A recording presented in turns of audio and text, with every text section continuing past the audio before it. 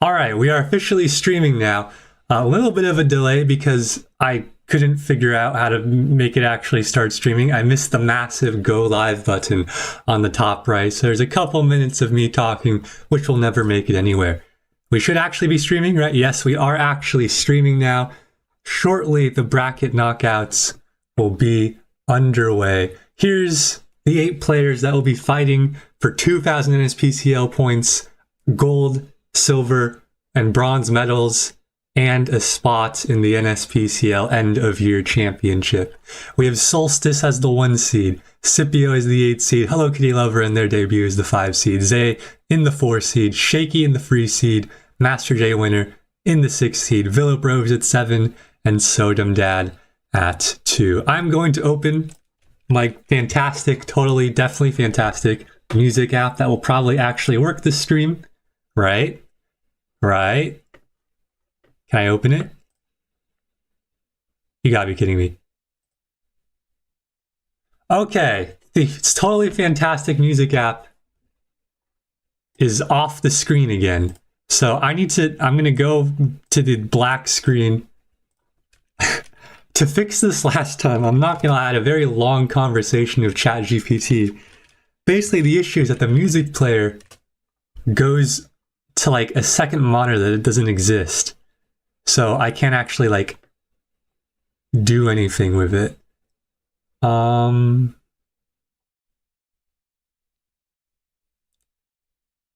know it's here somewhere in my ChatGPT history. This is somewhat of a struggle. We're getting there though, kind of.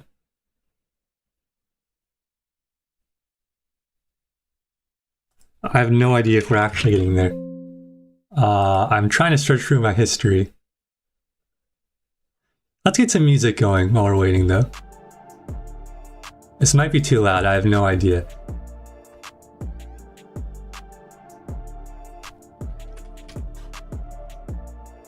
Nope. Okay, I'm gonna ask ChatGPT again.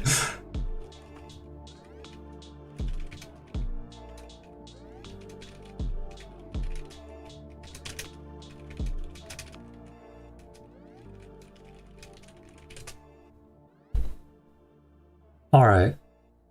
Alt space.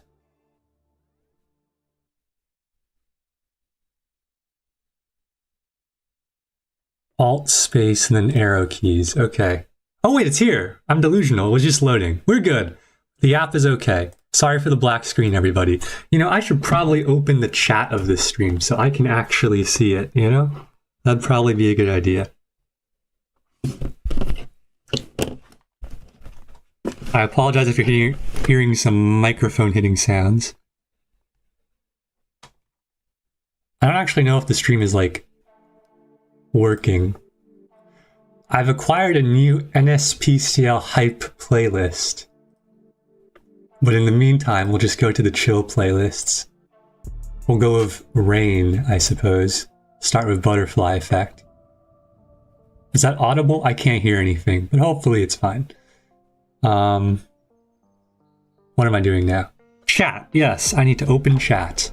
And I should probably open Discord to get ready. We have the music.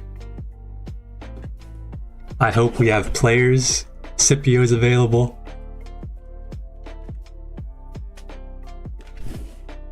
Chat. Yes, I need to open chat. And I should probably open Discord. Okay, the stream is working. We are good to go on that regard. Now, I'm going to send out the message looking for the players of this tournament.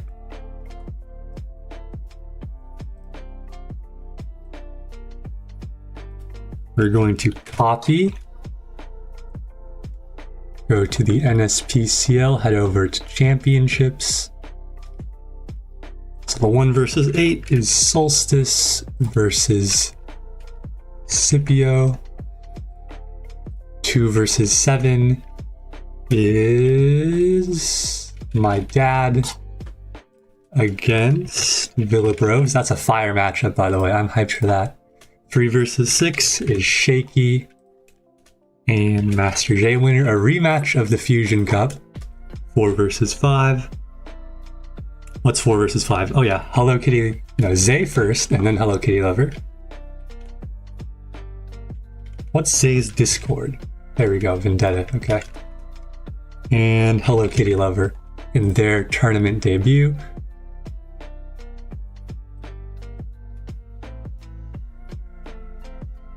Let's add some more fluff to the description.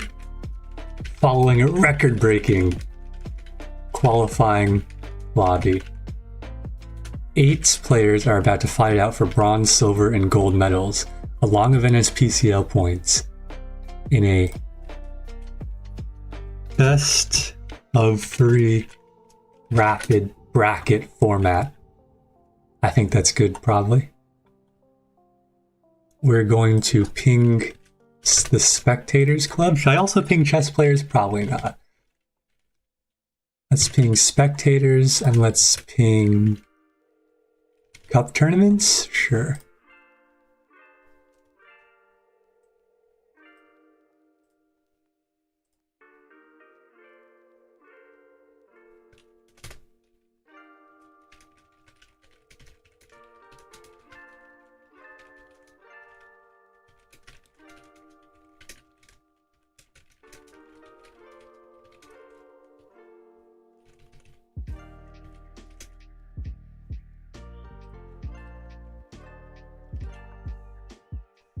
I need to send out this message soon.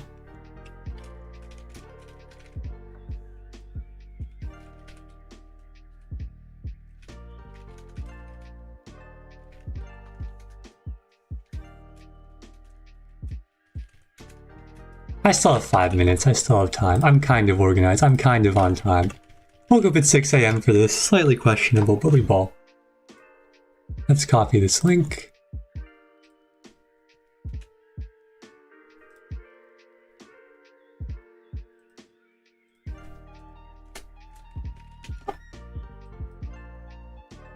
Let's actually spell availability correctly. And I think we're good to go. Yes, we are. Let's send this out. We're going to join the VC. Where's the VC? I lost the VC. Here's the VC. Start the stage. LCC bracket knockouts. Sure, ping everybody. All right, we are here.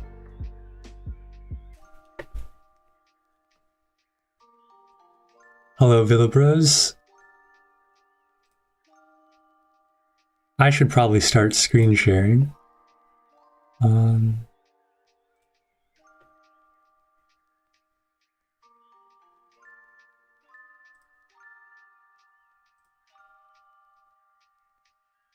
All right, hopefully that screen share is operational. I'm also hoping people actually show up, or else I'll have to sub, which will be interesting because I also have to manage the matches, but we ball. Let's see who's available. I'm also streaming this on YouTube if anybody wants to watch it on YouTube as well.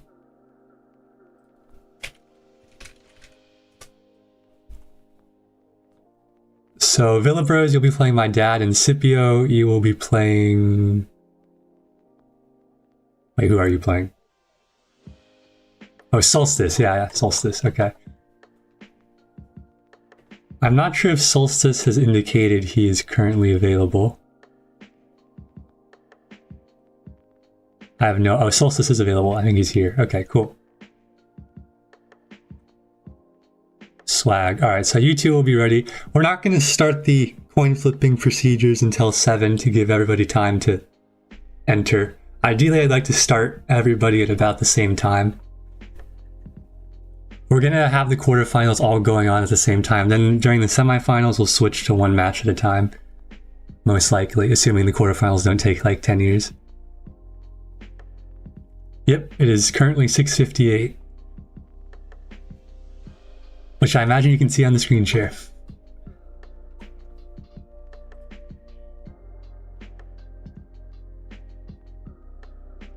Also, Koke, if you'd like to commentate, or Evan, or whoever, you can request to speak and I'll add you.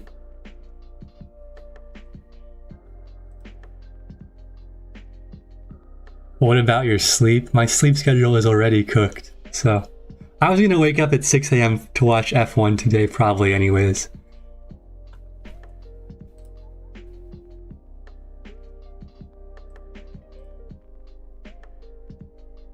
I should pull up the great bracket. I should probably link this somewhere. That'd be a good idea. Although I can't link it until I actually start the bracket, and I'm not going to start it until we see if people show up, so I can add the subs in. So these are all the matchups. We'll see who actually shows up. This matchup is actually going to happen. This one, I know Hello Kitty Lover is there. I don't know if Zay is there. Then we have Shaky and Master J Winner. I don't think we've seen either of them. And Philip Rose and my dad will also happen. Assuming, people don't leave. Put me in, coach. All right, let me add you. Let me add Koke first because he requested. How do I accept a here we go. Evan, can you send a request to speak? It's like somewhere on the Discord UI. Unless you mean put me in for like the matches. Hello, Koke. Hello? Yo. I found some old headphones, so hopefully I am able to be heard. Swag. Yeah, sure. Are you ready? Are you ready for the excitement of this? I'm ready to go. I'm ready for greatness. Let's go. It appears Master J Winner is alive. Also, tell the viewers, let me know if I should like turn down the music or turn up Koke or anything. Turn me up. No, I'm kidding. Why is Sodom suddenly likable? Says Evan TM. Evan's looking for an excuse to hate anybody. Tisk tisk. Also, Evan, if you sub, well, okay, basically subs are in order of like of where they finish in the qualifier. So it just depends on who shows up in terms of like if you can sub or not.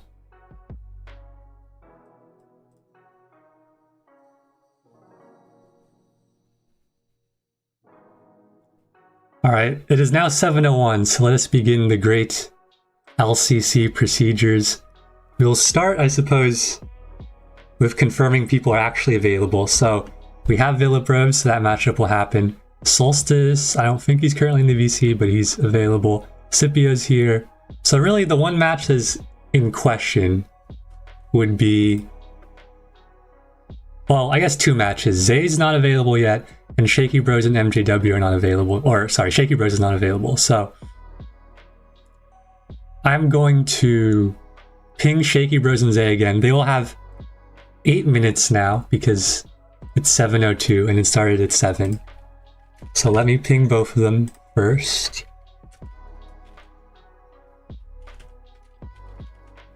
And then we will start the procedures for the other matches. So, did anybody confirm that they can't come, or did everybody that was in the top 8 confirm? I hope everybody confirmed. We have 6 players pretty much confirmed, I think, because they're here. But I know Shaky said he might not be able to make it. I think somebody said Evan was potentially going to sub for him. Zay, I'm not sure. I haven't heard from him, so we will see, I suppose. Indeed, indeed. So, just to start off, and have people talking, who do you think is the favorite? Do you have a favorite to win? I'd say there's 3 favorites here. Solstice has been on a tear since his return. He's a reigning Titan elect, and he's been the strongest player in the qualifiers with a 6 out of 7 score. Then you have my dad, and of course he's always a threat to win these events. He's been consistent, 2nd place in the qualifiers. And then Shaky has a great case to be the favorite, and it's very simple. He's the reigning champion, and he's the highest rated player in the tournament. So those would be my 3 that I think have the best chances. What about you? Honestly, I just agree. I'll be fair. You have to understand that from my perspective, all these people are so good that in my mind they're just in the same category for me. And like, oh, if I'm facing them, I'm getting destroyed. So it's hard to differentiate between all of them, honestly. Yeah, this is the first tournament where I think everybody in the bracket is over 2,000, at least that I can remember. So it's quite a high-level lobby. Indeed. I just wish, like, I hope other events get as much traction as this one did. Yeah. 24 players for this one. All right, let's get started with actually organizing some of the matches. I suppose we'll start with the 1 versus 8 matchup. So let's get some coin flipping going. Solstice is the 1 seed, so I suppose he can have the pick of color, or not color, pick of coin side, heads or tails. Is he in the VC currently? Let's see. So he's not in the VC currently, so I'll let him know. We'll be doing all the coin flipping live on stream since this is a tournament of a stream. Wait, you're telling me you guys don't rig the tournaments? What? Oh? Unfortunately not. Why not use the command here? Mostly we just use the like Google coin flip for tournaments because it's more, you know, spectaty. You get the great awe of watching a coin flip virtually. Alright, so Shaky is here. So we have 7 out of 8 players. So let's actually, what we'll do, let's have everybody who's the higher seed pick heads or tails, and then we'll just flip them all at the same time, basically.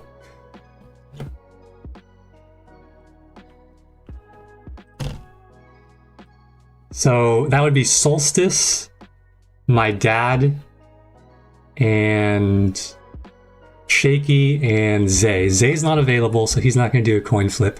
Hello Kitty Lover, let me know if you pick heads or tails.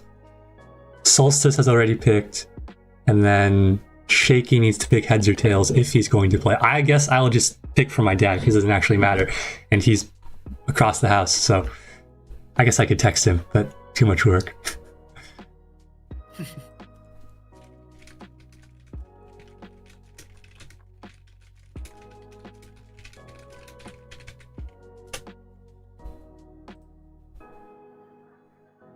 I do wonder if people have prepped a little bit against their opponent since they knew the matchup since yesterday. So we'll see. Mm-hmm.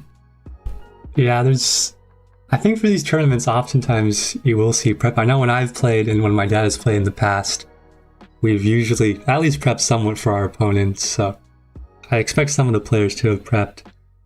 We have somebody on YouTube watching as well. I think it's Evan. Wait, is Hello Kitty Lover still in the stream? Yeah, Hello Kitty Lover, can you pick heads or tails since Zay's not available? Heads. Alright, so we have 2 heads. I guess since we have some time, I will text my dad. So if Zay doesn't show up, we will start in 3 minutes for everybody. Then we'll find a sub for Zay, which... The question is, do I want to sub? Because I am the first eligible sub if Raptor is not available. So I'll ping Raptor, then I'll maybe sub for a match. Koke, are you able to stream if I'm playing a match? Like visually? I should. Alright. Yeah, I think the internet connection should be strong enough. Cool. So in that case, I'll still be streaming my perspective on YouTube. Of like me playing the games. I won't be like looking at any of the other games. I'll just be commentating my own games. And then Koke on Discord will be commentating all the other games. And also including my game, I suppose. So Koke, if you do have to commentate, you could have like 4 tabs open for all the matches and just like switch in between them, I suppose. Great. I hope my laptop keeps up, but I think it will. Alright, so apparently Evan, in terms of score, is tied with us, and tiebreak he's equal to me, but he displays at the bottom, and I think I might remember looking at that. So the question is, how do we handle this for subs? Honestly, I'm good with Evan having the tiebreak spot above me, so Evan, you can sub for me, assuming we just need one sub, or sub for whoever needs a sub, I mean.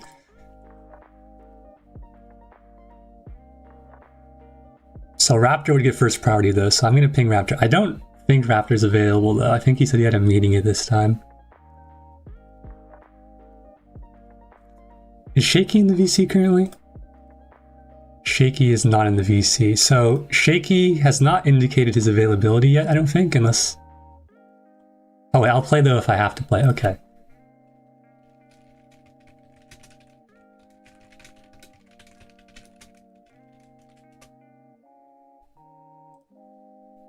So Shaky has indicated availability, sort of. Evan, you will be the sub for Zay if Zay does not show up, and he has 1 minute to show up.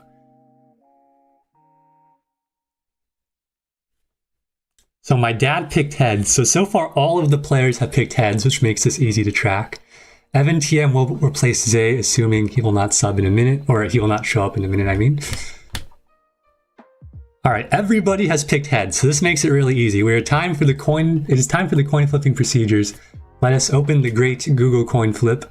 So we will start in order of the seeds of the match, so we'll start with Solstice. Solstice picked heads, so let's see what it is. So it's tails. That means Scipio will get color pick, so let me know what you want. Now let's do the 2 seed matchup, which is for my dad. It gets heads, which means my dad can pick the color. Then we have the free seed matchup, 3 versus 6. We have tails. I should probably write this down so I don't forget it. Scipio, Sodom Dad. And this was tails, so that'd be the 6th seed, which is Master J winner. And then the last one would be Evan versus Hello Kitty Lover. And Hello Kitty Lover picked heads. And we do get heads, so Hello Kitty Lover will get the choice of color in the first game.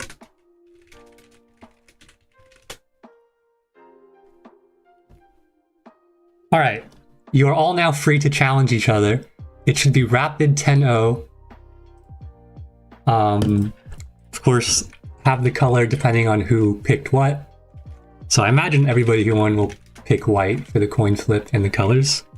I'm going to open a lot of tabs on chess.com so I can spectate all 4 matches at once.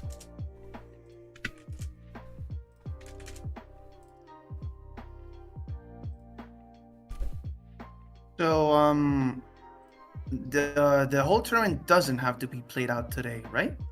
Well, the plan is for the whole thing to be played out today. Ideally, we will have the whole tournament played. Oh yeah, also for all the players, once your match starts, please leave the VC, if you can. And then you can rejoin after it's over. So let's get... I'm gonna go to the well, I have gone to the NSPCL members page, and I'm just gonna hope that everybody shows up there so I can spectate people. Somebody has pinged me. Let's see. I should also tell my dad to challenge Villa Bros. I'm going to text him. And I think we're pretty much all set up for this. We should be getting matches played soon. I guess I'll just refresh this page. I don't see any that have started yet. Yep. I think my laptop might be dying before chess.com tabs because my social menu is not opening. So hopefully this is actually going to be watchable. None of my chess.com tabs are updating anymore. That's not ideal. I'm going to close them.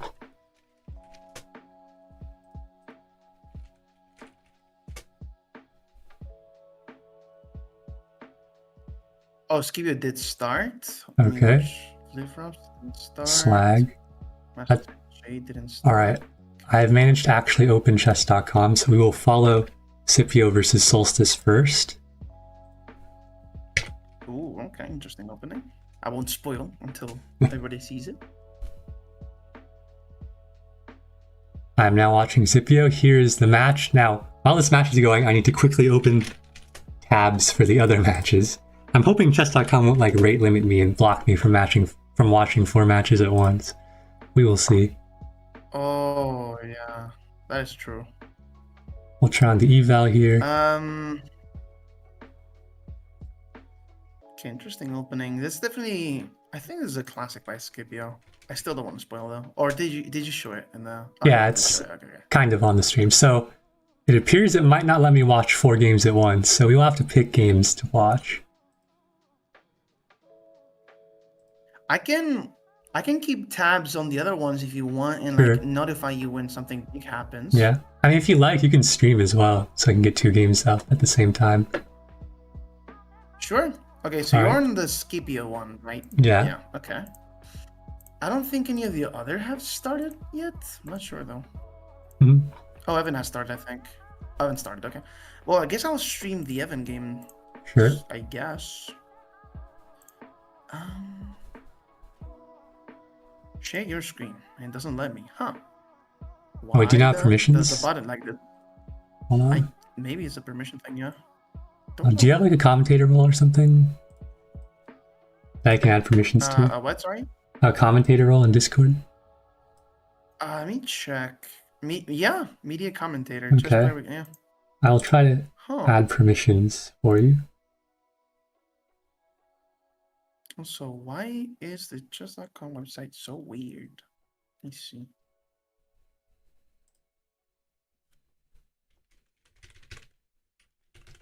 Hold up.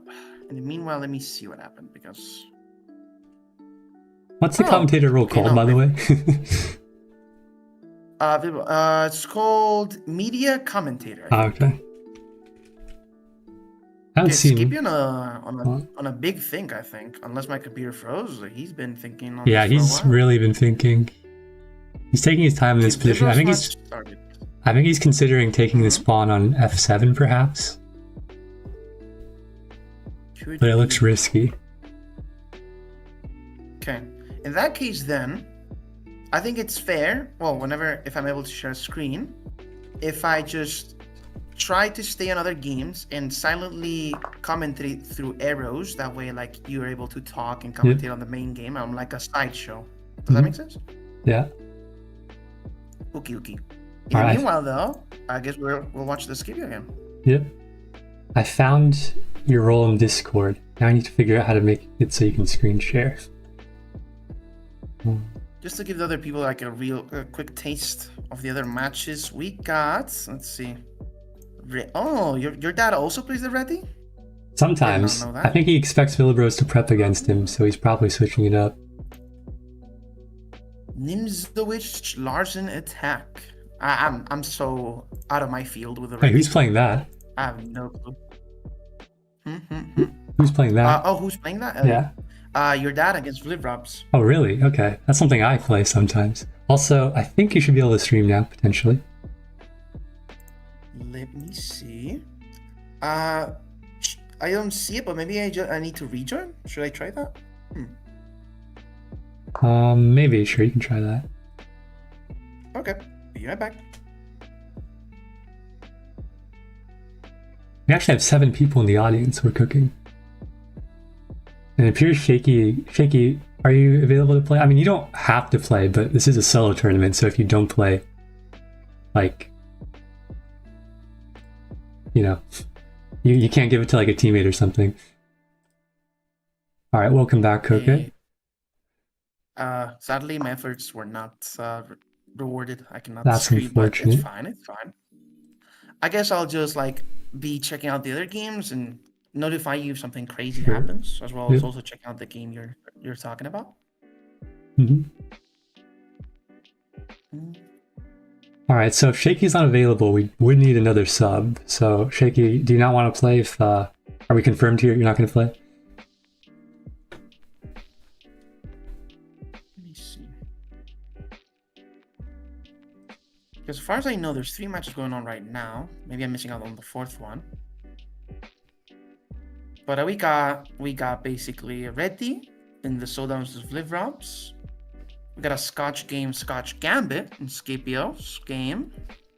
And the 3rd one, which I didn't mention, was the Evan one, yes. And Kitty. Queen's Pawn opening English defense, huh? Basically, apart from the Scotch, I'm getting the feeling that the other two are really solid. But I don't know about the openings. I actually don't play either opening, so they might be really dynamic. Who knows? So Shaky has said he guesses he could play, but he doesn't want to wait like an hour just to play. Well, you'd be playing right now, Shaky. Not in the future. Like, you wouldn't have to wait, at least for this round. And in the future, I guess only for the semifinals you might have to wait. But it'd just be waiting for one match, so I don't know. It's up to you if you want to play. But I'll give you 2 minutes to make a decision because we got to get the round moving. And if you're not able to play, then we'll get a sub. I have to say, I really like the Sodan Vivras position. It's my kind of position. Very slow, very like just moving the pieces, getting them more active. It's definitely the type of game I would enjoy playing. For either side, honestly, both white and black, interesting. Mm-hmm. In Scipio versus Solstice, it looks like Solstice has the advantage here in game one. Scipio is down a point of material. Still definitely a lot of play left though, but Solstice has the stronger position here. Yeah, I definitely don't see an immediate advantage. Like, it's not like up a pawn for something really clear, like an attack or something. I kind of just see it as, I mean, white has good pieces, but I don't know if enough to justify a pawn. Mm-hmm.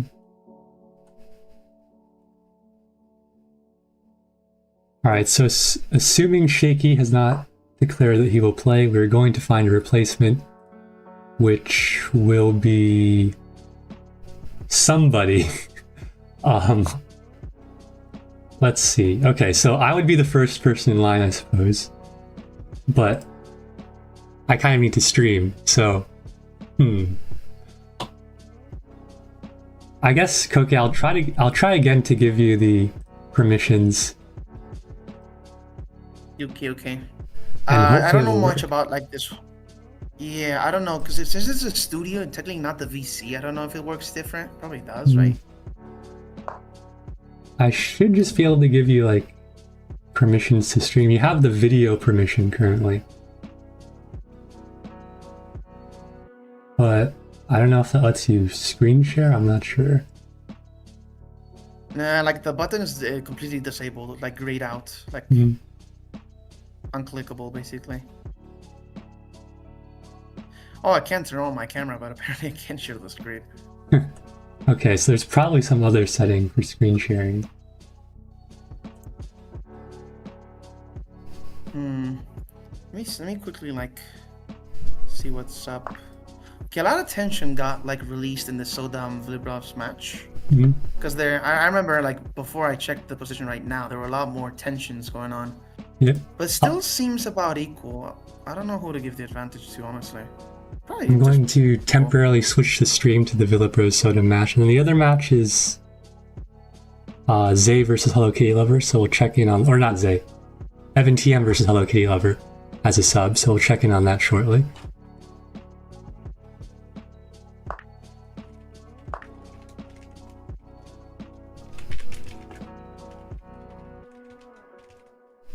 Yeah, so Dad has this reputation of like slowly squeezing the life out of you by improving his position. It's I've seen a lot of players really say they struggle against such a play style, but maybe Vlibros has an answer. Who knows?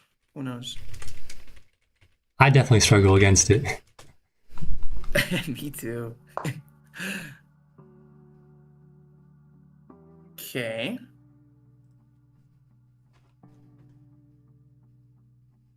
Let's see. Which game are you on, by the way, right now? I've just switched to my dad versus Villapros. Also, can you check again if you're able to stream? Let me check. It's still grayed out. I don't know. Is it worth it if I leave and rejoin? At this point, I don't know. It might work, it might not. Okay, I could try to give you like a moderator role temporarily, I guess. Yes, and see if that lets you stream. Yes. Alright, that's what we'll do. Koke, you'll be a temporary streaming moderator for the NSPCL.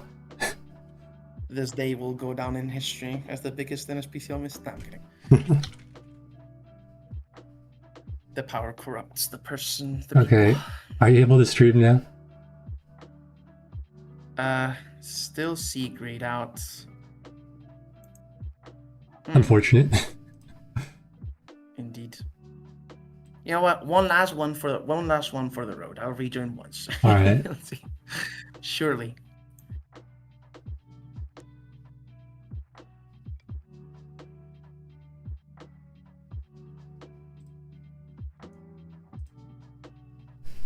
Let me add Koke back to the stream.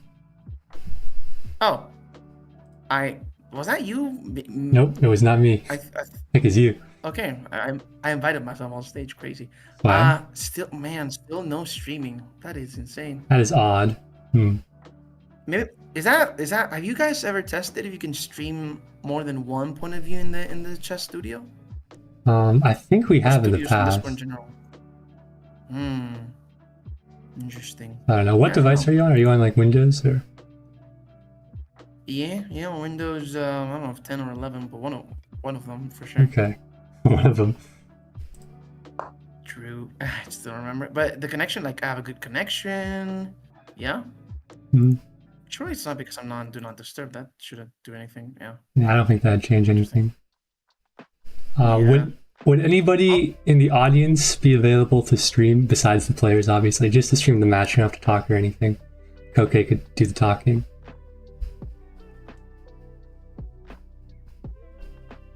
So if there's anybody in the audience who's available to stream, and we'll see if it actually lets you, and let me know. You can ping me. But in the meantime, I guess we'll have somebody else sub for Shaky, I think. That'd be the best course of action. So who is up next in the subbing list? In the meantime, Philip Rose versus Scipio. Let's look at what the engine thinks. It gives my dad a slight advantage, but still a very even game. I'm going to check who the next sub is that is available. Yeah, it might be Mario. Could be. I definitely agree with the engine here. It feels very equal. Like, but it's in these types of positions where sometimes players just aren't able to manage the equalness and kind of like take too many risks. So we'll see who basically has more patience in these types of positions. So the sub list after me is Laro, Ringo, and then you, Koke, and then Mario. So if Laro or Ringo are available, and they want to play, let me know. Send me a ping. And if not, Koke, if you want to sub in, you can for the Master J winner match. I'd love to. I'd love to. I don't think it's gonna happen because I think Ringo is here, and I think he would like to play. Let's see. But of course, if it comes down to it, of course. So Ringo, send me a ping in general chat if you would like to play. Actually, he's not in the VC currently. Yeah, Scipio right now is in a tough situation because he's basically in a rook endgame, just down a pawn, just on the. So we'll say though, both are basically equal in time, 3 minutes each. So you never know. But Scipio, I think, is definitely having to fight hard right now for a draw. We'll see how that plays out. Also, wait, Vibro's sacrificed the pawn. Huh? Yeah, he's down a point of material, looks like. I mean, I don't think I think you can get it back, but if you wait too long to get it back, who knows? So Ringo is not available to play. So Koke, you are the next person in line, assuming Laro or who's the other person? Raptor aren't available. Let's see. Somebody is pinging me in chess chat. So Ringo, okay. So I will give them 2 minutes until 7:29 for my time to indicate if they're available. And if not, Koke, you are next in line, and I suppose you'll be taking on Master J winner. Let's go. Sure. Oh, Scipio now down 2 pawns. Oof. That's tough. I am now going to check in on the Hello Kitty Lover versus Evan TM match. Oh, true. True. Let's see what's going on. Oh, wow. Okay. Mate in 1 threat. There you go. Knight G6. Properly responded.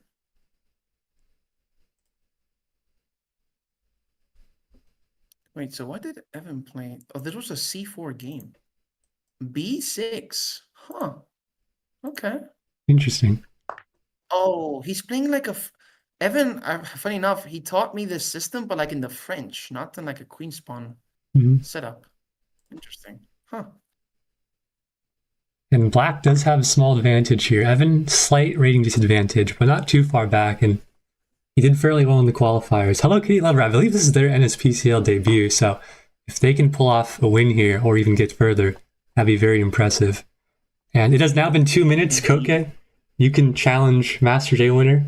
We already did the coin flip. I believe Master J Winner won it. Let me double check. Nah.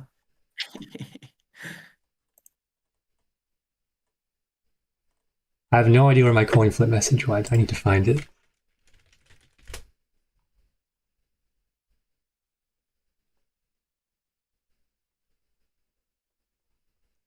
Oh, Vibro said he mouse slipped. Wait, really? Wait, let me see. Let's switch games. Let's see. I'm going to switch to the Villa Bros Sodom Dad game.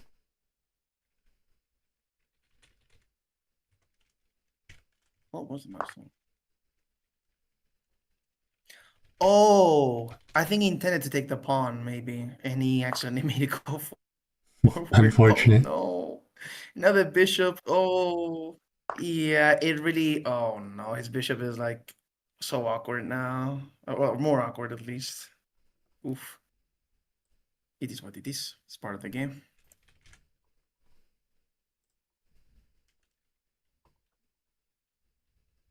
Oh, the game's speeding up now. I'm attempting to find the message where I sent the coin flip winners. Okay, yeah, Master J Winner did get the color pick. So, Master J Winner, you can challenge Koke whenever you're ready. And Koke, you should probably... Well, I guess you're already on chess.com, so you can accept that once it comes through. Sure. Okay, I'll be seeing you guys later then. Yep, see you later. Good luck to both of you. Bye. Thank you. Bye-bye. Bye. All right, I'm back solo in the commentary box. Now I can actually focus on the games because I don't have to worry about subbing somehow. We're looking at Villa Bros versus Sodom Dad, my dad, and it looks like Sodom Dad has the advantage. Let's see what the analysis thinks. Yep, big advantage for my dad. He's up 2 points of material in the form of 2 pawns, and he's coming down on this king side. He's going to infiltrate with the rook soon, most likely. There's no way to fully defend this pawn. Villa Bros can only defend with 1 piece. Sodom Dad has 2 pieces attacking it. It's looking like a very tough position for Villa Bros. Sodom Dad now entering victory. This is what I would play. He has time to think though. 145. He has to be a little bit careful of the clock. It looks like there is some lag there actually. Now it's bishop versus bishop and pawns versus pawns, but the pawns are 5 against 2, which is a lot better for the 5 based on my analysis, and the engine also agrees. My dad likely going to start pushing these pawns soon, or this one perhaps.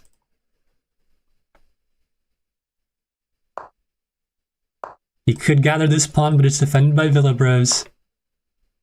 He's bringing in the king now. Both players trying to get the kings active.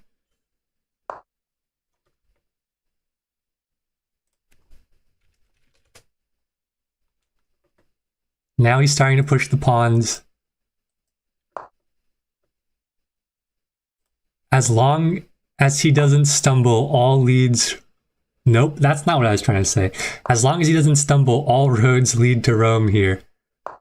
He has plenty of pawns, plenty of opportunities, and now it's virtually impossible for Villa Bros to defend. And that is a resignation from Villa Bros. We will be starting game 2 shortly, but I am probably going to switch to another match.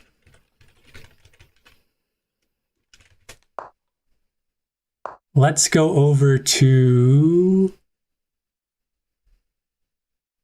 Evan TM.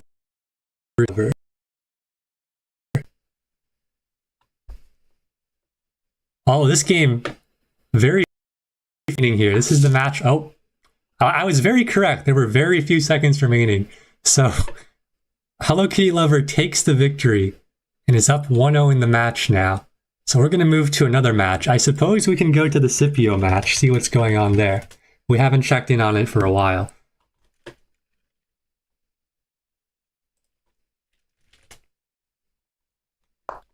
All right, Scipio versus Solstice. Solstice is up a point in the match, 1 point away from victory now.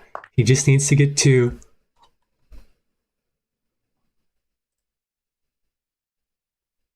What will Scipio take with here? The pawn will kick out the knight, but apparently it's not right according to the engine. Because it drops the knight. That's huge. Solstice now up 2 points of material, And Scipio could be in trouble here. Man, I cannot speak. Scipio could be in trouble here. He needs to have an all-time performance if he wants to win this match. The queen is coming. The rook is under attack.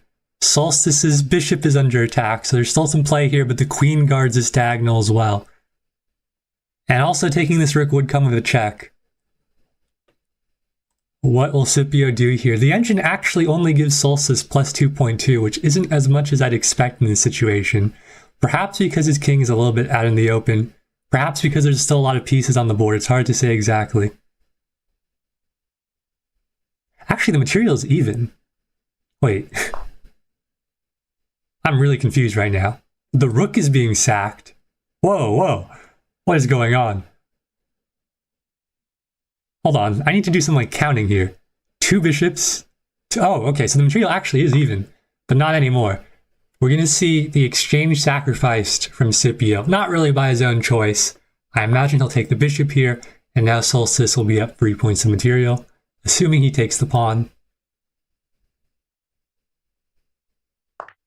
And that's what he does.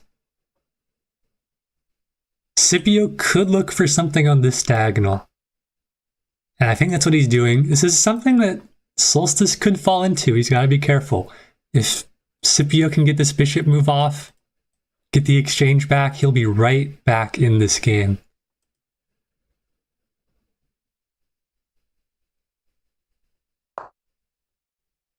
And he actually lets it happen. Wow. The engine still likes white here. Is there a way to get out of this? I suppose queen here forces a trade. Also the pawn push. I missed that somehow. Will Scipio put more pressure on this pawn, perhaps? Will he get his bishop into the game? He needs to mobilize his pieces. I imagine we'll see queenside castling. But Solstice could also match up a queenside castle of his own. There's still a lot of time left in this game, so let's move to a different one. We will unfollow Scipio for now. And let's move, let's say, back to Villabros and my dad. Neither of the commands I did anything. That's not ideal. Unfollow Scipio? Does this work? That worked. Cool. Let's go check out Villabros and my dad. And soon we'll also check out Koke and Master J Winner. The free 6 matchup. So it looks like we're still pretty early in joining this game. My dad has this. Looks like he did not play a bird. Probably trying to dodge the prep of Villabros, which I know for a fact my dad is aware of. Some pressure being put on this knight. The diagonal's a bit weak. The knight could come in at some point.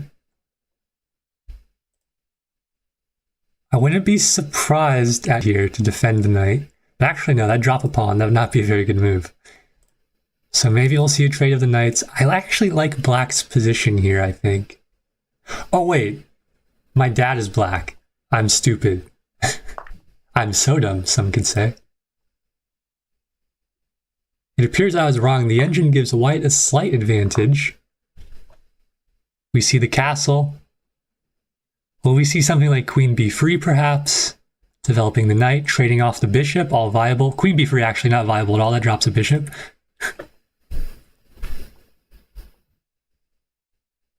My dad is up 1-0 in the match. A draw doesn't help him too much here, though. I suppose it does help him. But then a Villabros win in game 3 would force tie breaks. So my dad could finish this with a win, but he still has a lot of work to do. Let's switch to another game. Let's check out Koke's match. See how the sub is doing. The commentator. Again, winner. is on a tear in the NSPCL. He, I believe, is a reigning Titan-elect. No match has concluded so far in this series. Master J winner of no material advantage yet. Koke's pretty low on time though. Master J winner of just 29 seconds spent, and Koke with over 6 minutes spent. But the position, I think, is pretty playable for Black here, but he needs to pick up the pace. Koke needs to go quicker here if he wants to have a chance.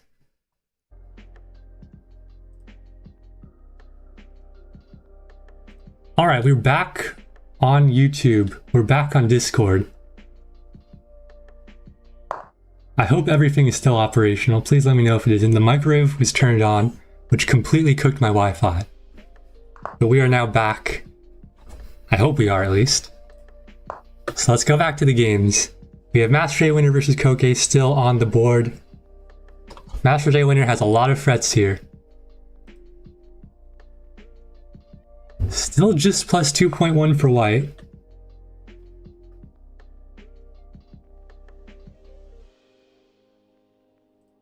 What does white have here? Obviously, a potential big attack on the king. But how does he concretely get to the king? Knight here, perhaps, mobilizing the knight, taking over some more squares. Queen there. He's now looking to infiltrate. Perhaps this square would be even better. So, Koke definitely needs to find a response here. Maybe rook here. Locks a lot of that down.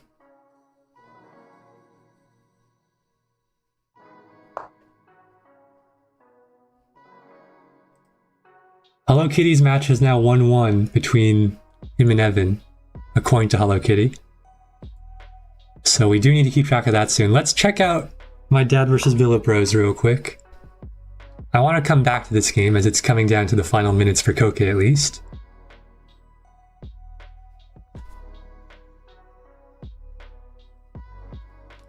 If my friends list loads sometime today, I'll just click on it.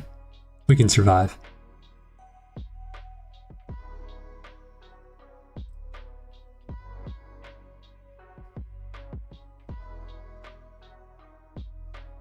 So this match, about 9 minutes left in total for both players. Still a decent amount of time. Villabros fighting to stay alive in the tournament. It's a very drawish position. Very even for both sides. Let's go to a different game. Let's check in on Evan TM real quick. Actually, we should check in on Scipio, I think. See how that match is going, because Scipio is down 1-0. Not sure why it's not letting me watch Scipio. I guess we'll search Scipio. Maybe their match is over, I'm not sure. He is still playing.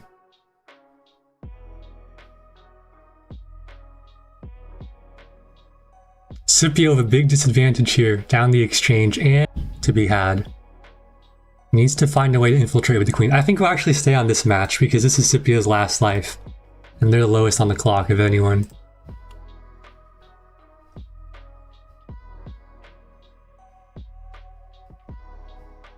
What can Scipio do here?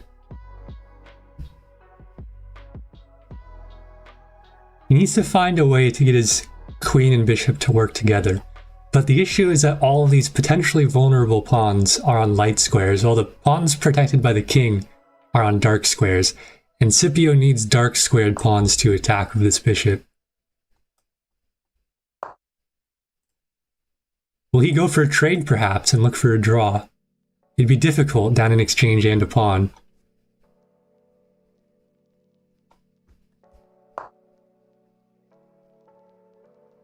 Does he go for it? Nope.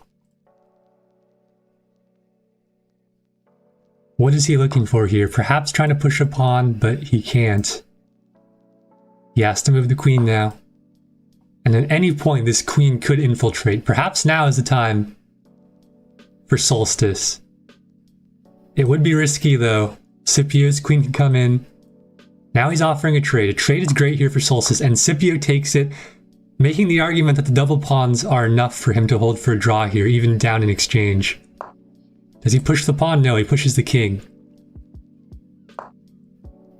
Now the kings are coming in, trying to support their troops.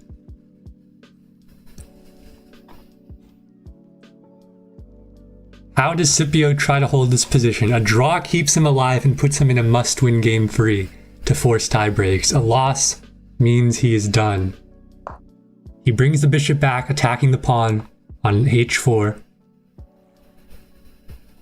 It is a little bit difficult for Solstice to mobilize this rook against the bishop, because the king can always counter where the rook comes in if it goes along these two columns, files. But I feel like the rook could come in from here.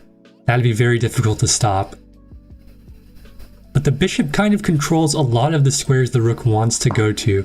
I think if Scipio can kind of shadow the rook in a way with his king, cutting off attacks on this pawn and this pawn.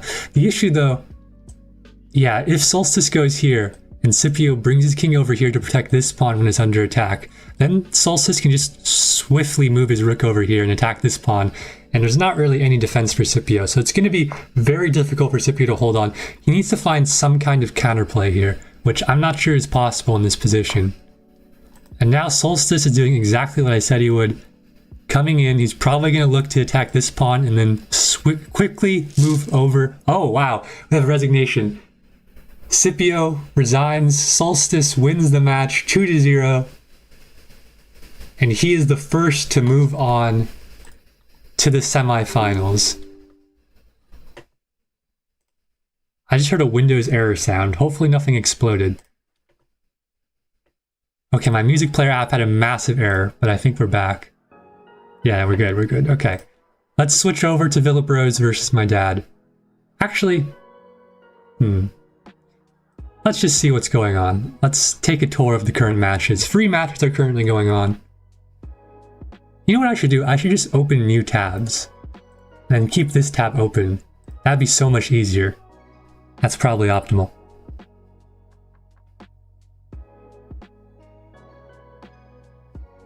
Looks like Master J Winner did take a victory. Koke's playing faster this game though. I think Koke positionally is often pretty solid. He just needs to keep his time up near his opponents. The analysis does give Koke a very small advantage, 0.1. Let's check in on Evan TM, I suppose. That's a tied match going into game 3, if I remember correctly. Not sure why it's not letting me open the watch tab. Hello, chess.com. Is their series over, maybe? Oh wow, their series is over. Okay. Hello Kitty won the match against Evan TM. So now we only have 2 matches to spectate, keeping it very simple. Let's check out my dad versus Villa Bros, a potential elimination match.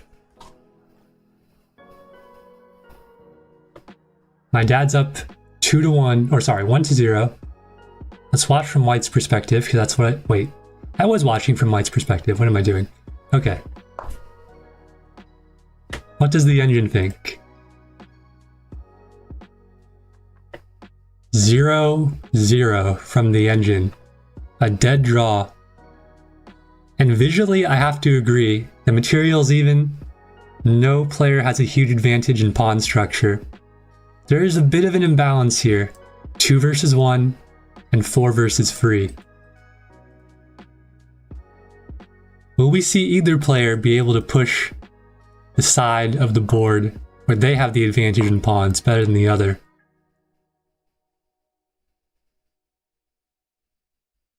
This pawn could be slightly weak. We could see an attack on it potentially from Villa Bros, but it could also be defended. Or it could be pushed. Very even on time here. If it does get to a time scramble, Villa Bros is the favorite. He has the better mouse speed.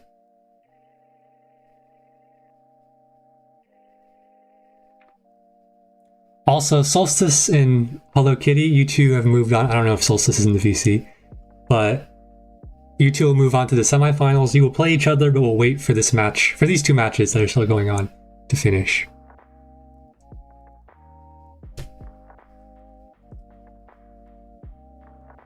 So my dad is playing very solidly here, connecting the queen and rook. making sure nothing's loose. We will stay with this match to the end as it is coming down to its waning moments. Plus 1.6 for black now. Pushes the pawn. The king will be weak here if Villabros takes, and if he doesn't take, that would hang a rook, so he has to take. And now I assume a queen check is coming in, or a rook check to line up some discoveries. Sorry, not a rook check, a rook take. What will we see here? And we do see it. Apparently, it's not the right move. I'm losing my ability to speak because I haven't drunk water, like, at all today. But that will wait until the semifinals. A pawn drops for Villabros. A tangible advantage has finally been found in this match. The engine giving black an even bigger advantage now, but both players quite low on the clock. So that might not matter. I imagine we'll get to some kind of time scramble-ish situation here. The rooks could be coming off the board soon, very likely actually. Black can trade. The engine says there's probably something better, but black doesn't find it. My dad's up a pawn now. In an endgame. 48 seconds on the clock for my dad. 32 for Villabros.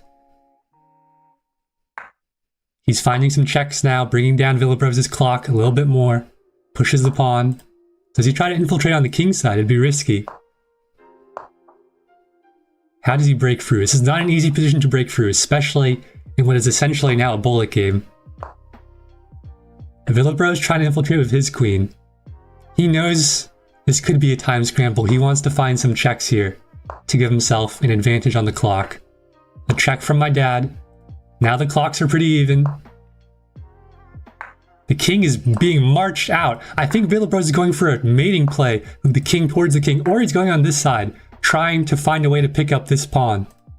But his king is out in the open. This is not where you want to be in a time scramble. My dad is just repeatedly checking. Will we see a draw here, perhaps? It's likely, and we do see a draw. There will be a game 3. A must-win for Villabros to force tie breaks in game 3. Let's check out Koke versus Master J Winner. See how that match is going.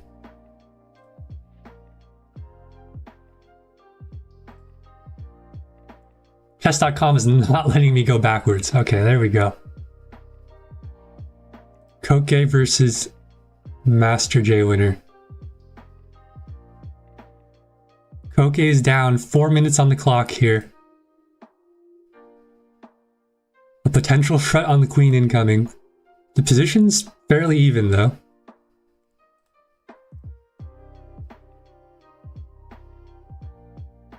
What will we see Koke respond with? I have to imagine he'll move the queen, and he does. Threatening this pawn, although it's might... I suppose that is a real threat, because if he takes this pawn and the rook attacks, he'd be able to take the knight. But Evan is coming in with the knight, the other knight, forking the queen and bishop, but it's not a huge deal, because this bishop is well protected. He just needs to move the queen now, Koke. Could he take this? That'd be interesting, but he doesn't. He plays safer. He's really got to pick up the pace here, though. Do we see a trade here? And we do. This does give Koke the opportunity to potentially double up these rooks in the future. I'll have to move the queen first, though. Where does he move it to? I think this square looks decent. Keeping pressure on this pawn and attacking the knight. He could play more passively, maybe move it back.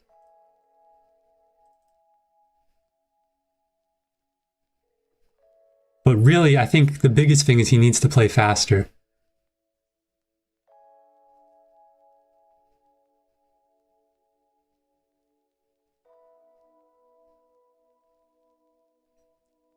What will he play here? Down to 3:25 on the clock. Does he move the queen back? Is he perhaps trying to find some incredible tactic here? He goes queen here, keeping some pressure on this pawn and that pawn which moves to protect the knight. Do we see a doubling of the rooks on the open file? Or on the almost open file, I suppose. Master J winner is up a pawn, but there's still a long way to go for him to convert that advantage.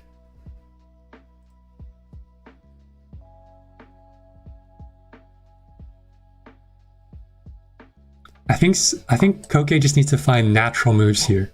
He's down so much on the clock, he really needs to try to even that time disparity up.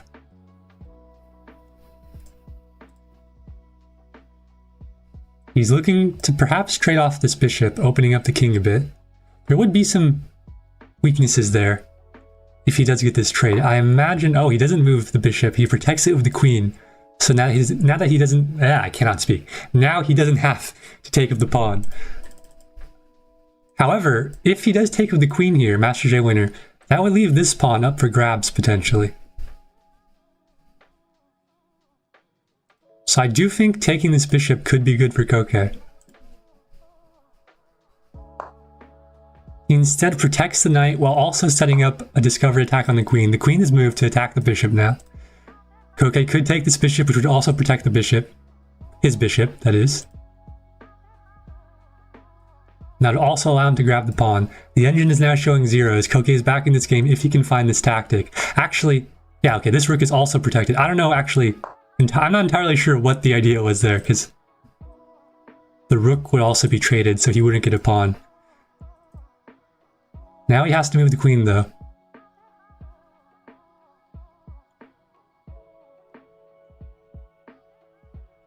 Does he move it here? Does he move it further back? He does move it further back to b2. The knight's coming in. A good outpost for the knight here. There's no light squared bishop to trade it, but he could trade with the knight. Not yet, though. He'd hang the rook. Has to be careful.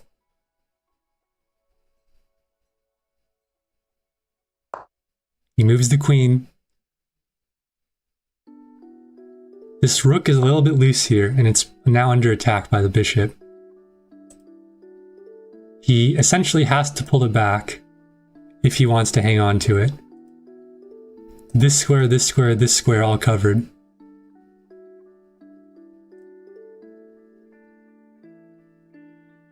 One minute on the clock for Koke. The pawn is pushed to defend the rook.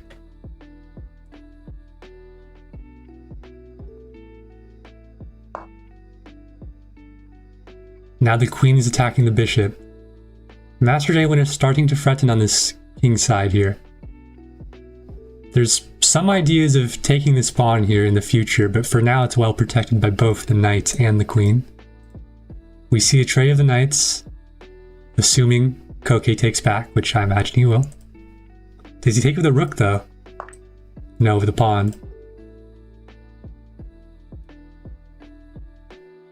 Scipio said the c7 pawn was hanging earlier. Koke could now start to push this e-pawn potentially, but he's very low on time. He needs to find a way to break through very quickly. And now, finally, this pawn falls. No mate threat yet, because the rook protects. Wait a minute, this pawn could fall, and suddenly Koke is right back in this game if he can find it. But he only has 18 seconds on the clock now. He needs to find a draw. He pushes the pawn. It's still a little bit iffy for Master J winner. He has to play accurately here. The engine giving him a huge advantage, though. Likely because he's +2 on material. Is there some other play for Master J winner here? Some tactic? He just needs to play safe, though, with 7 minutes on the clock to Koke's 18 seconds. He pushes the pawn, allowing the discovered check, but there's nothing concrete from that discovered check yet. Now, a trade of the queens, and it's going to be very difficult for Koke to generate play here. He doubles up the rooks, starts pushing the g-pawn. Rooks will be traded now, most likely. Although the rook might fall here if it's not traded. And it will fall. Bishop takes with a check, perhaps? That's what we see. And now it's rook versus bishop in an endgame where time is running out for Koke. And it's looking like Master J winner is going to take it and win the series 2-0 against the sub Koke with good performance though. He played well on the board until he got low on time. And now we need to quickly move on to Villapros versus my dad, as that match is likely coming down to the wire.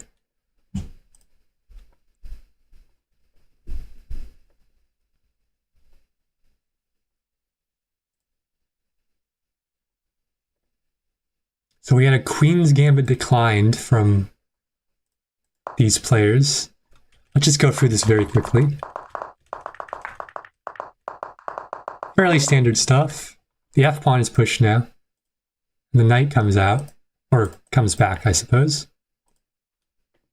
Looks like Koke is back in the chess studio. I will let him speak. Oh, you're back. Good, good. I forgot I gave you moderator. Oh, yeah. It's best of 3, right? Yeah, best of 3. Ooh, what matches are going on? Is this the only one remaining? Yeah, only one left. Also, you played well on the board, not gonna lie. Like you're getting pretty solid positions. You played well. Thank you. I sadly in the first game I got really I've struggled to get out of the French without. I think I overthought too much. I should have just accepted long-term weakness on the pawns, which I did in the second game. But yeah, Master G just slowly played better moves than me. You know, it is what it is. Yeah, Master J Winner is definitely a very strong opponent. Indeed, indeed. So right now we have my dad versus Villapros. Villapros has to win this game to force tie breaks, and tie breaks, I believe, would be a 10-0 rapid match, best of 1 first, and then if that's also a draw, you'd have a blitz match, if I remember correctly. I think you're right. So let's see though. Queen's Gambit declined. I think there's been some Queen's Gambit declines already, right?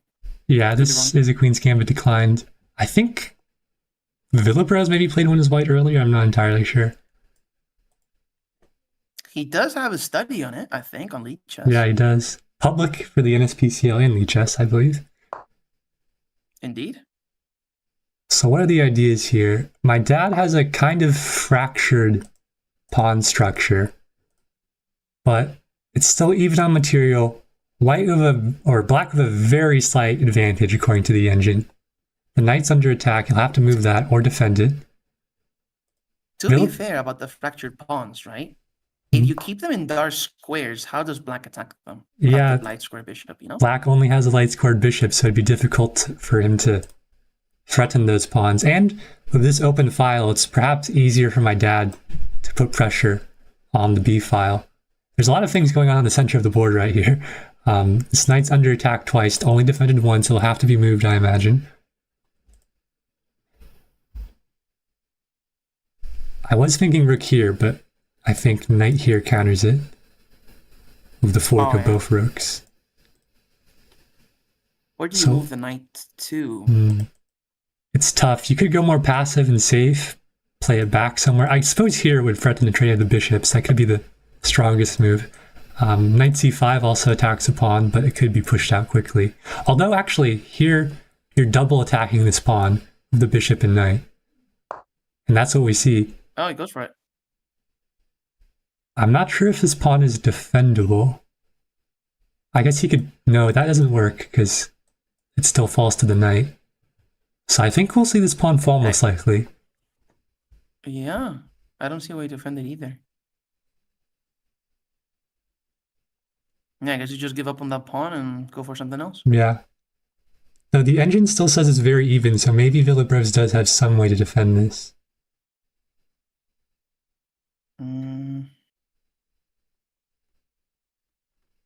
My guess.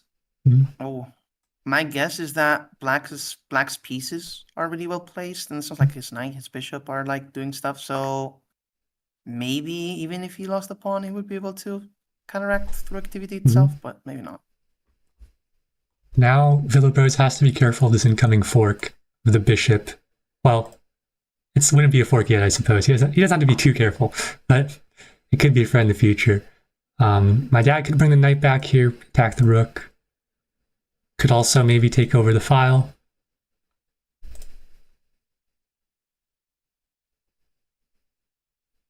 I do agree with you. I definitely think Black has better piece placement for the most part. This knight and bishop are quite strong.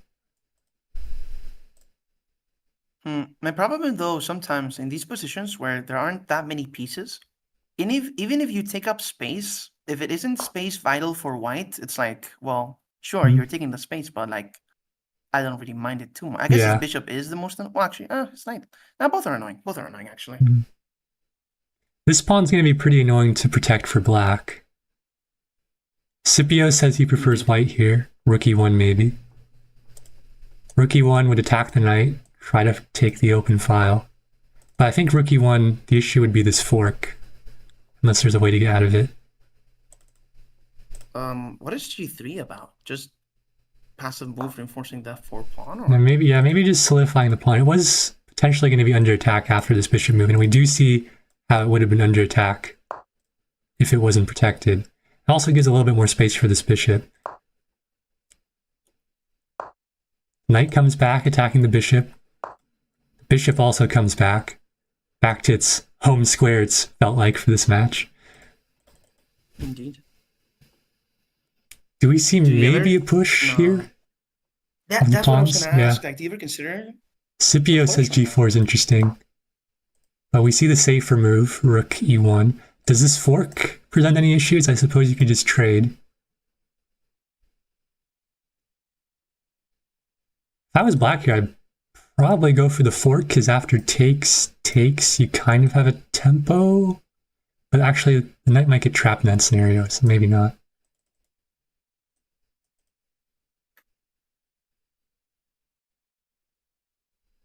And also black has to be very careful of losing this pawn on c6 if there is any mass trading of the rooks. Now my dad probably going to try to double up here, put more pressure on this knight.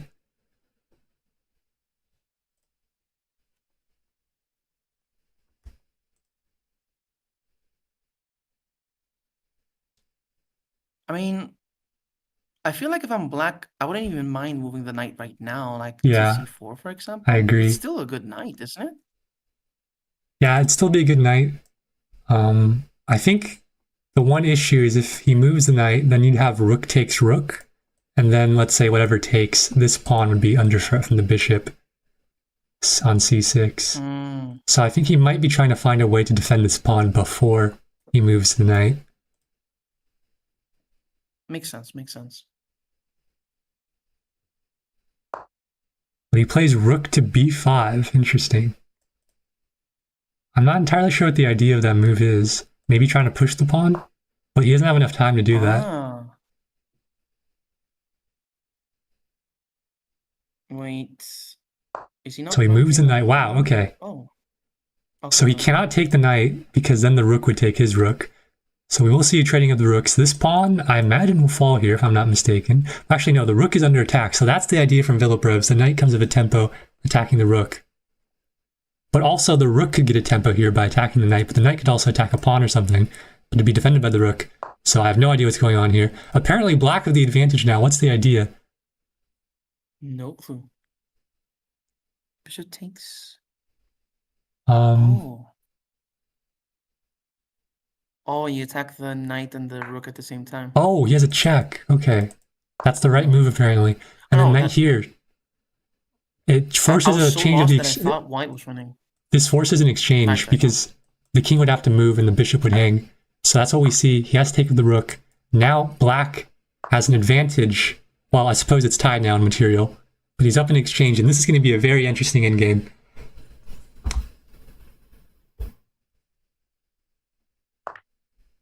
Villaprovs picks up a pawn. My dad is notably down to 110 on the clock here. So Villaprovs have a big time advantage.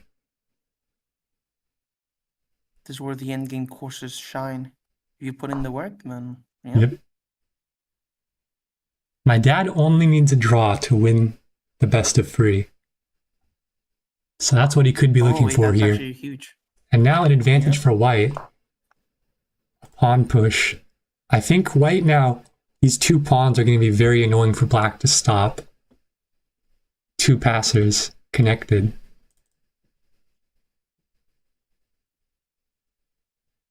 Where does the rook go? I imagine here, right? But then the pawn could be pushed maybe? No. I'm not sure. He goes in front of the pawn.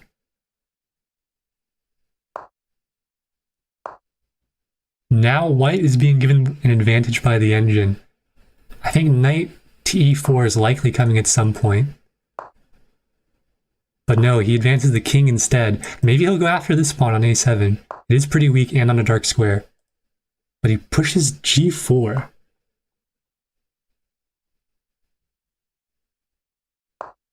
Pushes the pawn, taking out the bishop. Bishop comes back. Do we see a trade here? Nope. Now do we see a trade? Villabros can take the bishop if he wants. We do see a trade. King takes, apparently not right for white. Apparently it's maybe right for white. I'm not sure. The engine is going insane. The pawn's being pushed. The king is going to come in soon. How does Villabros find a way to hold on? My dad's bringing the other pawn up, solidifying these double passers. Oh yeah, he can take it as low as he wants. And now Villabros trying to run away with his pawn. No, but the knight surely gets there in time. Yeah, and it'd take a long time for this pawn to get anywhere. Does he sack? No, he doesn't. Okay. I'd be thinking about sacking this rook for the knight, bringing the king over to protect these pawns, and then just having this pawn run. But I don't think it works yet. Oh yeah, the clock. You're right, Evan. My dad's on 19 seconds, so the board is not the only thing that matters here. Threatening. Now the queen. Rook takes, knight takes. My dad is now up a knight effectively. But he has to stop this passed pawn. Or does he front his own pawn instead? The fact that the knight taking was a check was might be the 3 seconds for white. And it's looking like Villabros is going to force a tiebreaker here. My dad goes for the promotion knowing he's low on time, but he's checked by Villabros. And 0.1 on the clock. That will be it. Villabros wins and we have tie breaks. I need to double check the tie breaks. Wow. That could have gone either way. Looks like they're playing, which I think is the correct procedure. I think so too. I'm not sure though. I think Guru talked about the tie breaks in the championships message he sent yesterday. I think. Let me check. Got an Indian game. Okay. Oh, a Catalan. Will. Yeah, so Rapid 10-0 is the first tiebreak. So one game of Rapid 10-0. If it's a draw, we move to Blitz 5-0.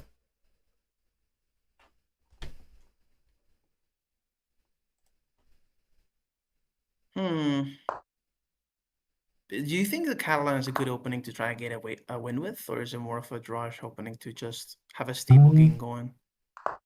I think at a very high level, it's perhaps more stable, but in these games, I think anything that's somewhat reasonable is viable to go for a win here. And Villabros, he's fine with a draw, I think. I would still keep them both alive, so I suppose he does have the white pieces, so it'd be better for him to potentially go for a more aggressive opening, but a draw is not the end of the world for either player. Makes sense. Let's turn on the evaluation. So white with a very slight advantage, likely just because they had the first move. And we see the knight being traded for the dark squared bishop. Bishop b4 maybe or not? I mean, you still have c6. knight and okay, that's solid. I always find it quite difficult to find the long-term plans in these types of slower positions of d4 and c4. So we'll see what Villabros can come up with here. I feel like sometimes it really comes down to like both players not knowing the long-term plans and just who improvises better, right? Yeah. Maybe we'll see the rooks on the e-file at some point trying to push this e-pawn. I'm not sure though. Could also see if the b-pawn does go up, protecting the c-pawn further. I think Villabros wants to avoid having an isolated pawn in the center. So now if black takes, you'd still have these 2 pawns in the center together. I guess you don't have to worry about it for now, but I mean, there are some dark square holes there on the queen side for Vlivrobs, and so that does have a dark square bishop still in the game. But and we see the f pawn push now, which is of course very thematic for my dad. He loves playing the Dutch, so this probably gets him to a position where he's a little bit more familiar. I feel like f5 is really ambitious. I like it. Yeah.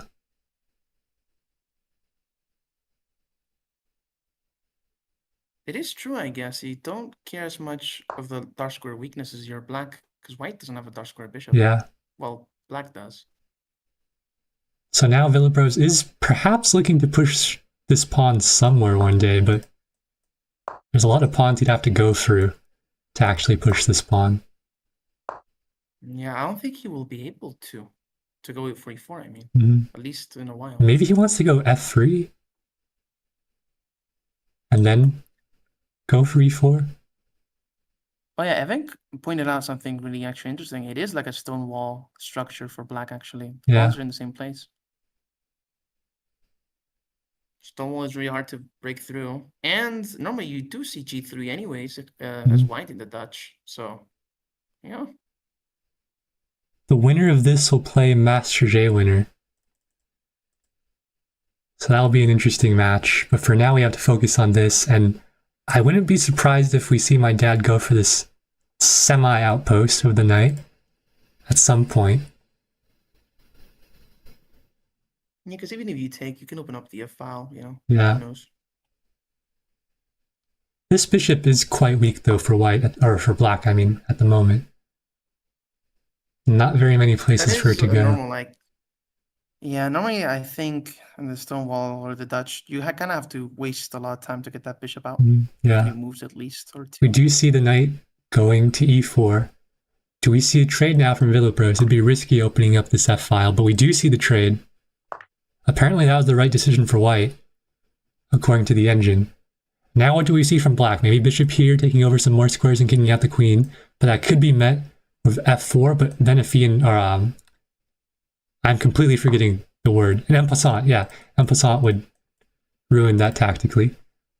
And we do see f3 from white now. Challenging this pawn on e4. I don't think my dad can let this pawn be taken by Villabros, because then this pawn would be really weak. Would be really weak. I think he just takes, right? And just forgets about that e4 pawn, I guess.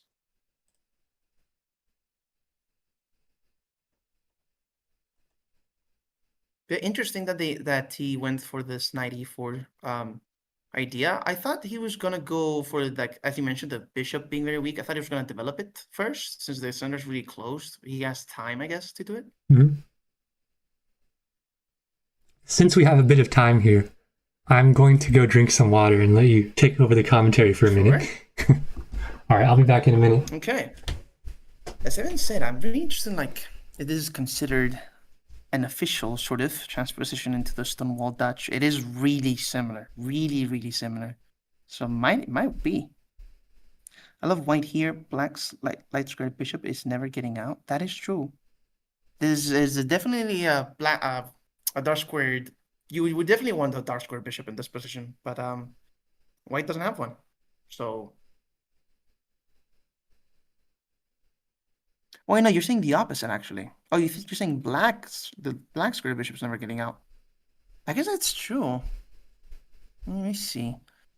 It's true it's never getting out, but I also, like, it's still controlling a lot of squares, I guess. Don't know. All right, I have returned. A big thing here. Hello, welcome back. Have they played a move yet?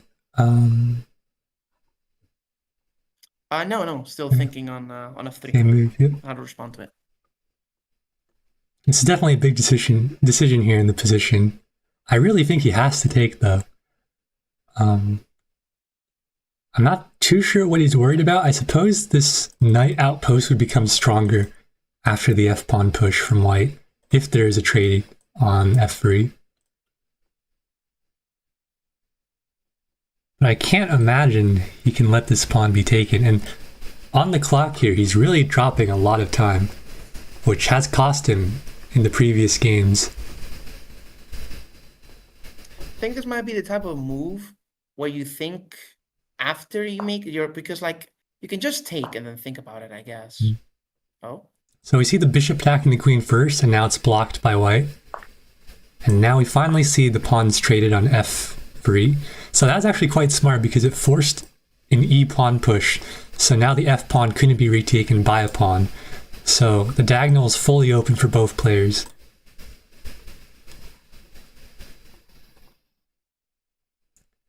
And now that early rook move to e1 could finally become something here of an e pawn push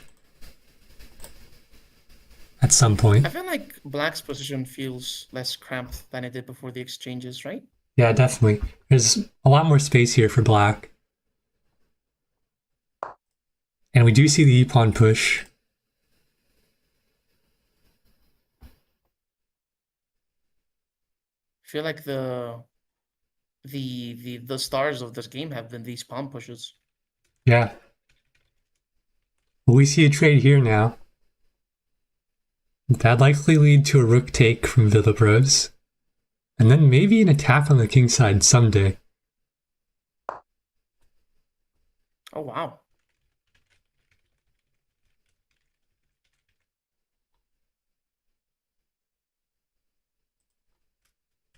A lot of decisions here. Yeah, b6, looking to develop the bishop most likely. So what will white do in response? Does he take the pawn? Does he push it? And he pushes it. Restricting black's bishop now. It has very few squares. Actually, it can't move anywhere, I don't think, right? Yeah. It's out of squares for now. So does white try to attack on the queen's side, or sorry, the king's side? It'd be difficult to actually infiltrate, though. Yeah. Maybe we'll just see b6, or b7, sorry. Queen e3. I think for the next few moves, it's going to be a little bit of slow development because I don't think there's a quick plan right now. Mm-hmm. Now this does create a bit of a weakness here on g6, and this light squared bishop would not really be able to defend it. At the same time, though, it's very difficult to actually get the knight here, as this dark squared bishop is patrolling the diagonal. So we see the pawn push from black. A little bit of play on the queen side now.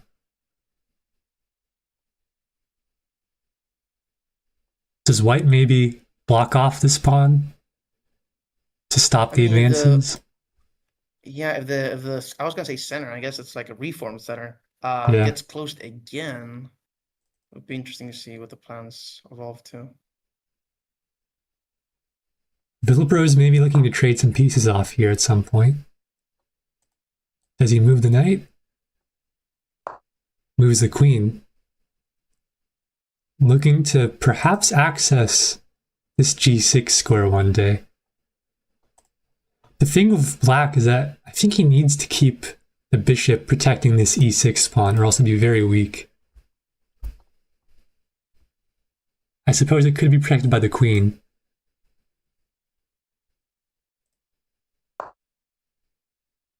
Queen e8. The queen now has more squares to access. Could come in on the king side.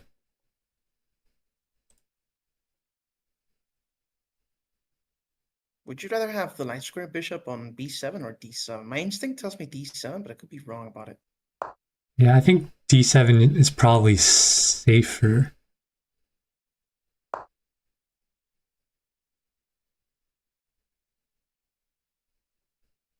I might be completely delusional, but if I was black here, I'd really want to play g5.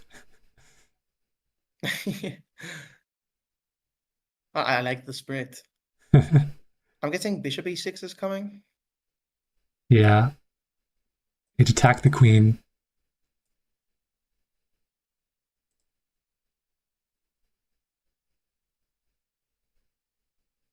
What could white try to do here? Maybe just doubling up the rooks, but that doesn't work because of bishop a6. I was actually thinking, like, what if you trade the bishops? I know it's a little bit crazy, but if you compare the bishop on a6 to the bishop on g2, I'd rather have the bishop on a6, no? I think right now, I think the bishop. Yeah, I don't know. It's like not doing much right now. Black's bishop could have more hope here, but I think long term this fiend shadowed bishop could provide some both defense and attack for white. Makes sense. So we see queen e3. Wasn't the queen just there? Yeah, it was there a few moves ago.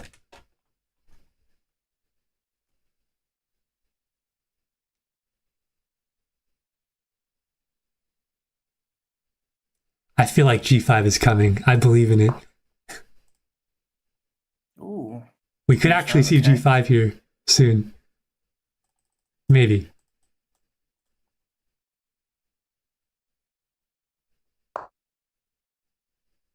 Now the bishop does come back.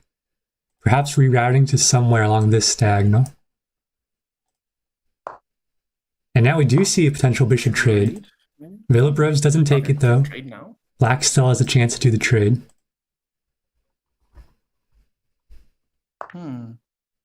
Trade does happen. G5, come on. I want to see G5.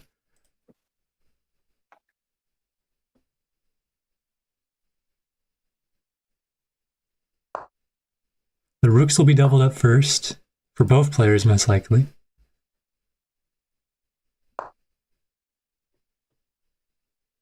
Time is somewhat equal. Yeah. My dad's a bit lower. There's a lot of pressure on this knight here. Yeah. Wait, now g5. Hold on. g5 could actually work here. Because it could push out the knight and then attack this rook. So the king does defend it. The problem I see with g5 is, like, as you said, like, the best case scenario, I guess, is just a trade. I don't know if it improves your position too much. Yeah. I mean, you take space, I guess. The rook comes back. Interesting. Probably defending against the queen infiltration. Ah. Makes sense. And I think because this king was put next to the rook, now if Villebros ever goes for a discovered attack on this rook, my dad can just counter with a check, guaranteeing he avoids any tactics.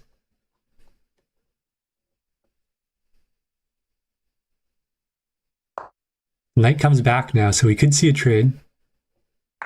And we do.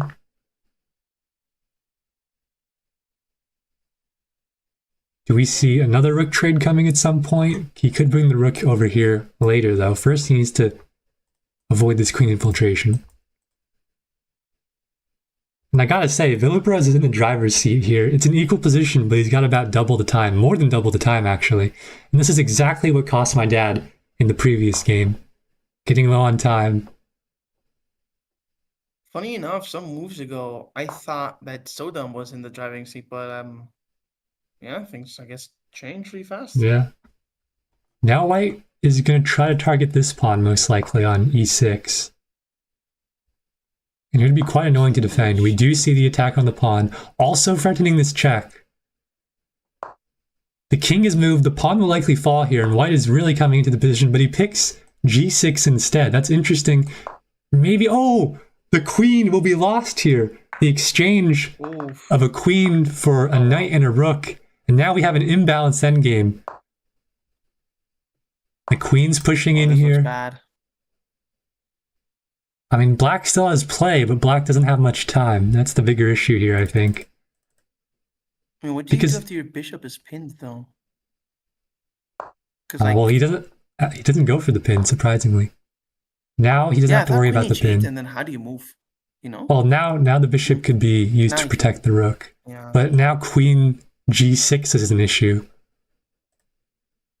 And I don't know if there's any way for black to break through, but I also don't know if it's easy for white to break through here, because black's position is pretty solid. And a resignation Oh, wrestling. from Yeah. Black. That's Wow. it. Villabros takes the series in tie breaks.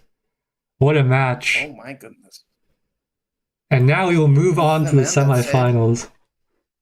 This is the man that said, "How did I make it to tiebreak or something?" Like he was excited to make the tiebreaks, and now he actually gets the win. Yep. Wow. All right.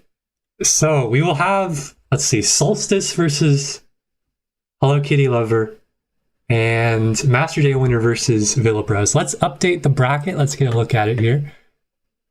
I have it somewhere, I think. Yes, I do. So Zay did not show up. He was replaced by Evan TM. And then Shaky was replaced by you, Koke. Right? Yeah.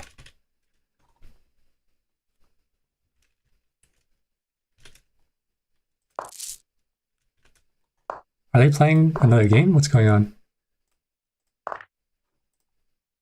Okay, Scipio is just playing. I'm still following Scipio for some reason. I don't know how. Oh my goodness, Scipio just can't stop playing chess. He loves chess. You can't see otherwise. Okay, so this is the bracket. Solstice beat Scipio 2-0. So let's input that. Hello Kitty Lover beat Evan TM 2-1. Koke, unfortunately, you lost to Master J Winner 2-0. Tisk tisk. And then Villabros, it was 2.5 to 1.5, right? Yeah. All right. So these are the matchups. We'll have Solstice and Hello Kitty Lover and Master J Winner and Villabros. So let's get some stuff organized. We need some heads or tails picks here soon.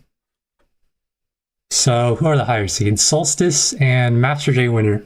You guys can pick heads or tails.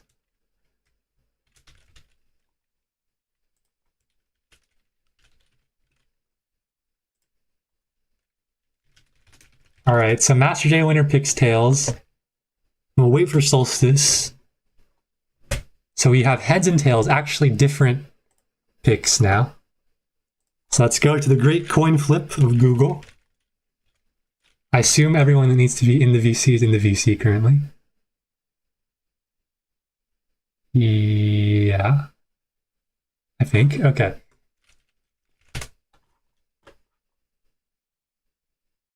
Actually, wait. We are doing one match at a time here because it's the semifinals. So we're having Solstice first because he's the 1 seed. So let me inform Villabros of that.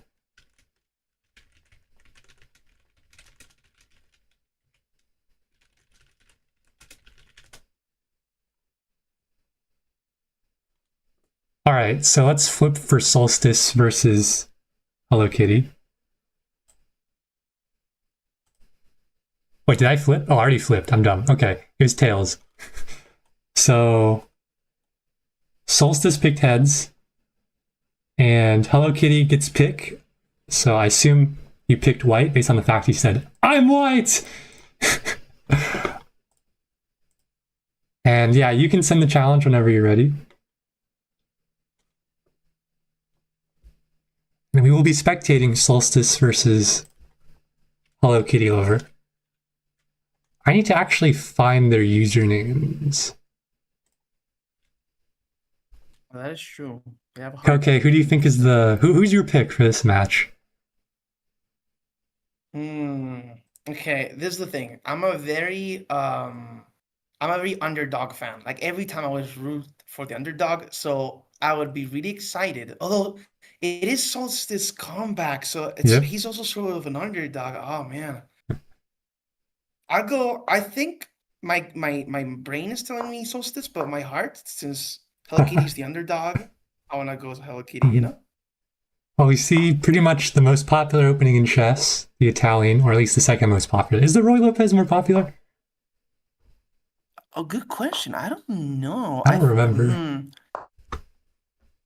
Because there's also like depending on the levels, but like in general, I think the Roy Lopez might be more popular in general, but like an intermediate level, I think the Italian might be more popular, and then advanced Roy Lopez again, I guess. Who knows? Also, since this is the beginning of the match, I'm going to run the great simulation command from the bot to see what the bot thinks of this matchup. It's By the best of way- 3 rapid. Evan asked to join the commentary team. Oh yeah, sure. All right. Let me check the simulation results first. So, Yes, sir. hi Well- Evan. Welcome.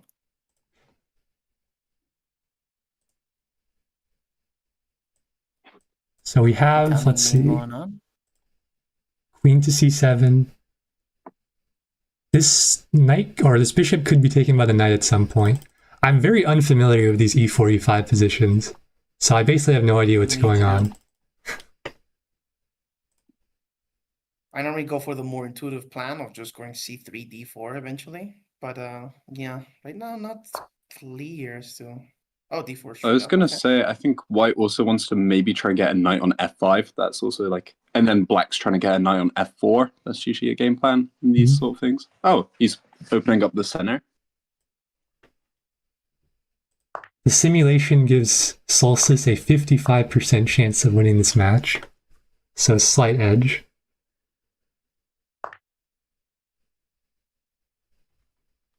White is being given a very small advantage by the engine. That's probably just because it's the opening. And I was actually gonna ask. Mhm. I know the knight on d4 right now is really good, so it makes sense to take with the a pawn and open up the rook file. But long term wise, I don't know. It's kind of annoying defending doubled pawns. But I mean, it is just center knight, so you don't want to just go away from the center for no reason. yeah, I think with this bishop on the diagonal, it adds even a little bit more pressure than normally. So, Whoa! F4. What the hell? That's weird. That's a bit crazy, so I like it. Well, we might see e5 here at some point. Yeah, normally f4's a move when like you're trying to not allow e5, but the e pawn is not there anymore. Do we see g4 soon? I mean, maybe, honestly. And then the rook could perhaps get behind the pawns.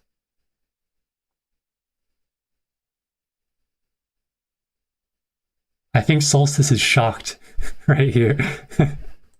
Yeah, yeah.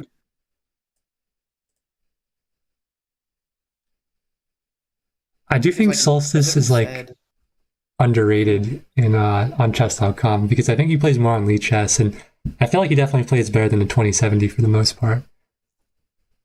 I think so too, actually, yeah. I believe he's 2300 on Lee Chess. So Mhm. Really? yeah, he's 2400 bullet. He got it today. So Oh, wow. yeah, I mean, definitely underrated on chess.com. Yeah. maybe we'll see those bullet skills. Who knows? Yep.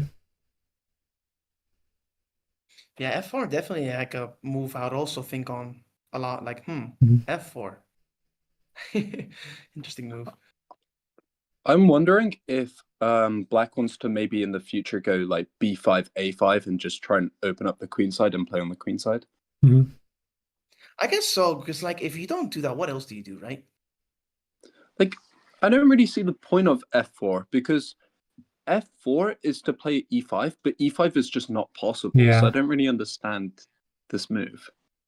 I think, unironically, it might be a pawn storm. Like, there's no other way to justify it, right? He might just be going all in here. Yeah, it's very aggressive. I think Solstice is right to spend time here.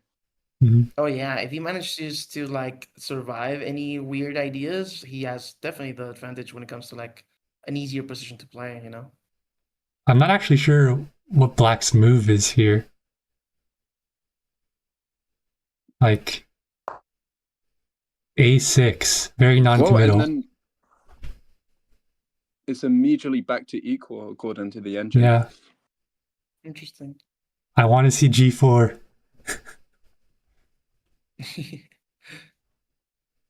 Let's see. If he doesn't play g4, I don't know what else he can play. Maybe Hmm. like queen Knight f3? f5 maybe? I'm not sure. Knight f5 could be Yeah. interesting, perhaps. I Wait, think no. That doesn't work. Okay. Knight f5 in the future, but not yet. Yeah. Knight f5 after g4 definitely looks amazing. Mhm. Wait, what's the point of knight f5? Don't you get your pawns doubled? Doesn't matter, because you're going to just pawn storm. Yeah. Ah, okay. It's actually probably good to have more pawns towards the king. And you would open up a file potentially if you push the G pawn first and take with it. So it could help your The problem I attack. see though is that if he does get the double, I understand them as support of helping the G and H pawn, but if the G and H pawn freeze, you can't push the F file at all. So, but maybe black can't avoid an G and H pawn push, I guess. I mean, I think just generally this would help get more of your pieces into the attack, because then the knight moves a bit closer. You could maybe get a pawn closer. But it's hard to say I understand. Also, what white should go but also for. you think of it positionally, it's like look at his bishop and look at your knight. I'd say I'd favor the knight, not on d4, over the bishop. Like, Yeah, it's I mean, true. maybe it is worth it. Maybe, I don't know. Since I'm such a positional player in the sense, like I just value like, oh, which piece is better placed? Is the trade worth it or not? I don't think about Knight things like, oh, f3. well, this will help me attack. Wait, undeveloping the knight? I don't understand this move at all. The Yeah, only I thing I mean, think of is you want to reroute it, but like where? I think he wants to put the knight on g5, but I don't understand why. the bishop comes back for more defense, most likely.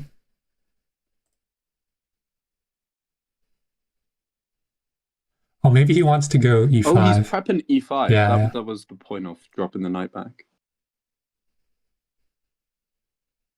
So e5 is defended 3 times by black, whereas white only has 2 defenders for an e5 push.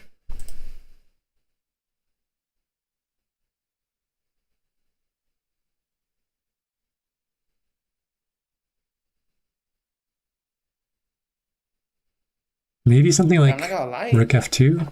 Yes, maybe. I feel like this position is really hard to play with. Oh, wow. Oh, wow. This is a sack of a pawn, if I'm not mistaken. I guess so. Does he want to sack the rook, No, maybe? it's not. Wait, is it not? Because takes... Oh, not, wait, no. yeah, you're right, okay. It's just a pawn trade. Yeah. Let's not get ahead of ourselves here. Yeah. But this isolates the e-pawn for white, so I don't actually think this is... I think this trade benefits black, I want to say. But I don't know, because then where does the knight move after takes? It's not so simple.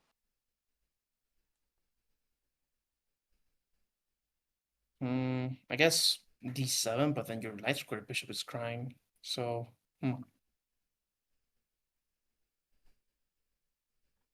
Solstice again taking a pretty long think here. We're getting to like kind of lowish on time. Maybe he can play knight d7 rather than taking. Oh, that's what he's thinking about. Yeah, because the pawn is kind of pinned because the rook would attack the bishop. Although, if he would take, then it also comes with attack on the queen.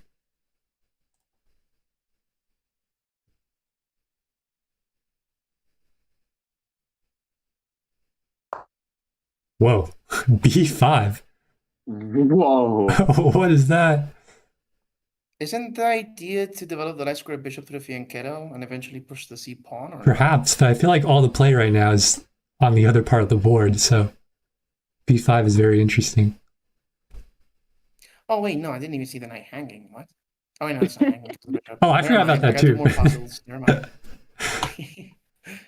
It's not actually, well, it is kind of hanging, but he would take the bishop. So if he takes this, you'd have likely rook takes bishop, but then the pawn takes this pawn, and like that feels really iffy for black.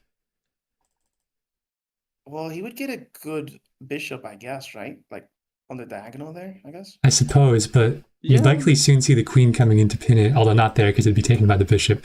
But something like that. And you could see the rook come in perhaps to g3 to pin it.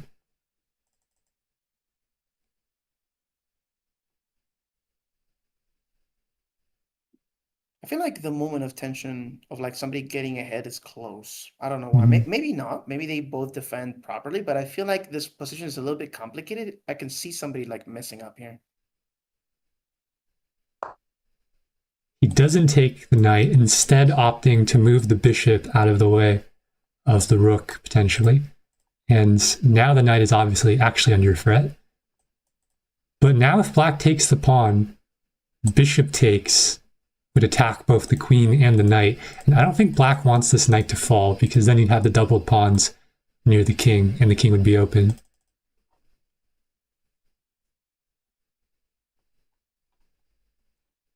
Yeah, I'm fully expecting maybe like knight d7 here. Mm-hmm.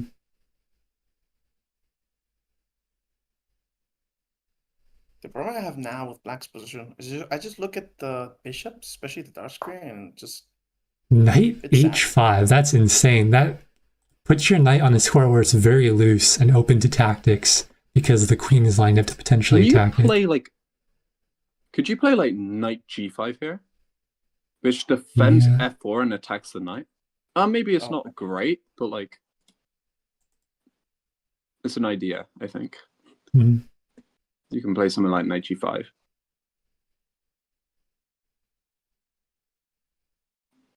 Yeah, I don't know. I like knight g5 actually. Yeah. Yeah, I think that'd be interesting. Move. It defends the f pawn. It also attacks the knight. Like it does multiple things. Yeah. Yeah, I'm starting to think Solstice is kind of struggling with piece placement. Like all his pieces are on the second and first rank, and then the one piece that isn't is on h5, which kind of looks really stupid. Whereas white, all his pieces are on good. We do see knight g5. There we go. Knight g3, attacking the rook. The rook is sacked, but with a mate in one threat, so black cannot take. But there's a way to defend this. How? Just knight here. Okay. Oh, you can play. But no, pawn g4. Wait, isn't there g4? What happens after g4? I have no idea what is going on. g4, h6. H. Oh, wow. Okay, yeah, that makes sense. That's crazy to play though from black. Yeah. Like, this is crazy. That's an insane idea to find. Oh, we see g4. Oh, what? What is going on? Okay, will we see pawn takes? Then what does black do after pawn takes knight? Honestly, this is me. I'm just taking and hoping for the best. I think taking the knight's the right move. Then you have bishop takes. Then pawn pushes, threatening mate in one. Oh, then you push the g pawn. Okay, so you'd be safe. So this is actually like just straight up an even game, I think, after pawn takes knight.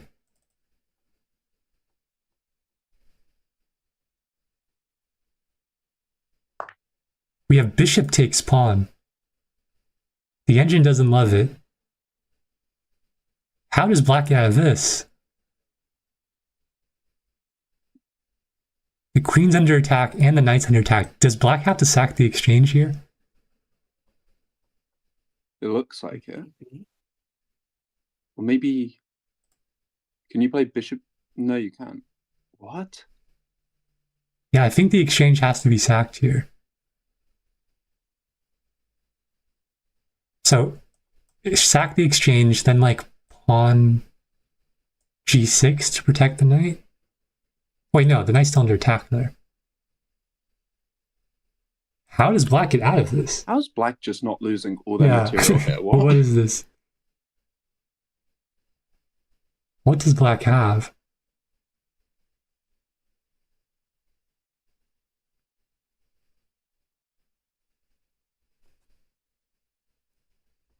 Solstice is thinking for a long time here because he needs to, but if he's not careful, time is an issue too. How does he find a way to get out of this position?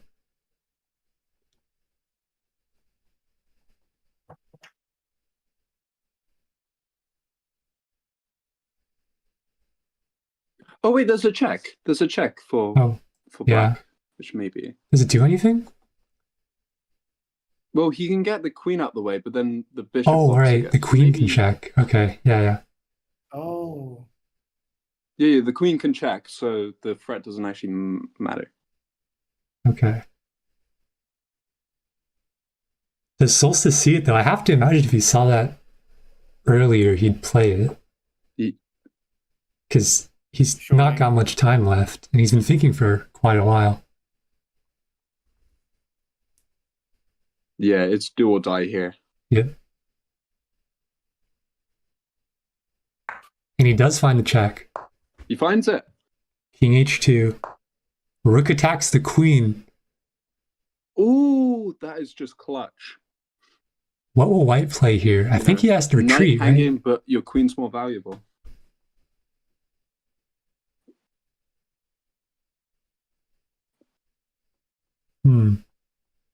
What does white have here? Just queen e2?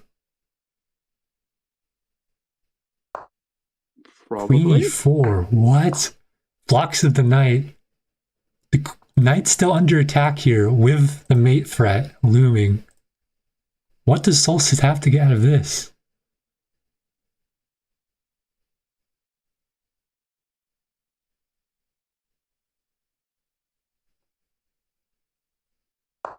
Oh, queen e3.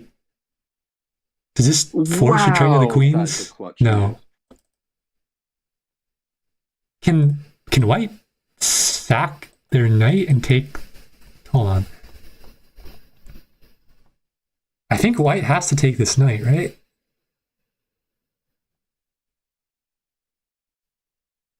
Because queen takes and the knight is in a really good spot, and the rook is under attack, and the knight is under attack.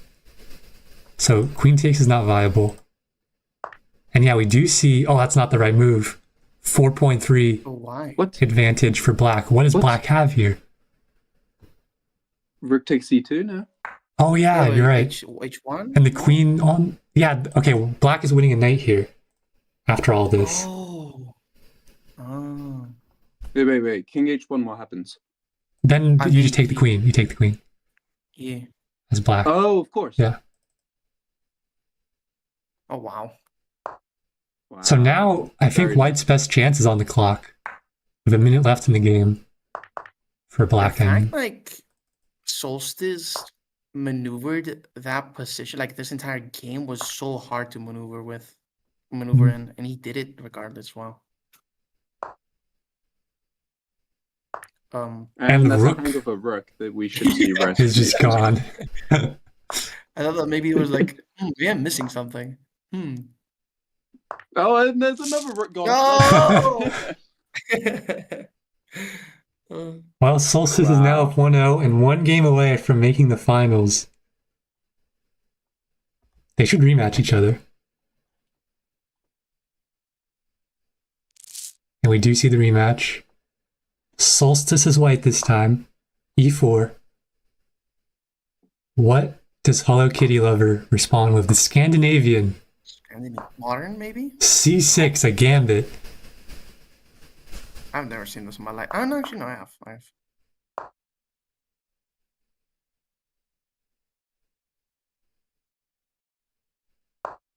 Problem is, with these types of positions, like, how do you justify being a pawn down? Yeah, I wonder if, like, Hello Kitty Lover is tilted, or if this is actually what they've planned to play.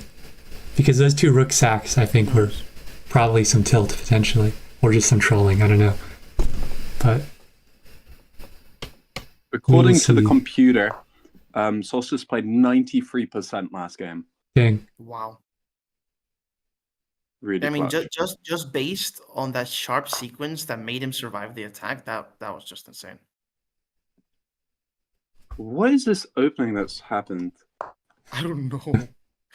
This is very aggressive from black. Yeah. He is playing for a win. For sure.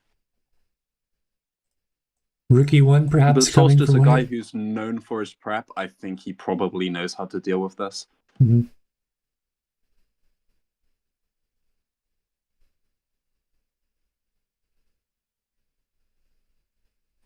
I think a threat right now is something like e4. Definitely. How do you protect yourself from like the diagonals of both the dark square bishop and the light square one? That's a fantastic question. We don't know, Isn't bro. it, isn't it just rook e1 and then you try to get a knight on it? No, because then f5. I don't know actually. Solstice taking a long I mean, think here, though. you can't allow e4. Surely you can't. Yeah, there's like knight c3, there's d3, there's rook e1, and then there's also h3, but I don't think h3 is any good. Yeah, no, I'll be scared to play h3, honestly. I would just play knight c3. We see rook e1. Rook e1. The pawn's now pinned to the king.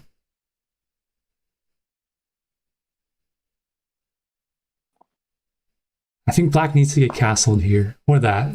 They need to avoid the pin in some way to free themselves up.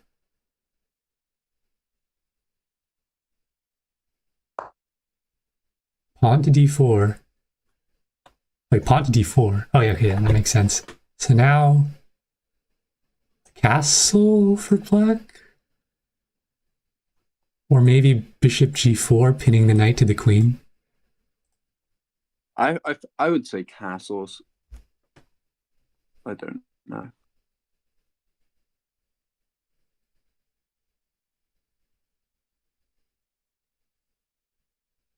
If castles... Like, I think if... Okay, no, I thought the pawn would fall after castles. Uncomplicate the position, he's just up a pawn. Yeah. Yep. So we see pawn takes, lots of pins on these knights, And all to the king. He probably has to do queen takes if he wants to recapture the pawn, right? Yeah, because if not, then you'd see bishop takes h2.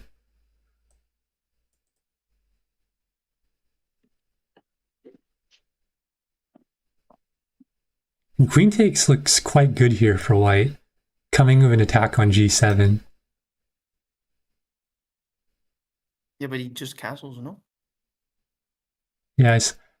Like like I do understand having to take with the queen, but you kind of could you say that it's technically losing it? No, you don't lose a tempo.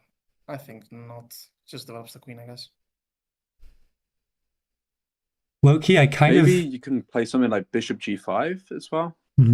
I kind of want to play rook takes e7 as white here. Because then when you take with the queen, you'd either put more pressure on the bishop and also attack the g7 square. Although I don't know if there's anything concrete about that. No. Well, actually, after rook takes sack, you could take with the knight then. Don't know if it's worth it. Well, very unlikely not worth it. Oh, wow. Okay, we do see the sacking of the really? h2 pawn. Damn. Whoa.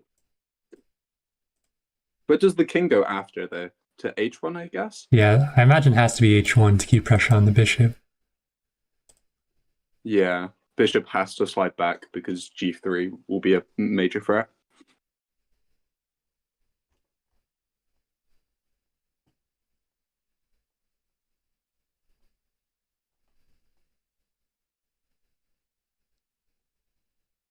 Does black actually take on h2 here, though? Why wouldn't he? What I'm thinking. I guess. And he does. King h1. Maybe something like bishop f. Ooh, it's tricky. It's very tricky. Probably back to d6, I reckon. You have to be very confident like this. Because, like, or maybe you can just castle here. Maybe. It'd be very, very risky. But that might be what he needs. Castle, if like g3, you can maybe sack. But it looks difficult. Yeah, the problem is, like, there's no black piece apart from the queen that can really join in. Yeah, none of his pieces are developed.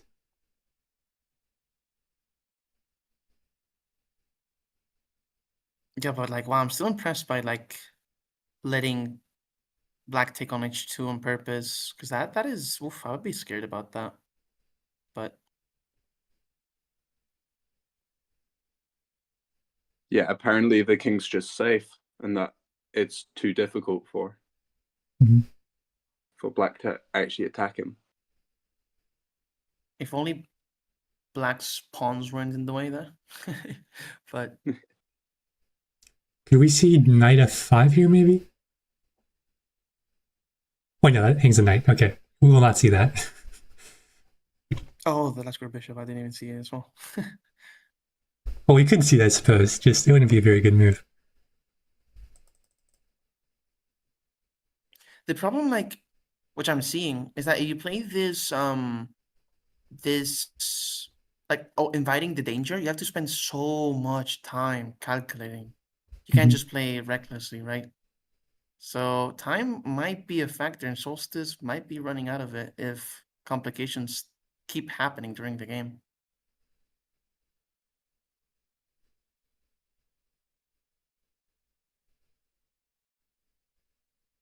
I wonder what Solstice is thinking about. For me, I think I would just focus on development, but I'm not actually too sure on what else there is apart from c3, just getting pieces into the game.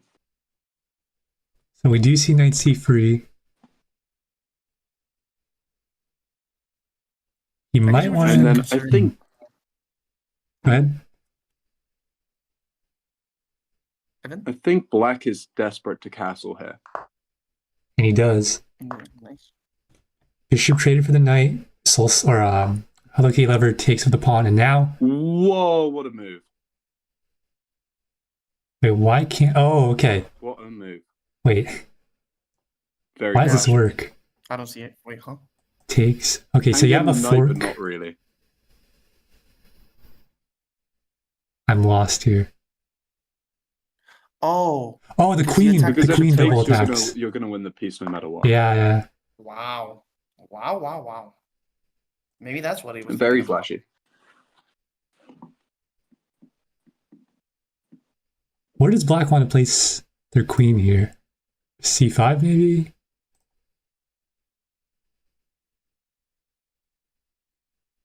I suppose it doesn't matter too much as long as it still protects the bishop. Although, I guess the bishop's falling anyways. Yeah, I was thinking of, like, where's the more active square for the queen? Because the bishop is going to go down. Not much you can do about it. Mm-hmm. Problem is, if he takes with the queen, then your knight's under attack. If the queen moves out of the way of the... We do see queen c5. And now I have to imagine Solstice will take the bishop. But he's thinking here. Does he take with the queen? Forcing a queen trade? I think. I mean, you're up a pawn, but then the f pawn hangs, no? But maybe you don't care. Oh, because your knight hanging. No. Huh? Well, if he takes with the queen, then black would take white's knight, probably. And then white would take black's knight. Oh.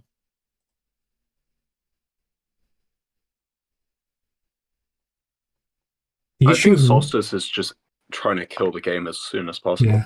Knight takes is interesting here, because now you have the rook pin on the knight and queen. Well, there isn't, because there's rook takes c7. Ah, yeah, you're right. Oh. So we see the bishop blocking off this rook. Now the pin is a threat.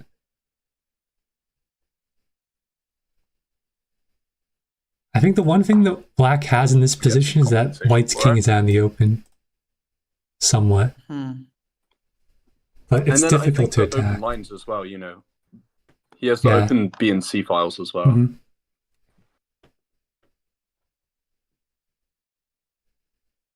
It's not the easiest position. It's not the cleanest pawn up.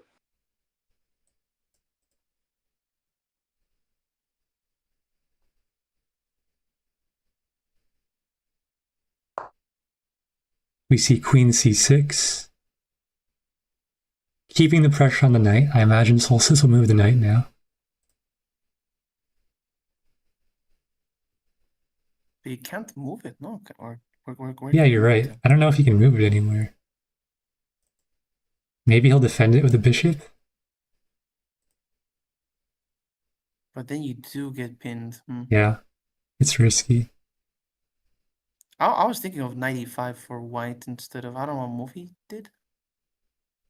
For white? I mean, sorry, 94, 95. Whoops. Yeah, 94. Well, then the Yeah. knight is taken. Oh. No, yeah, but like before, what move did he do before Queen C6? White, I mean. Bishop. Yeah, I don't know. Instead of Bishop C6, or no, wait, no, that's way before. Yeah, instead of Bishop E3, was Knight E4 just easier to play, I guess? Because then you don't have to worry about no pins or anything. Perhaps. So Solstice is now trying to double up on the D file to protect this knight. See, now you have to worry about this defense. Maybe you're not worried if you're able to calculate your way out, but I think the best chance of Hello Caleb winning this series is to put pressure on Solstice on the clock, because that's the one weakness that Solstice has seemed to have. The problem is Solstice is a very good bullet player, so you have to drain his time by actually having threats, right? Yeah. You have to have good, like, oh, you have to think about this or else I get a good position. So here, I imagine Rook D1 probably is the best move. It's the most intuitive, at least, yeah. Yeah. I would play that. Could also play something like Rook B8.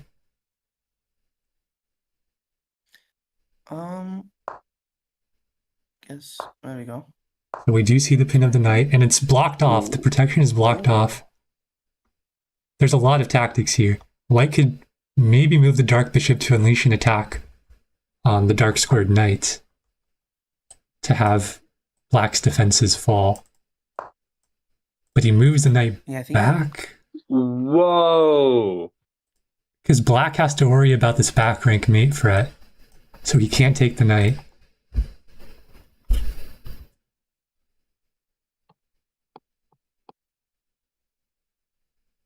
Maybe like h6 here? I don't know. If only black's king was on h8, then the knight could come back to g8 and like block the back rank, but no.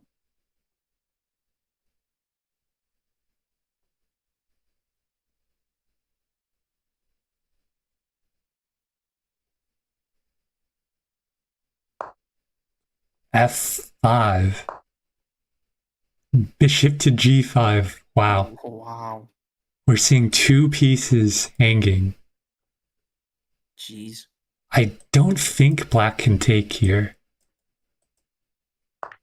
But he does, and it's right according to the engine. We see the queen swapped for the two rooks, the check on the king, the pawn being pushed to attack the bishop. The knight's under attack. It will likely fall after the bishop moves here, because it will be doubly attacked by the bishop and rook. Black is up a point of material, but there's got to be some way to hang on to this knight. Or else the engine would not be giving black an advantage. Maybe he should let the bishop fall here? Is there something you can do with the queen, maybe? There's something here. I don't know. I don't see these positions are a show above my pay grade. My goodness. Maybe no, it doesn't work.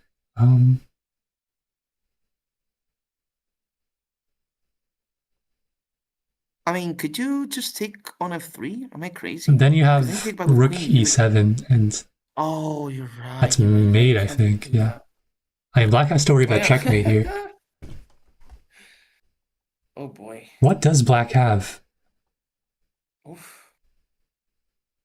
I have to imagine it's something with the queen. Yeah, probably I don't see anything though. What is it?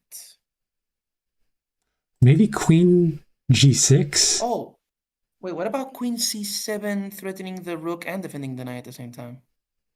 Is that could work. No. The issue is that because the queen is defending the knight, he takes the pawn, and that's right. What? Really? How does this work? Like wait. Okay, so we see rook takes knight incoming, king g6 after that. Then white is out of checks. And I think black can force a draw here if they want. Like, they have a pretty solid path to a draw. Maybe. Because after rook takes, I'm surprised Solstice is thinking here. He just has to play rook takes e7, right? I don't see any alternative. He could take the bishop, maybe? I guess He does have 2 minutes, so maybe he's like worried like of not going into a losing sequence, I guess. Just making sure that he stays alive. Okay, so rook takes e7, king g6. Then, hold on. Okay, black would have to move the bishop. Let's say they move to like, I don't know, e2 or d2. Then you have queen takes f3 for black with check. And at worst, black would have a draw there. So we see bishop takes from Solstice, and it's the wrong decision because black has the take from the bishop on g2. And now there's so much pressure on white's position. Black quickly brings the bishop back. The king is attacking the bishop because the defense from the rook has been cut off. Oof. Black's queen has a multitude of checks here. Threatening queen b6. Maybe, no, actually, the rook is defended. Mostly just threatening the bishop here. The bishop cannot move along this diagonal because then the check on b6 will win the rook. So he has to move to the right somewhere. I think bishop e4 was such a like deciding move because cutting out that connection. Yeah, that's a really good move to find. Bishop just, yep. It's going to be tough for Solstice to hold on here. I'm gonna be honest. I think he should give up on trying to calculate winning on the board. I think he should use his bullet skills to try and put pressure time-wise. I don't know. We see bishop h4. What does black have here? Does he throw in a check? I'm pretty sure black can play for a draw. We see a pawn take, allowing white to get some checks in, but there's nothing concrete according to the engine. White blocks with the bishop, bishop to f2. What does black have here? Can he gobble up more pawns, perhaps? With no consequences? I think so, honestly. He brings the queen back, attacking the rook, also threatening some infiltration here. Now he's got to be careful. The fork could come in if he's not careful. If he allows this fork, white has a winning position, but he goes in with the queen to f4. Now he's looking to probably play something like queen g4 check and just checkmate white, honestly. White finds a check. Sure. I imagine we'll see queen g or king g6 probably. And then, well, 26 seconds on the clock for black. They have to move now. We do see king g6. Now we're probably going to see rook d6 from black. But then how do you... Oh, you go king h5. King h5 here. And he finds it. Wow. Now after rook takes g7, there's no checks immediately, obviously, because the king is out of the way. And black has tempo to attack the white king. And you cannot play rook takes g7 because then the queen would take the rook. And now the queen can check. He has 15 seconds on the clock. We see the queen check. The king has to move to f1. Another queen check. No, a bishop move, threatening the fork of the rook and the king. Also threatening some mating ideas. We can see the fork now. Does he go for the fork? He doesn't find it, but he does find it with the queen. He'll pick up the rook here. The bishop will drop for black most likely, but no. White is trying to come in here, or black is trying to come in here with more checks and finds the win on time with 8 seconds on the clock, and he was winning on the board. We go to a game 3. The series is tied, and this is for all the marbles, assuming it's not a draw. We see another e4, e5 opening. I did say earlier on, these kind of positions are hard to defend. Time might play a key role. Although, yeah, it was really over the board. But I mean, over the board sometimes is the result of the clock pressure, you know? Mm-hmm. So, not Italian. Yep. Very similar to the first game. I think perhaps exactly the same. Is it? I don't remember. Actually. I do remember this move. Yeah. And then takes. No takes this time.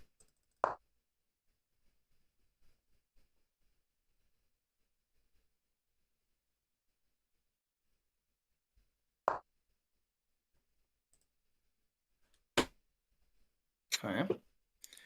Guessing eventually he's going to read out the knight on c3. Let's see. Maybe double castles. What does black do here? Takes the bishop.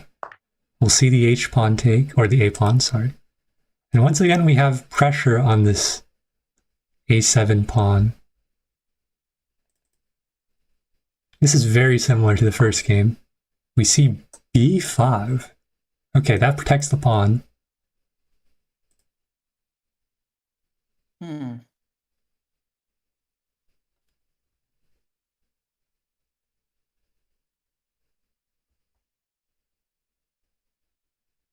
Do we see maybe a d-pawn push for white in the future? I was thinking about it, but yeah, I mean, I think eventually, yeah. The problem is, I don't know if now.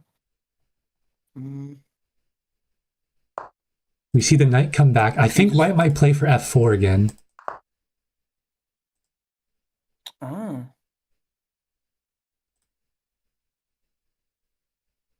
The eval bar says it's even. We go knight g3 and then pawn to d5.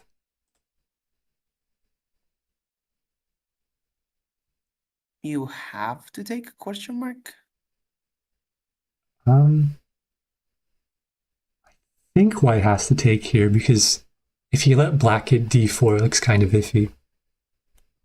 Although, to be fair, you do have c3, I guess. But... That's true. But then black also has like c5 to support the pawn more. Yeah. Yeah, I would just take, but yep. We'll see. And this time, it's Hello Kitty Lover that's down on the clock. Knight backwards. Didn't he just play the knight there? I guess no, that was a while ago. Oh no, it was the F. Oh, it was the F9.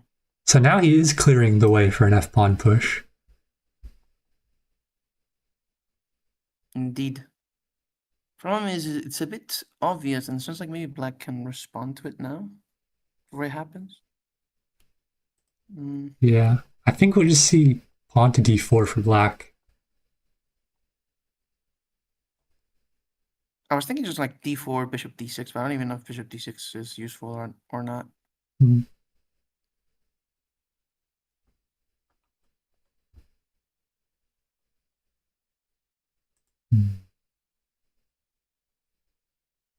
I could also see black going for an f-pawn push here at some point because these two pieces could be threatened by a fork.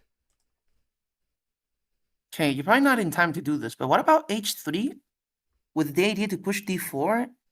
Because like the knight is in the way, right? Like the knight blocked the yeah, there we go, h6 I meant, not h3. Because look at it, the bishop has no squares right now. If he doesn't move the knight and pushes d4, oh yeah, you're right. With the bishop, you just lose it. White has to be careful here. So I guess knight b1, right? Or back to f3, I guess. I think f4, maybe? But f4 gets met with d4, no? Then you can bring the bishop back. Oh, you're right. But then he takes. Oh yeah, then you're right. Then f4? The f pawn is lost. I guess think it's really actually, yeah. f4, pawn takes pawn, or sorry, pawn pushes, not pawn takes pawn. Then I think you can play f takes e5 because you'd also threaten a knight, and then you'd have a chain of takes. Wait, you're right. That'd be interesting. And we do see it. There you go. We could see the line.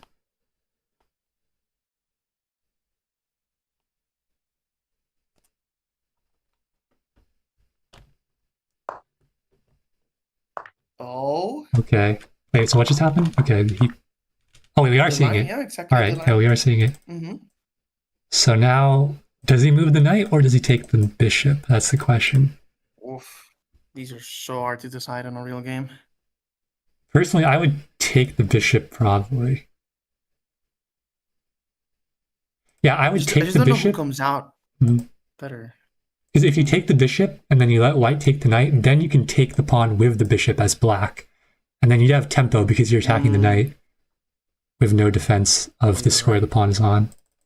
So I think that would leave black temporarily up a pawn at least.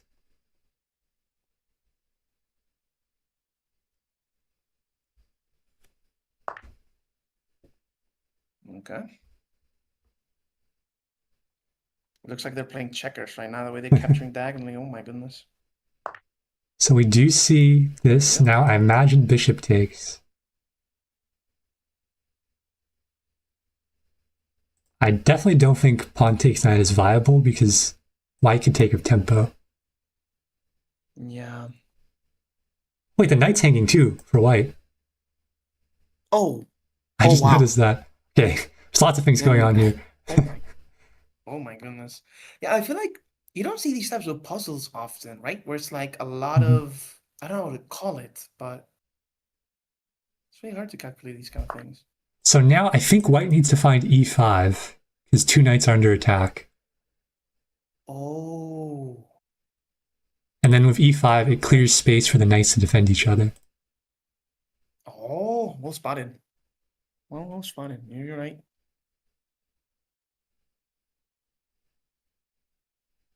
Tie breaks again. It's possible if we see a draw. That's true.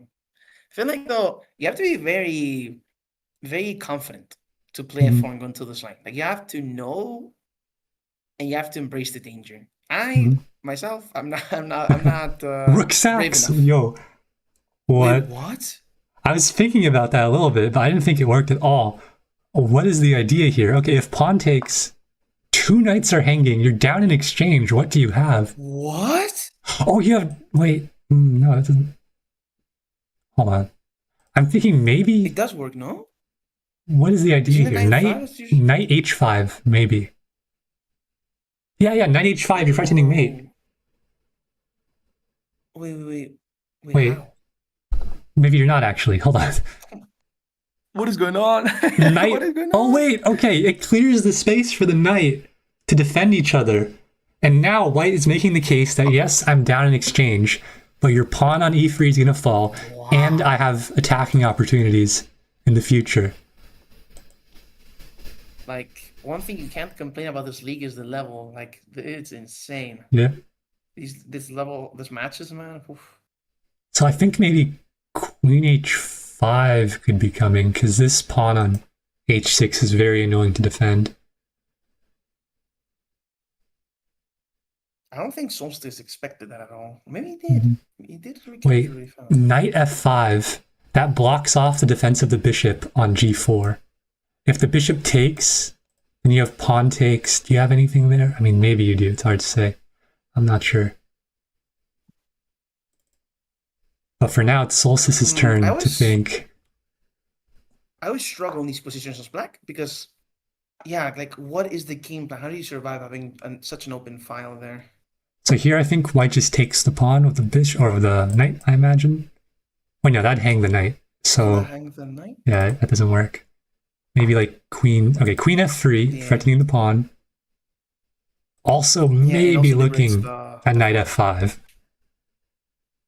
Ooh. Now the king on h7, if you play knight f5, bishop takes, pawn takes, you could be threatening... Actually, no, you wouldn't be threatening to enter because queen g6 is defended by the f7 pawn. So I guess knight f5 probably has to wait.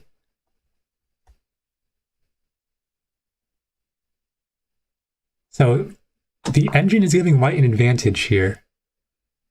Which is insane. Yeah. And now also attacking the b2 pawn. Yeah, b2 is under attack. Notably, queen takes e3 comes with an attack on a7 because the rook and queen would combine. But it's knight takes instead. Now I think he's going for knight f5. He sees the idea of just trying to rush the king side, and the rook comes over to perhaps defend against that. But white now has a small advantage according to the engine. Knight f5, I'm not sure which knight is right, but I think knight f5 is the idea here. The problem I have with white's position is like I guess you want the other rook to come in, right? I don't think you can get the job done just with a queen and a knight, no? Or maybe you can? Master Day when he says knight h5 is crushing. That's for... How does that crush though? Because after knight h5, I guess you're attacking the f6 pawn a lot. Then it could be defended. I'm not sure. It's interesting.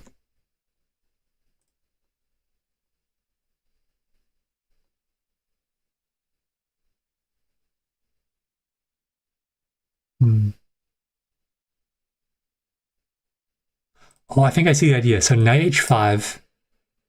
Then you have to defend the rook. So rook g6. You play queen. Hold on. What about knight g4 at the end of that sequence? Or Let's see. like knight Knight there. g4. Yeah. Oh no, knight, he just takes. oh. Yeah, because the bishop could take, He just. and the rook is defending. Hold on. So knight Yeah. h5, rook g6. Then what? Oh, I think you You have. take on f7, I guess. Or no, or is that too mean- passive? Oh, wait, oh no, sorry, the knights don't move that way. Whoops.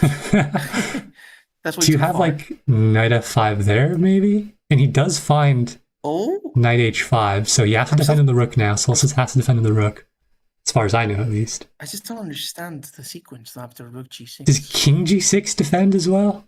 No, that'd be too crazy, I think. Does king g6 work? Yeah, I mean, No, we see rook g6. rook Okay, g6. more sane. Probably better. Oh, c3. c3? Like, I'm guessing the idea is you're gonna harass the no, but what? The queen can still defend the pawn in like in d6 or in e7. I'm lost on c3. I thought the idea was through c3 d4 and the queen has to abandon. Oh, the knight duties of defending, f4. I think white might be playing for a draw here. He could force a draw. Oh, black takes on b2 with a tempo attacking the rook. Not anymore. The rook is under attack. The black rook, I mean. It has to move most likely. So Jay suggested c3 to avoid, I'm guessing, this. So I can avoid the queen taking on b2. Still, white has a small advantage.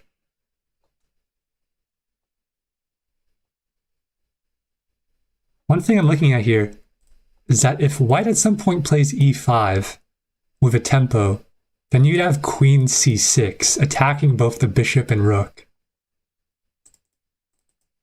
Problem is, how do you get that tempo though? Like with like e5? I think you can maybe sack the knight on, well, maybe you could sack the knight on f6. Oh. Maybe not, actually. I don't know.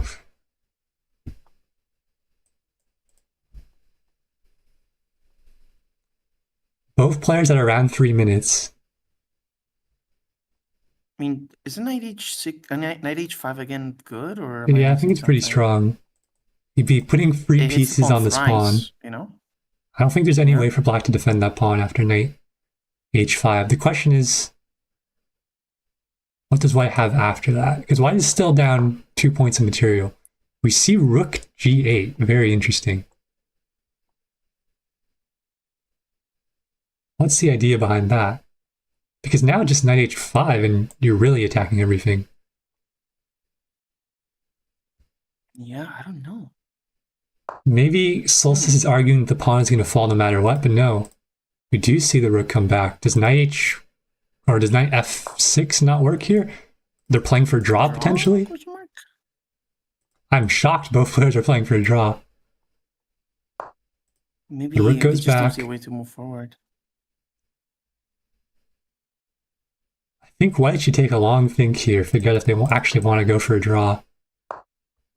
We do see another just knight enough h5. Timeout. Oh, we do see a draw, and we are on to tie breaks. I'm not gonna lie, I never expected this game to go into a draw. The way it was played. Never. That's shocking. Like, it's interesting. So crazy. It's interesting Hello Kitty Lover went for a draw there as white. Wait, same opening? Okay. Another Scandinavian. Wait, are the colors reversed? Or I no, don't it's anymore. Solstice is white right now, so. So if this is a draw, we move to Blitz. This is a very close series so far. Yeah. D4, yep. I believe this is all the same. Actually, I think last time Solstice might have played Rookie 1 earlier. I'm not sure. I don't know. Huh. White with a huge advantage according to the engine. Plus 1.6. I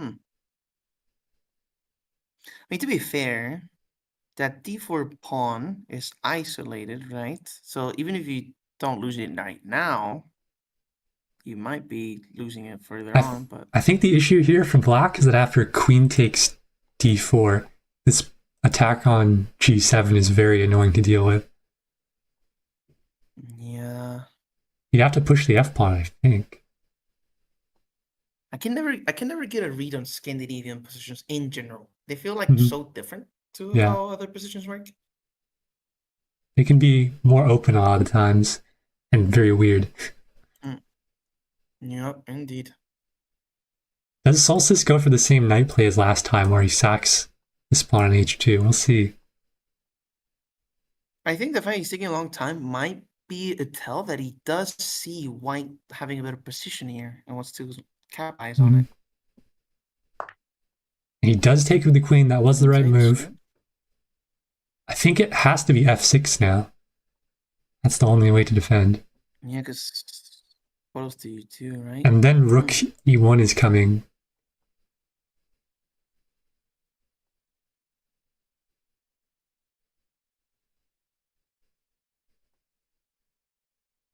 To be fair, never mind. No, because okay, yeah, the problem is g7. Oh, I forgot about that. So white's now pressuring the Stark squared bishop.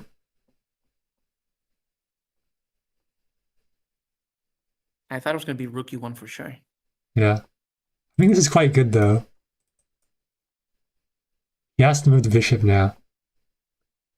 And if he moves off the diagonal, white has bishop f4, and that presents huge issues. Even bishop g5 here could be very strong for white, threatening the knight on f6 of interest. Love how you can be so blind to some moves, Sotomax. Thank you. Thank you. I'm blind to all of them. So. The bishop goes back, solidifying the position, but now we do see bishop f4. The queen has to move. Do we see a queen trade here, potentially? White just has so much pressure. Their pieces are much better. We do see the queen trade offered. There we go. White? Does white take? Really, really better here. Is it really just because of the... Really? Is there... Why is the evil bar so high? Maybe there's some kind of tactic here. Don't see any sacrifice of any sort. I also noticed that after, in the future, like knight e5 would put a ton of pressure on c6, even after the queens are traded. I think just white has like a lot of options here. Lots of development. Oh, definitely. And although white is way easier to play with in this position, don't see anything that really justifies a 2.5 other than how uncomfortable it is for black to play right now. What is the move for white here? Do they move the queen out of the way, trying to keep as many pieces on the board as possible? Yeah, that's a possibility.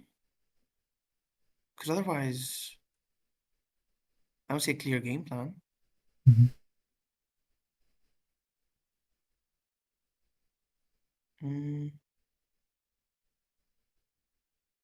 Solstice is using a lot of time here.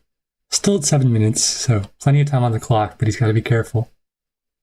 His one loss in this series was due to time. Right now? Sorry?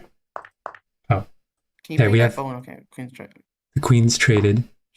That was right for white. Okay. Still plus 2.4.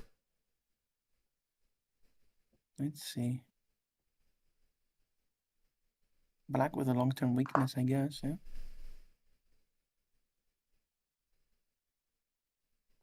Does white maybe go knight e5 now?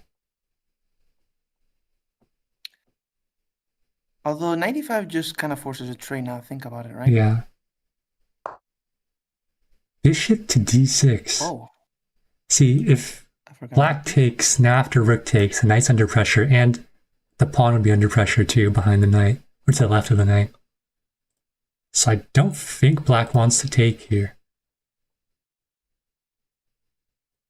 But after something like rook e8, you'd be under a lot of pressure as black. Not sure if white has anything concrete out of it.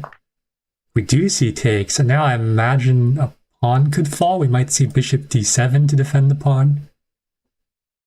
Yeah, these trades are bad news for black. The more simplified the game is, the easier it is to abuse white's better position. Yeah, I think rook d1 could be coming soon if bishop d7 is played. Threatening to trade a rook for 2 pieces.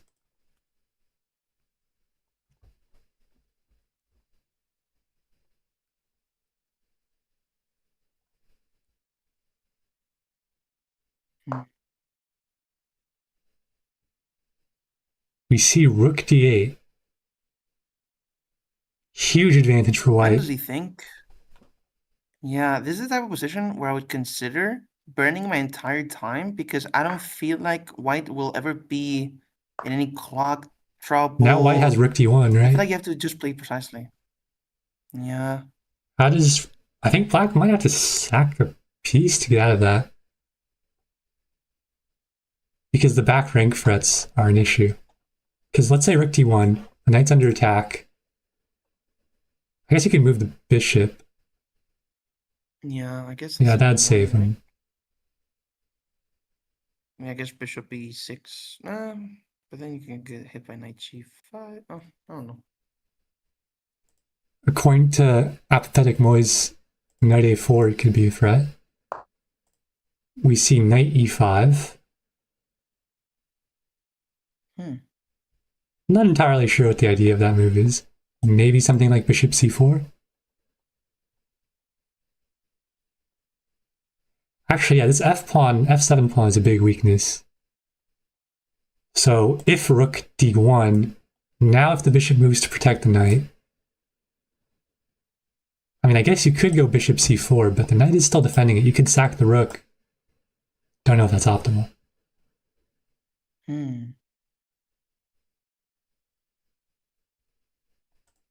Maybe like rook d1, let's say bishop e6 would probably be the best move. And then what does white have? Maybe just like knight a4 to threaten the pawn. And then if you take the pawn, you also attack the rook, which would be annoying. We'll see. Wait, it was black's move? I didn't even notice. Okay. Black plays knight e6. White goes to c4 with the knight.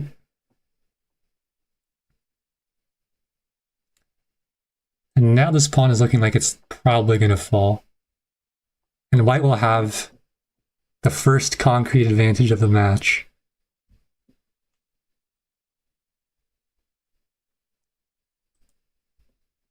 Oof. This just looks really tough for black. It's not like you have any counterplay going right now. Yep.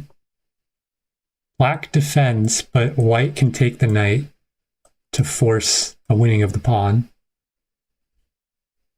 White could also maybe go rook d1 here. And I think black would be in huge trouble after rook d1. Knight a4 says apathetic mitosis. Knight d5 could also work. Actually, knight d5 comes with the threat of knight e7.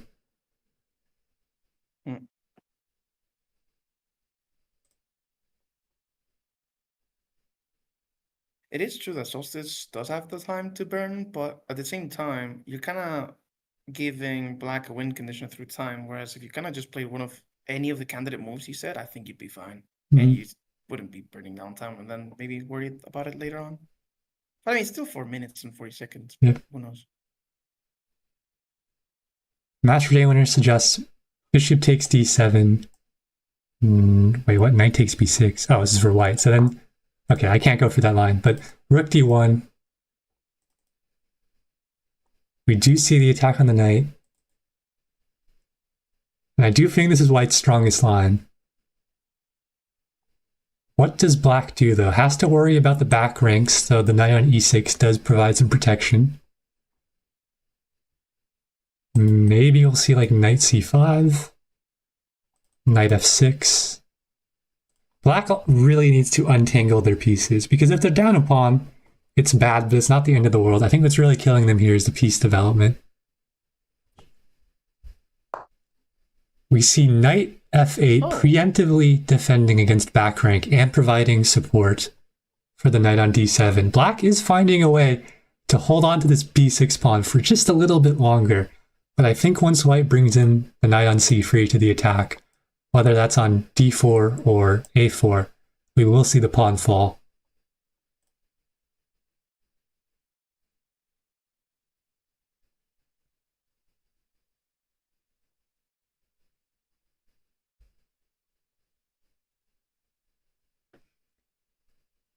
Something like knight to d6 is also kind of interesting, with the idea of trying to just completely lock down black's position. It would free up this knight temporarily.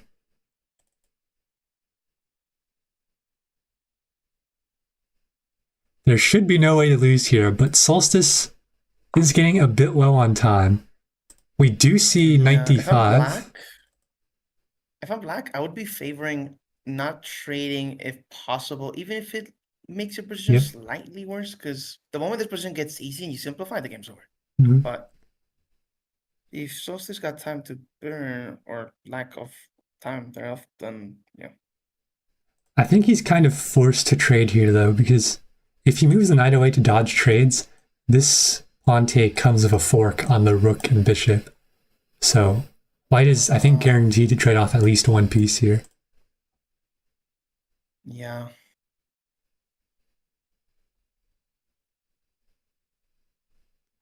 Knight e7 is also an option.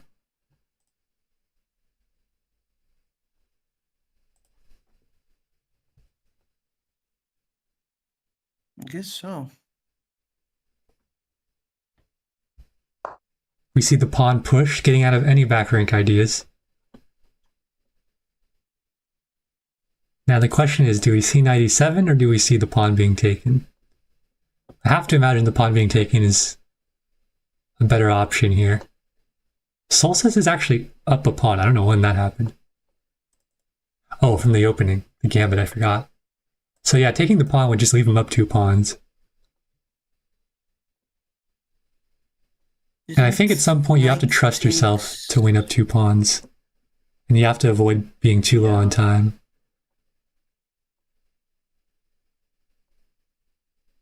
Is it like just knight takes b6 brutal, or I guess? Yeah, I mean it's pretty bad for black.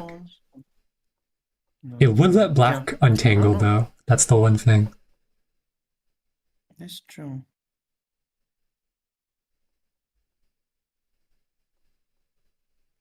And Solstice is really using his time here. Yeah. He takes the knight. Okay.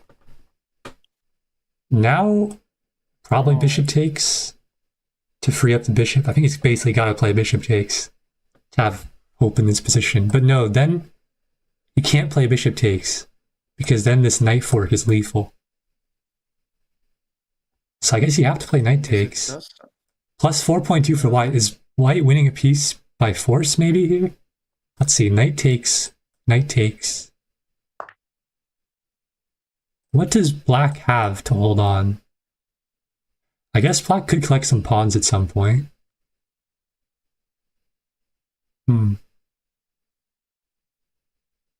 I think black can play... No, that doesn't work either. I was thinking black could play g4 with tempo to attack the rook, but it can be block of the pawn with tempo for white.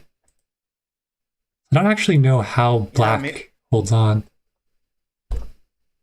I don't know. Maybe you can find some counterplay through like rook a2. And then we do see the knight taking the pawn. Now, what does black have here? Plus 3.9 for white. So I have to imagine the engine sees some kind of way for black to hold on to his pieces, or else the eval would be much worse. We see the trade, and actually we do just see the pawn being taken, the bishop being sacked. Oh, but you lose the bishop? Yeah, I don't know. Black will take another pawn here. And black is just cleaned down a piece here. Actually, rook c2. No, it doesn't do anything because the knight can defend. White has to be a little bit careful of back rank ideas. That's true. You have a rook c1, and then what's the idea? White cannot move the rook forwards, and he doesn't. Oh, you're right. Back rank.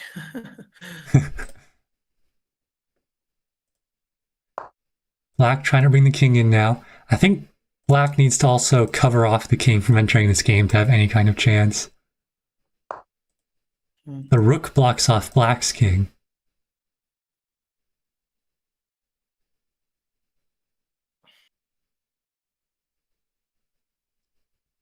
Threatening rook e8 here. Honestly, if I'm black, I would let white get rook e8 in because you could hope that he forgets about the back rank.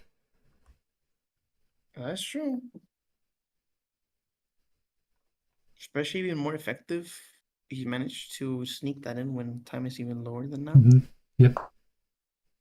We see rook b2. Okay, there we go. And now the back rank threats no longer exist. And it's going to be very difficult for black to generate play here. Yep. Black goes to c2 with the rook. The rook check comes in. Black moves the king out of the way. And now this f7 pawn is under huge pressure. Black's starting to push the pawns though. It's going to be difficult for it to get anywhere. The king needs to move. Yeah. Rook b7 and you're fine, right? After if I'm black, I'd just be blitzing out everything here, hoping white takes some time on the clock. I think rook d2 for black here, maybe just hoping the knight hangs. Actually, no. The rook taking the pawn protects the knight. Goes for check, burning a little bit of clock and protects the pawn. Nice. Now though, pawn c5. Yeah, pawn c5. You can't take. Good one. Yep. And this is big trouble. I suppose you could go rook c1 here, attacking the pawn. g5. Well, here we go. Push. And it's likely just a matter of time now until Solstice promotes this pawn to a queen. Wait, what? Oh, yeah. To attack on the king with check. Black needs to play for a stalemate now. Yep. That's a queen. How do you still? I mean, you can give up your rook, but that's about it. Your king. Yeah, it doesn't do anything yet. You need to bait white into taking a rook in a position where it forces stalemate. So, yeah. Like, do you think the king on h5 is more staleable than what it is? Well, the issue is if the king is on h5, the pawn can move, so you couldn't stalemate. Oh, you're right. Oh, that pawn is so annoying for black. Solstice down to 40 seconds, so there's a little bit of time pressure. Problem is now. But now we see the rook being forked. Wow. Double check on the king, too. Oh boy. Is something better? Mate in one for Solstice. Rook here is mate. Rook h6. Oh, you're right. And he finds it. That is the game. That is the series. Solstice is the first finalist for the Latruncularius. Probably didn't pronounce it correctly. Finale. And now we will have Villa Bros versus Master J winner in the other semifinal match.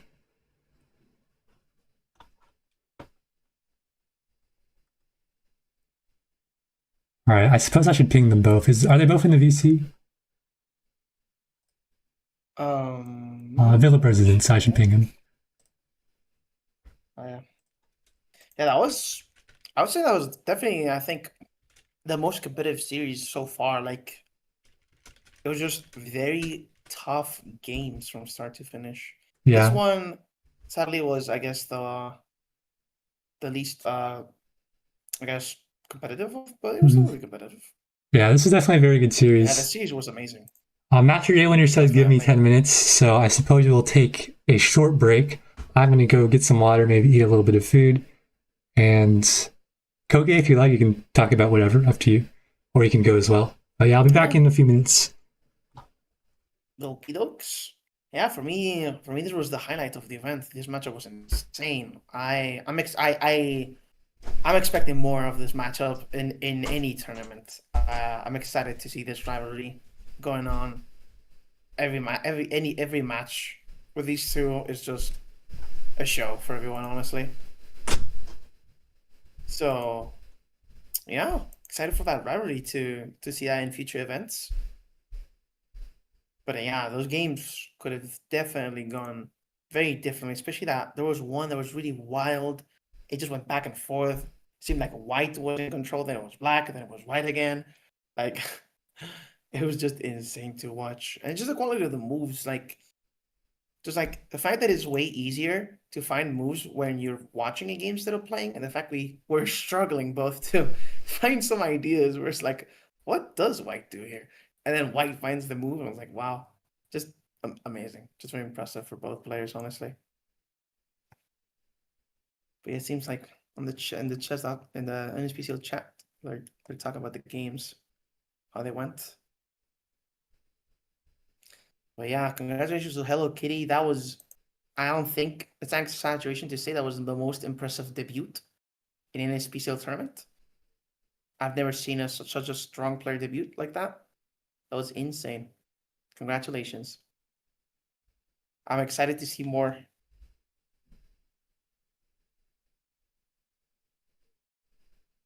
But just like the level in NSPCL when it's active, when the members are participating, is insane. At top 8, where the lowest member is 2K rated, makes great chess then in the knockouts. Actually, wait, never mind. I was the one that was 1200. Never mind, guys. I ruined it. I'm sorry. I ruined it. That was the sub in. My bad. But if you don't count me, which I was a sub, I didn't qualify, then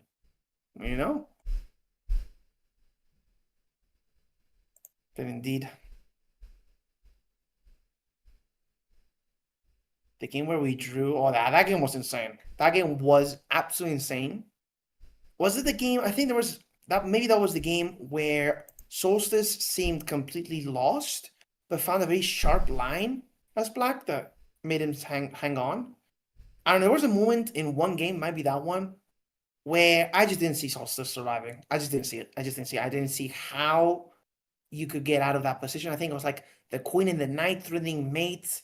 The moment one piece moved, it was so hard to move around this black there. And Solstice barely managed to get out of that, which is insane. Like, that game was so tough.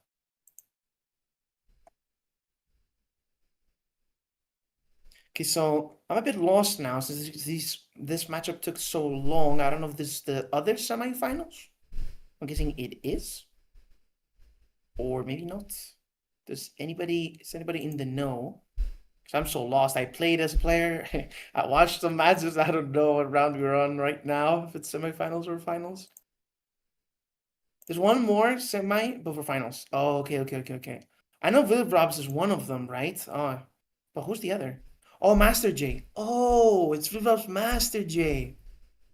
Ah, got it. I mean, most games are highly positional at this level, but like, I feel like this matchup is going to be extremely positional based, like long term, the longest of long terms. I am back. So we'll see some that. Yo, welcome back. Yeah, next matchup is Viv Rob's Master J, no? Yeah. As far as I know. Okay, interesting. I think both players are very positional. So let's see how it goes.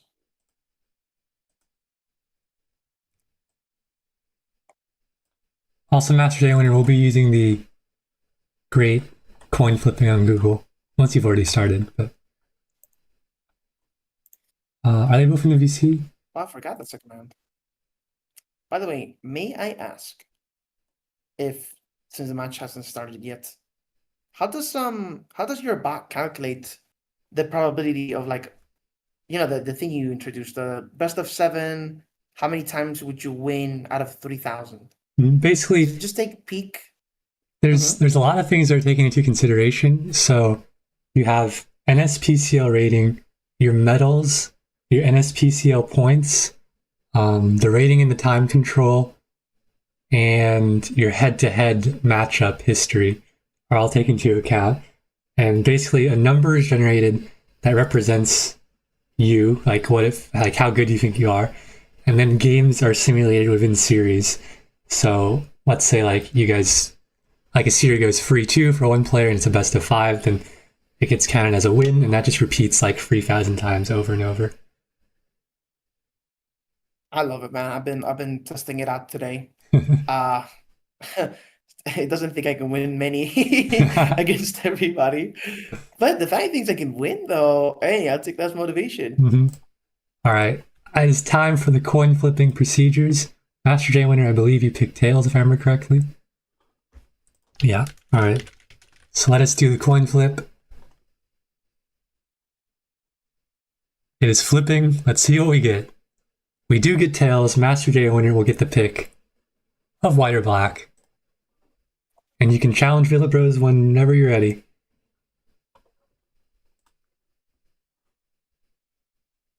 I'm expecting.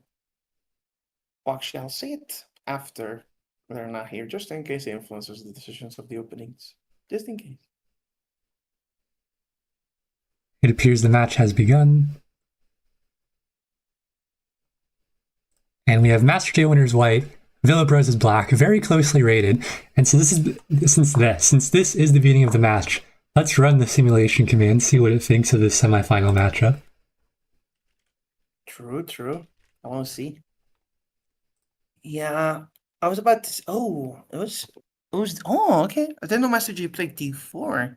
I was gonna say, I was expecting D4 by Blivrovs, but I thought Jay was gonna play E4 as Yeah, I agree. He usually plays E4 against me, so I'm surprised to see D4. Especially somebody against Blivrovs, right?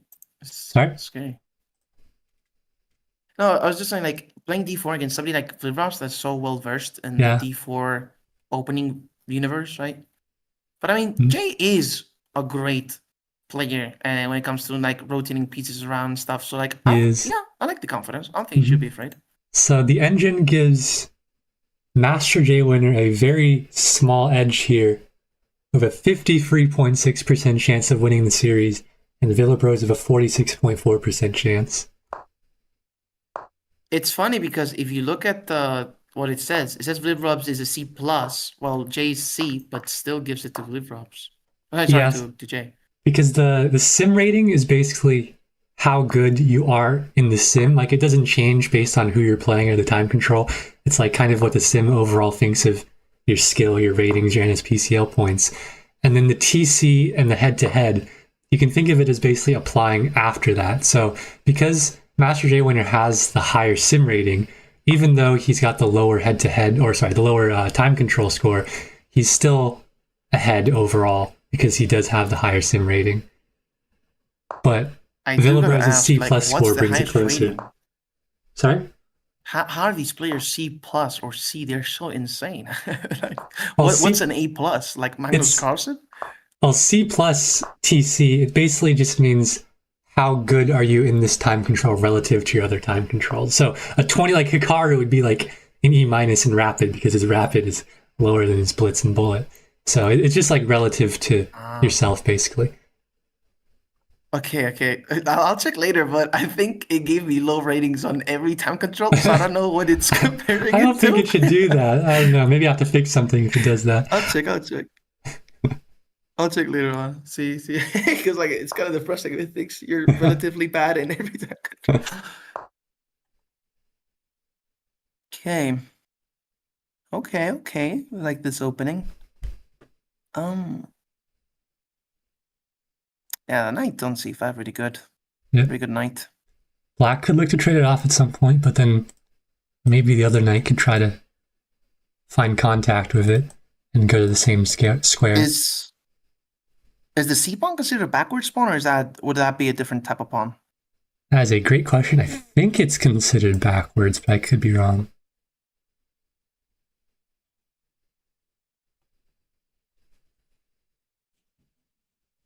Hmm.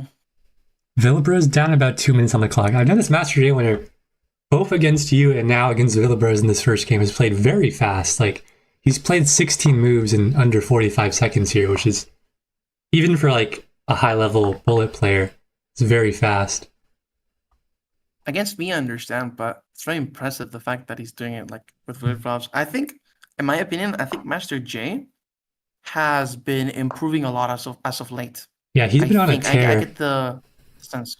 He's like, I think the last 2 Weekend Warriors events, he's been Titan LX in both of them. And I think just generally in individual tournaments, he's arguably been the most successful player since the return of the NSPCL this season. Yeah. You definitely have to watch out for Master J if you're winning. Are you thinking of winning it all? Villabros avoids the maiden 1 fret. I wonder if we could see G4 here. Ooh. I see it actually, yeah. Because you can't take or else you're mated. If you don't take, then this pawn falls with interest. You get another pawn most likely.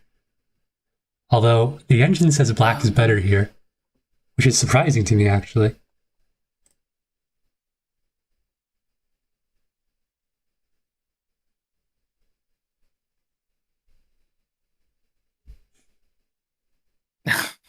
MJ, that's crazy.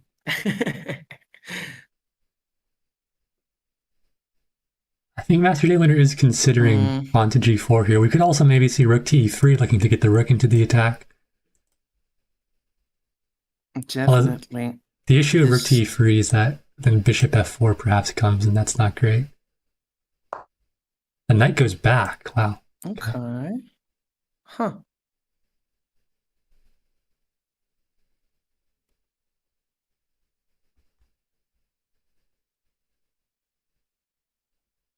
I think the moment white just doesn't abuse black's weird pawn formation, the dark square bishop just fills every hole, and then I guess it's comfortable there.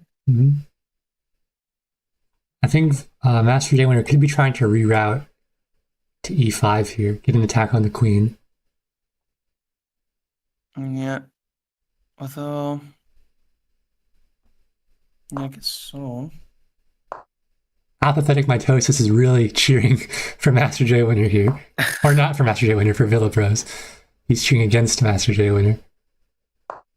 We do see knight E5. The engine doesn't love it.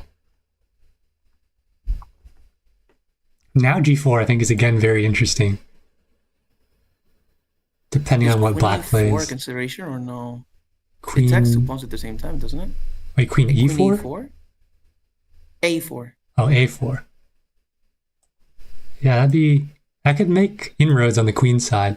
Actually, the C2 pawn is hanging right now, so... Oh, you're right. There's options there, definitely. Because you gotta move the queen anyways, right? Yeah, so... unless you want to sack it, which... not the greatest idea. Moves. Oh, didn't go for it. Now G4 really? maybe? Thank you.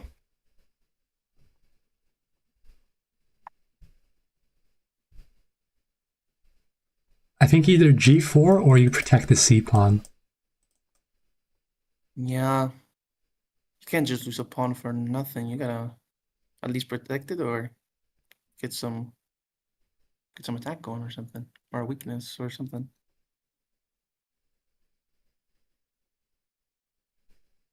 Yeah, it could be it. The king side is definitely... Hey, one other idea. I was going to say, knight takes G6 maybe, with the idea of after pawn takes, you have rook takes E6, attacking the queen and the pawn, and maybe infiltrating on the king side. But we will likely not see that, as pawn G4 has been played. We finally see a G4 push. I've been waiting for one.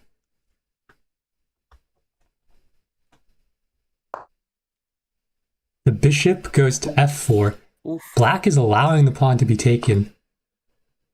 Yeah, I don't know. But now the knight falls. I feel this is a bit dubious. This is very iffy here. Black does have queen G5. No, he doesn't. No, he doesn't. Rook takes. queen f6, I guess? I really like white's position Yeah. here. Yeah, definitely. Even something like king h1 here, bringing the other rook into the attack, could be interesting.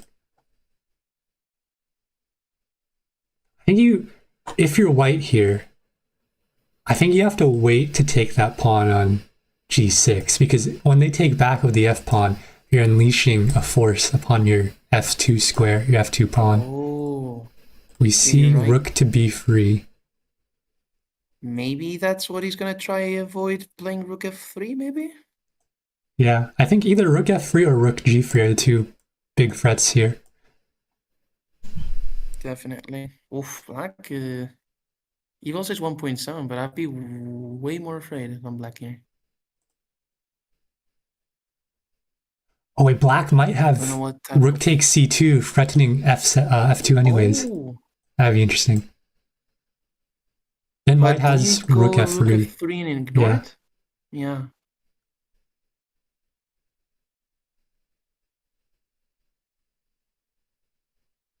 Yeah, this position, oof, playing this as black is hard. Yeah.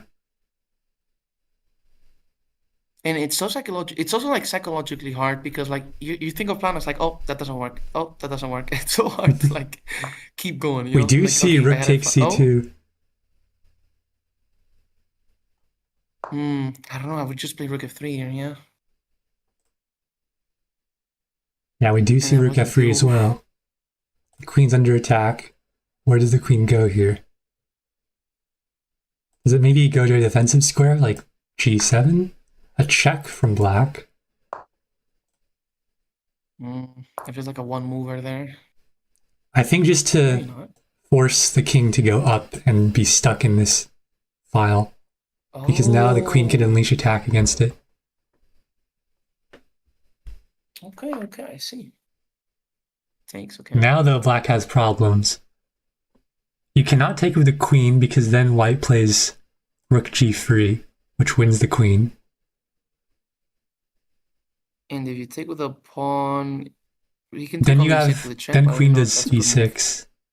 Queen e6, and Yeah. you're, I think, winning material there. Yeah, but what else do you do though? Like, there's You nothing don't else have to do. take necessarily. I guess. Do you just play ef6, I guess? But then the pawn also drops again. I think maybe Oh, you yeah, have to right. go. Yeah, I think you're right. Maybe f6, because then the rook has to move, so you're not at least getting checked when the pawn is taken. Well, no, they can still take with the queen, though. So I don't know. I don't see anything for black here. And black can't really let white take, because rook g3 is a humongous threat. Yep. Hmm. I feel like at this point it's like choose your poison, right? Like which one is the Yeah. least venomous, I guess.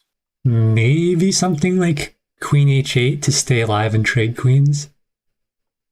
Yeah, and the fact that like he's down so much time as well, oof, just like everything's playing against them right now. I think his only move here is queen h8 to stay somewhat alive. He'd still be down material in an endgame, but it's better than being checkmated. Indeed. And Master Day winner 6 minutes on the clock to Villabros is under 2. Huge difference there. Yeah. This is like pressures where diamonds are made. You see so pawn takes, and now plus 10 for white. I imagine because queen takes here is crushing, and that's what we see. King's being checked now. You have to block with the queen, and it's resignation. Yeah. Master J winner continues his hot streak and is now up 1-0 and is one game away from the finale. I feel like that might be, because I didn't see all the games, right? But like that might be one of the most impressive wins in the sense of like how crashing it was and who it was against. Mm-hmm. Yeah, it's a very impressive win. Very strong attacking performance.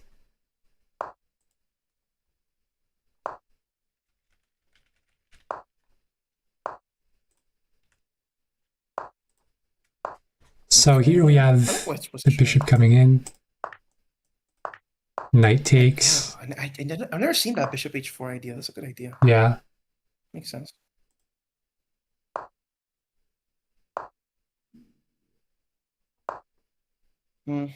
Looking for this e4 push White's position someday. is... Yeah, White's position is very intuitive. That's, I guess, really good Mhm. for Vlivrobs. Like, he doesn't have to spend as much time right now.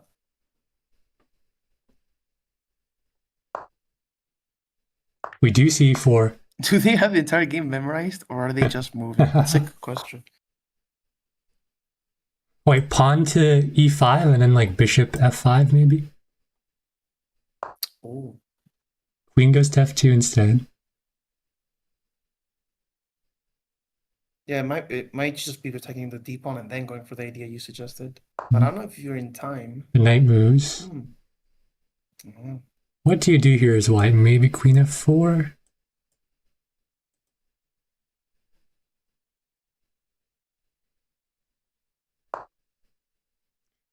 Queen e2. Oof. And that comes with check, right? Oy, oy, oy. This is not looking great, Villaprovs. He's on the ropes. Yep. No, like this. Yep. But this The bishop is goes Vlivrobs. We can't back. count him out yet. Villaprovs does have some ways to attack here, potentially. His pieces are lined up to put some pressure on the king, but black's pieces are lined up to defend pretty well. Maybe something like bishop g4 incoming? Apathetic mitosis has switched. More switched. Bandwagon. Unironically, should we consider the factor that he had to play against me, therefore he's more rested? Like, is that an actual factor to consider? Oh my goodness. Well, Sodom Dad, my dad is nothing compared to you, so I don't think that makes sense. Mm-hmm. True. The knight's under attack now. Rook comes to defend, lining up a potential attack on the queen. But also, this isn't necessarily going to be good for black if the queen is traded for 2 rooks.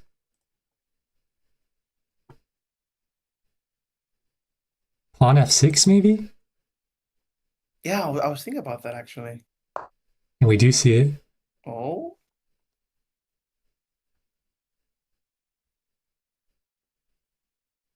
I do think black just has to push the g-pawn. Yeah. Maybe he could go 2 squares, that'd be kind of crazy. I guess, but then you have to worry, not worry, but like the bishop is very comfortable in that diagonal, I guess. Whereas if it just turns into a pawn wall. Whoa, okay, we see the knight move, inviting the trade of the queen for 2 rooks. Interesting.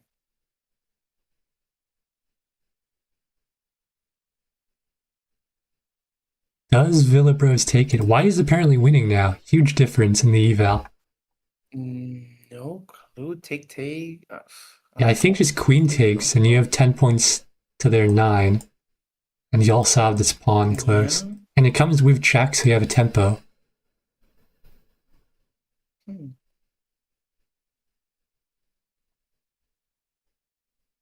Bishop takes g6.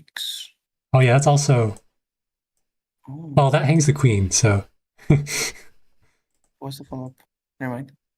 I was like, wait, maybe there's some deep... So I think... I'm so used to like missing everything. Queen takes e8, rook takes e8, rook takes e8. Then the king is checked. So you probably have to block with the knight. Then white would have like bishop to h7, forcing the king to take the bishop. Then the rook takes the knight on f8. And then you can gobble up some more pawns. Well, we see it. Do we see the knight block? If we see the knight block, we could see it. Although the king could also move. Yeah. I don't think he wants the king to move. Apathetic now considering switching back to Villaprovs.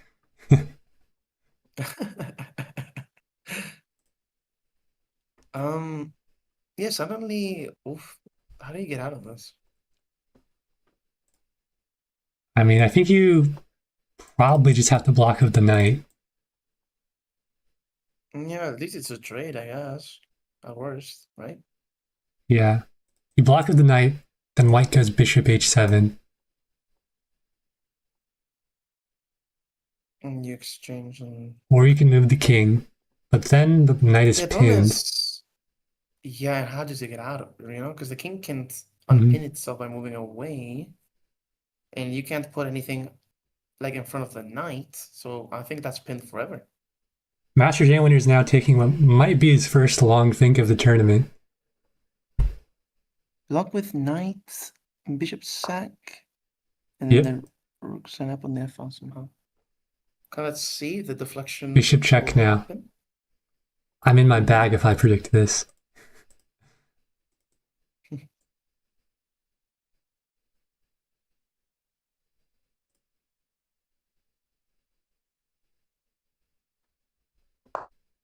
Oh, we don't see the bishop check. Wow. This is trying to threaten a back rank mate, but he missed that the queen can just take, I I think. see it. That was a mistake, right? Yeah, because he thought if the queen couldn't take that pawn, then you would have the rook sack against the knight. And after king takes, it's back rank mate, because the pawn covers the escape square. Yeah.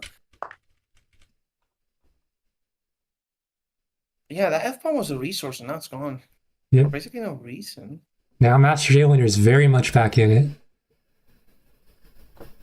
Yep, and now you have to think about back rank problems. You move the d1 rook. Yeah, this went horribly for like really fast. I think maybe you could go like h3 here as white just to play safe and have any back rank ideas. There's no dark squared bishop for black, so you should be fine. The problem is, I don't know if it's too slow though, because then, like say h3, right? Knight d7, like knight b d7 protects the knight. Whoa. Then you can move. I don't know. King g1, that's insanity. You're moving the king towards the open diagonal, where it can be checked in the future by the queen. Risky. But I think the idea here is to go rook f1.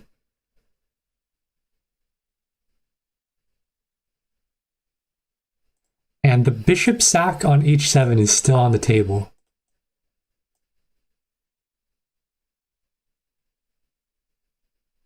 Problem is, now that I think about the bishop sack, if you think about it, you get a trade, but it's like his horrible knight for your bishop that's actually doing something. Mm-hmm. Now the only upside is I think you'd win a pawn, because then you could go rook f1 and attack the queen and the pawn on f7 twice. Oh. Yeah, I missed that.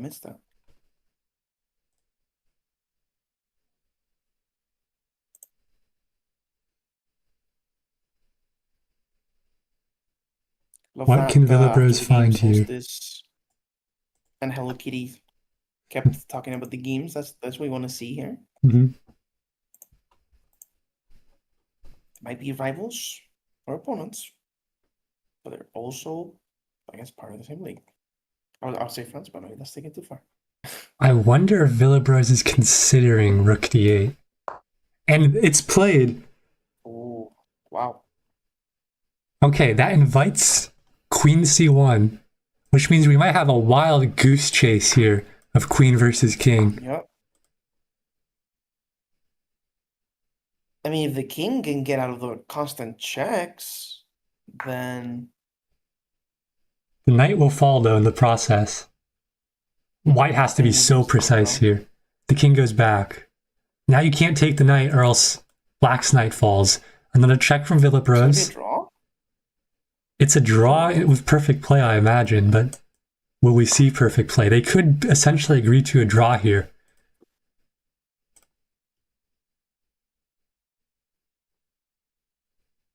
Does Master J Winner want to play on? A win here guarantees a spot in the finals. A draw does not. It is true that if he draws...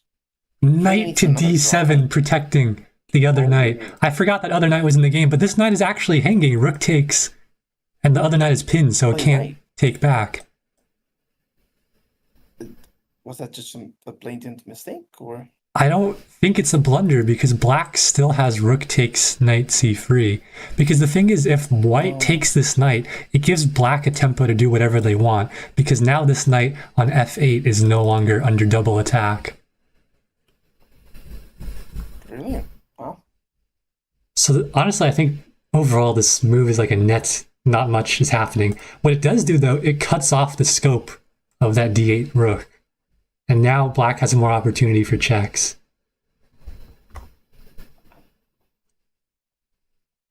What does Villapros do, though? If I were him, I would just take the knight. But you have to be so careful, because then the rook is undefended. Both rooks are, so you have to be like incredibly careful of forks.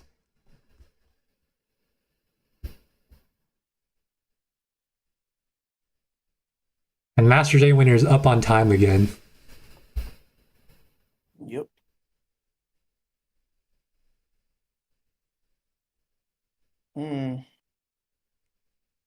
Big decision to be made here, actually. He does take the knight. Oh, there we go. The queen takes the knight as well for black. I think white should just double up the rooks again. But no, they bring the bishop over. Okay. Blocking checks from the queen, I suppose.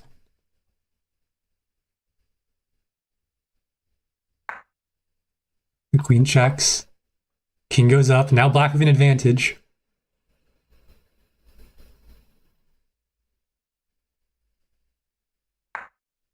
Another check.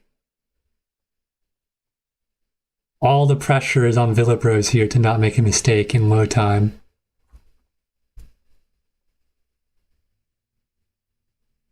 Can he find a repetition? That's what he needs. That's a mistake. What's the issue of that move? The pawn can now come in. I think that's the issue. Oh. Cutting off more squares of the king.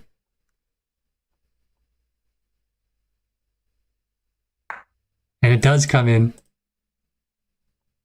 Still, it's very, very non-concrete for black. Black has to find a series of checks very accurately. Now maybe like queen d2 looks really threatening. I think queen d2 might just... no, maybe it doesn't win.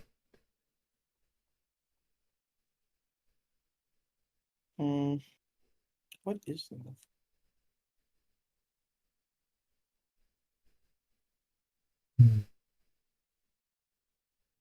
Oh, I think queen g5 is the move here.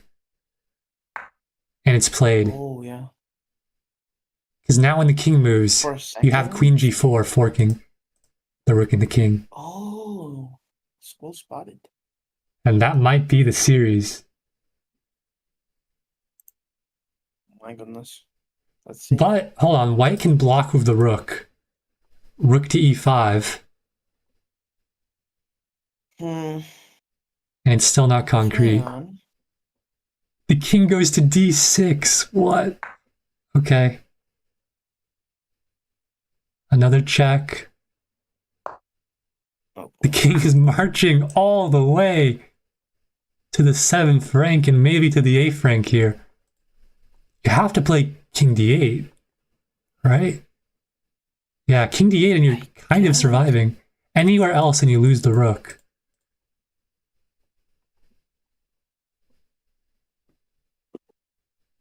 I think you just have to play king d8 here to keep hopes alive. And I don't know how black wins from that position. I'm sure black is winning, but white is still alive. This is such an odd position. I don't know if I've... Oh, resignation. What? Resignation. Wow. I was not expecting that. Okay. I actually was wondering after king d8 what was the move. Oh, there's mate in 1? Wait, what? Wait, huh? How's there mate in 1? Am I stupid? Wait, mate in 1. Where's the mate in 1? You can't move the knight, you can't move the king. It has to be with the queen. Oh, queen takes d7. Oh, you're right. Oh, well spotted. I only knew. I said that's if I found. If I didn't, that was Tsuzuki. Good find. And Hello Kitty as well. Nice. Wow. All right. It is now Yeah, Master G is going Master crazy. J winner versus No. Solstice. I didn't see that, Moise. I reacted to the comments and it just I wish I saw it, but I did not see that at all. Because like you think of the knight as pinned, right? So you don't think of it like, oh, of course you can't defend the queen if it thinks like it's pinned. But Yeah. yeah, that's true. All right, so now we have Master J winner and Solstice. Okay, what do we have to do to organize this match? Let's update the brackets. First of all, the semifinals done. Solstice beat Hello K-Lever 2-1. And then Master J winner versus Villabros as 2-0 for Master J winner. And the finale will be Solstice and Master J winner.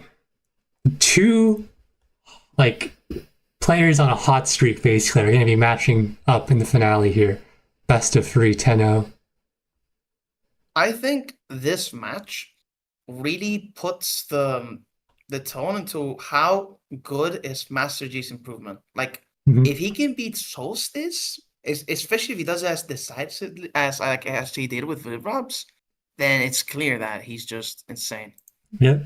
It's going to be a huge match. The first gold medal available in a major for a long time. The first NSPCL point earning event. And the winner of this match gets a guaranteed spot in, assuming it happens, the NSPCL championship at the end of the season. They're asking... They can't settle both. They have to play? Yeah, they have to play each other in Warrior? a rapid match for Weekend Warriors. Alright. I'm gonna get the NSPCL hype music playlist going here, because this is the finale. Oh? I need to find it first. Here we go. NSPCL hype. Are you watching the stream, Koki, or are you just on chess.com? I'm watching the stream right now. Alright. I've turned on the music. Here we go. It's going to be the finale match against Solstice and Master J winner. Let's get the coin flipping going. Solstice is the higher seed. He gets to pick if he wants heads or tails. He's also not in the VC, so I should probably let him know. Playlist? What do you say? Since when did we have a hype NSPCL playlist? I just downloaded some songs yesterday. Oh, I like it.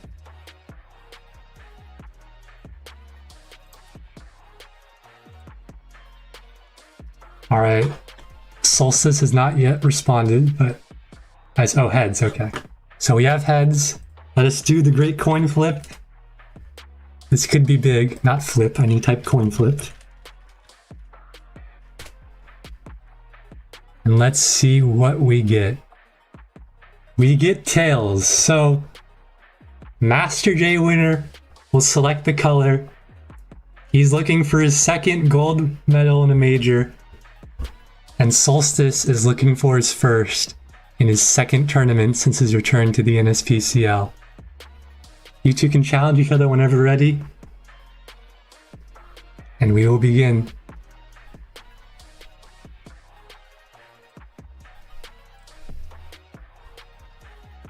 Okay, who's your money on? Oof, based on the past, right? Solstice is just on another level, but Master J has been making me ask myself questions. Yeah, I could see him beat Fleafrost, but that decisively? Yeah. It's whether betting on the new guy on the block or on the old, I guess. I'm gonna go Solstice because I need to see to believe. You know what I mean? Mm-hmm. Until I see it, Solstice is just such a one of the strongest NSPCL players ever. So let's see what the simulation thinks here.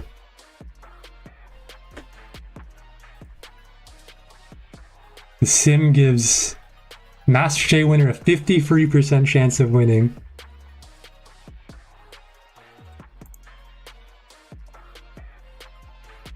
Let's see, they're in the match. It's time for the finale. Best of 3, 10-0. It's already, quite a few moves have happened already. We're on move 12. Let's review what's happened. E4, E5, okay. An Italian game. Oh, what the heck is this line? A rook was dropped by Solstice. Wait. Oh, I've seen this before. What is this line? I think I saw it with Scipio. Yeah, I think I saw it with Scipio, even. actually. I Hold on. I need to look at this again. What happened here? This is pure prep. I've seen Bishop it before. is sacked. It's crazy. Insane prep from both players. and we reach a dead even position. Master J winner up 3 points of material, but it's dead even. I would never play this black. Yeah, I have no idea what's going on for either side. What is that move from Solstice? Sacking the knight. Master J winner says, I don't care. I'm letting the knight go to e2. The queen is attacked and it moves. What does Solstice have here? What are we witnessing? Knight f4. The queen is under attack again. The pawn drops. Master J winner up 4 points of material, and it's still even according to the engine. We're seeing an attack. Potential checkmate right here. Do the queens get traded? I can't imagine that's right for black. How does black still have a chance here? I don't know. What is going on? This is insanity. I have no idea what black has. Queen b7. Is this all prep? Is this still like some insane line? The knight is traded for the bishop. I mean, Master J winner is just going to be up 4 points of material. A castle. Okay, are we looking at this right? Do I need to refresh the page? Hold on, I'm refreshing the page. Is this actually the game? There's got to be a bug or something. I think No, this is just straight up the game. Okay, what is going on? I don't understand anything I'm seeing. Master J winner just up 4 points of material. Sure, why not? The rook is gonna fall. I think still at 4 points. I don't understand at all how Master J winner's not completely winning here. Oh my god! I don't know what's going on. What is going on?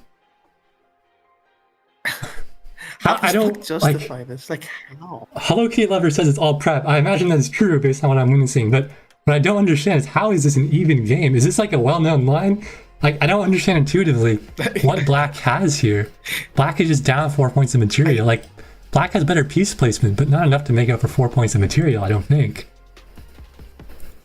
Yeah, unless like threatens something with activity and gains it immediately back, because it can't be long term. It can't be. It can't be something long term. It has to be like doing something with activity, right? Hello Kitty is going to join the booth here. I've invited them to speak, to give some analysis. Ooh. Hello. I think it might be even after like all this is because that rook in the corner near the king, is very, very weak still, for white. So that knight can move to d3 at really any point, and it can be a big attack for black. Mm-hmm. So that's why I'm pretty sure it's even.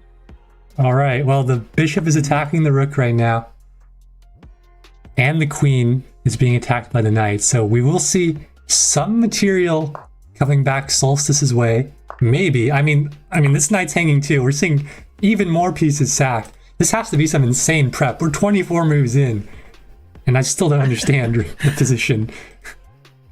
I want to see the game review. Like, this has to be farming brilliance, like constantly, right? I suppose. I mean, Solstice is only down a point of material now, so it's a pretty even position.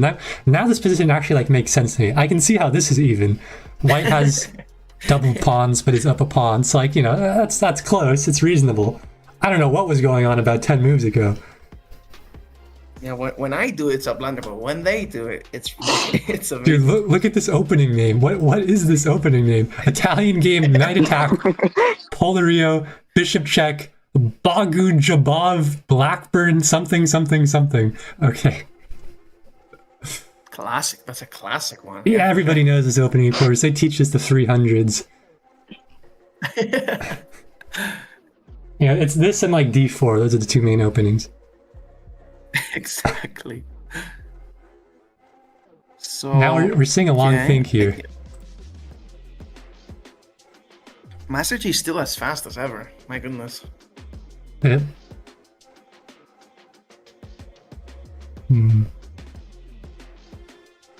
Solstice taking his time. We finally reached a more chill moment in the match. Maybe he'll take the open file of the rook. This pawn's under attack though, so he needs to address that. I think he's thinking. He's finally out of prep. We're only 25 moves in, and he's out of prep. I have a question. Yeah? What's up? Does our rook c8 work? Rook c8? I guess, yeah, you should attack the pawn. And then, yeah, and you attack the pawn, and if he takes the pawn, you take the queen, he takes back the bishop, and then you take the pawn, he can take the doubled pawn the next move. Mm-hmm.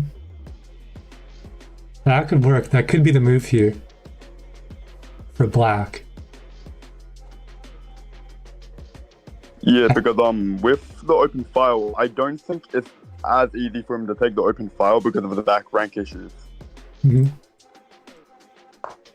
We see a knight move instead, and the engine does like this move. Oh.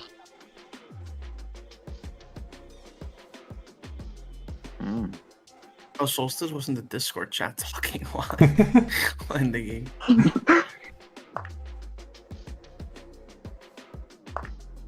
We see the queens traded off, and we reach an endgame. It's an even endgame. White has to move the bishop, or not. I guess white doesn't have to move the bishop. We're seeing a double attack here. Black could trade off this bishop for the knight in the future, getting white some more double pawns, but first both players need to deal with these threats, and white does move back. Black's knight is under attack now. I guess the question is, when do you cash in on the 8th? Yeah, we see the pawn falling. White wants to keep this knight alive. And now it's chasing after the bishop a bit. This pawn could fall too as well for white. Yeah, NC3 with tempo. You're right. Oh, true. Yet white is still given a small advantage according to the engine. We see the knight coming back to defend. I suppose after rook c3, white could maybe have taken the bishop to avoid losing 2 pawns. I'm not sure there. But then also rook takes, so I don't know. But anyways, yeah, but knight. I mean, yeah, but then after like you take the pawn, right, and then he takes the bishop, can't you just take his bishop? And then you take back the f pawn and you avoid the back rank.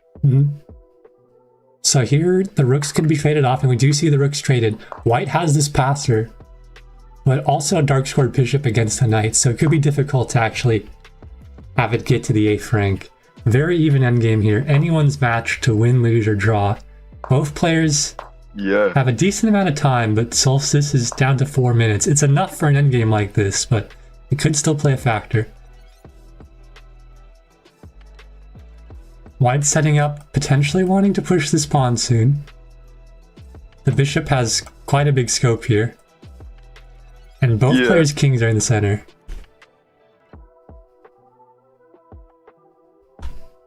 That is true. Master G does have some minutes, as Suzuki pointed out. That is a good amount of time, definitely, to figure it out. I wonder if we'll see f4 at some point for white. I do think trading off the knight and bishop could benefit white here, depending on how it goes, how it happens. We have seen f4. Does black want to trade? If they don't trade, black would have an isolated pawn here, which is also a pass pawn, I suppose, but it's a bit risky because it is trapped on a dark square. At least temporarily. White could also potentially play f5 in the future, but no, we will see the bishop checking the black king. The black king wanting to go after this pawn, but it can be protected by the light bishop. We see another check. Will the king move forwards? And now this is going to be very interesting. White is sacking a pawn. Well, okay, the knight's under attack, so white's not really sacking a pawn yet. But we're seeing a pretty imbalanced endgame here. The kings are pretty far away from each other. E4. The knight now attacking the bishop. This pawn looking like it's probably going to fall. And there.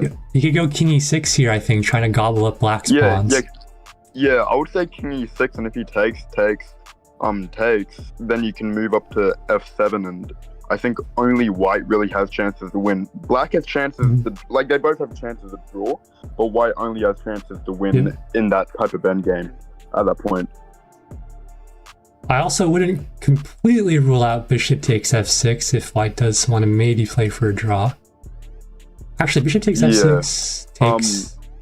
yeah, it's probably a draw. Actually, I think maybe after e6, after they take the bishop and all that, the king goes to f7, maybe the king runs over to like for example, like oh, we do e4. see the sack. There we go. Oh, wow. Oh, damn. So Makes now, sense, obviously, though, pawn 'cause, takes. like, because you're just trying to get connected pawns, so it makes a lot of sense here. So white pretty much will not lose this game now. It's just black that has to find the correct defense here, which should be possible, you know.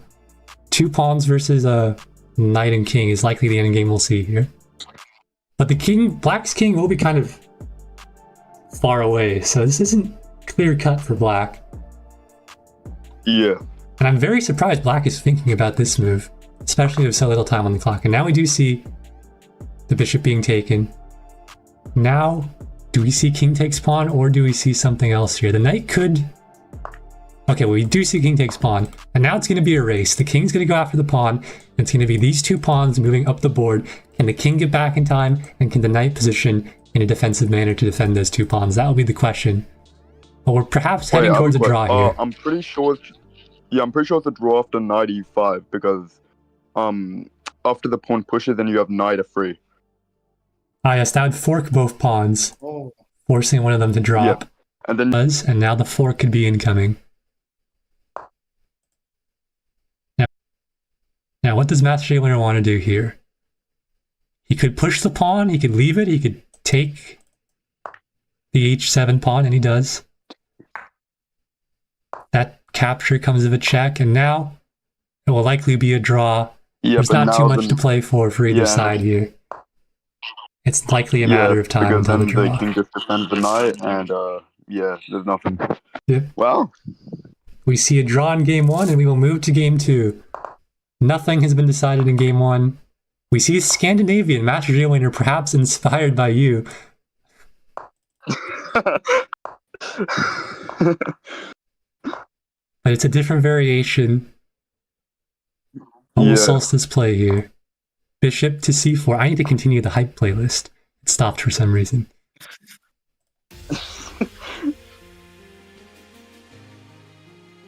Alright. Queen e2. This pawn is now pinned to the king.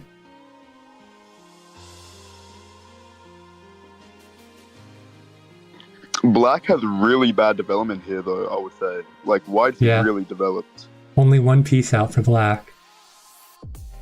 Yeah, like, the knight is good, like, well positioned, but then after something like... Maybe you can just take the knight, honestly. Mm-hmm.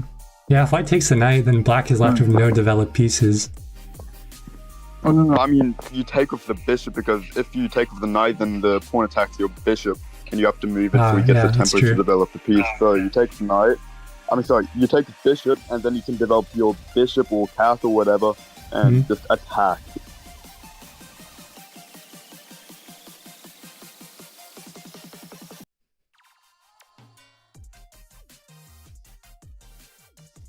Solstice taking a long think here. Seems pretty interesting, though. Yep. You could choose to play it safe here, maybe castle or something along those lines. Maybe even bishop g5 is a candidate move here. We see bishop d2, a pretty safe move. Pop engine move, actually. Bishop b4 now. We could see a mass trade here on c3.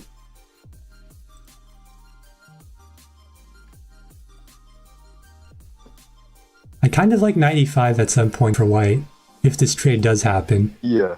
Because then there's no dark squared bishop for black.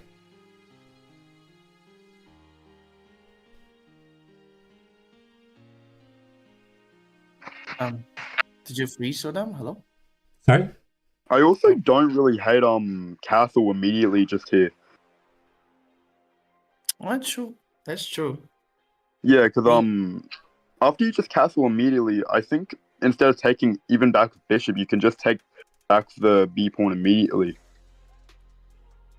Yeah, I feel like black is the one that has to figure things out, because white, you know, as you mentioned, like has such good development that you're not in no rush to do anything specifically, you know. Yeah.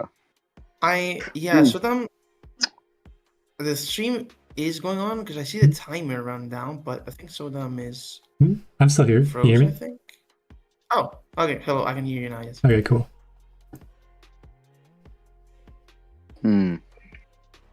Very long think by Souls. or Solus. I don't know how to say his name. I'm sorry. Solstice. Kinda, right? It doesn't. Yeah. It does surprise me though, because like I feel like Black is the one that should be thinking really hard about his position, whereas White is just more Wait, what about intuitive. I mean, I'm not sure, but actually, I was gonna say maybe Bishop G5, but then Knight takes is just pretty good for Black. So nah.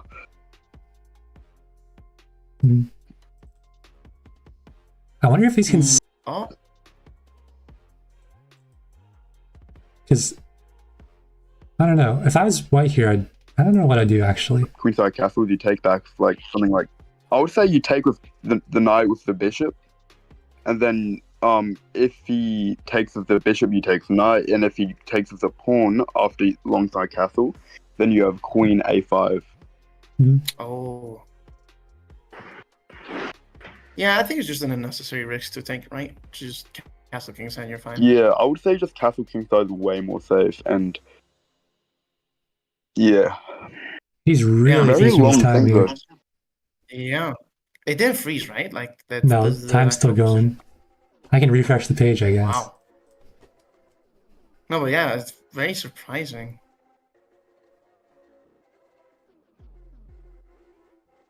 Oh, looks like there was a move. Wait, what? But I think this is like it wasn't frozen or anything. They just moved recently. Oh, they just moved it. Yeah, they just moved in that time.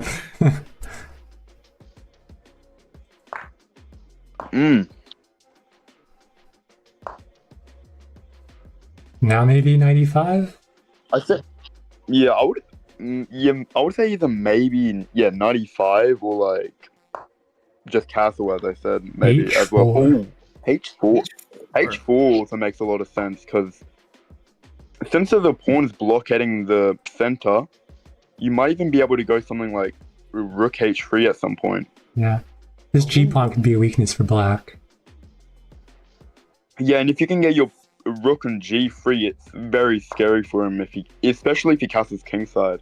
You see pawn to B4 also too is pushes really good. towards the sides of the board. Yeah, B4 is really good here because it stops. It like basically prevents queenside castling from Black because otherwise a huge attack is built up. I think maybe A4 here or something. Maybe, I'm not sure, but A4 doesn't look too bad, I would say. Yeah. Just takes away a lot of space from him, honestly. Both players keeping their castling options open here. Yeah.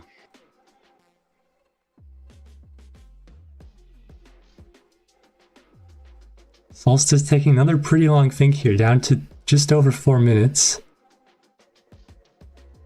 Master Day Winner still continuing to play incredibly fast at 9 minutes left on the clock. He has blitzed out 15 moves in 9 minutes. Is King F1 a possibility? Maybe. But we do see 95. Yeah, because then... Yeah, 95 is pretty good, I would say. Now the queen's attacking G7. Black will have to find a response. Lots of ways to defend that. Probably like, like Queen F6 or Rook A, or but basically those. Or maybe even King F8. Yeah.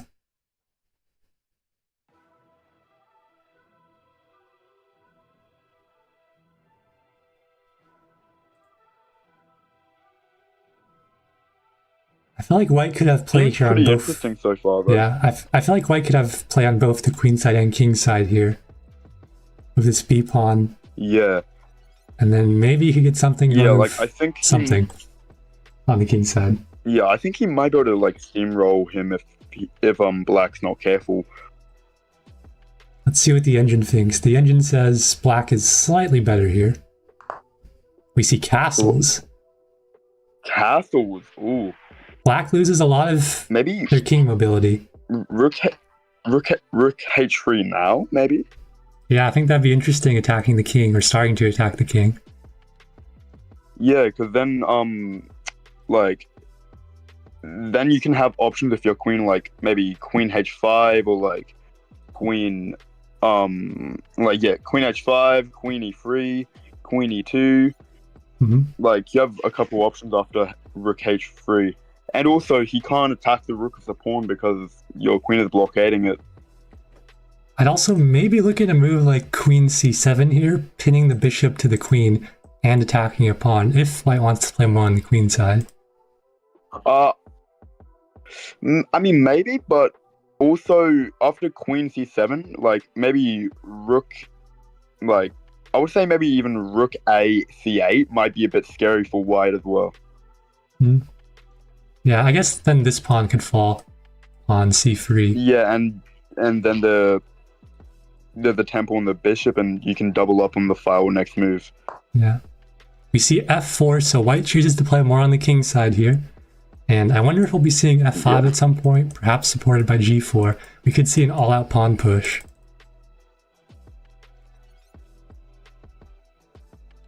What does black do in response here?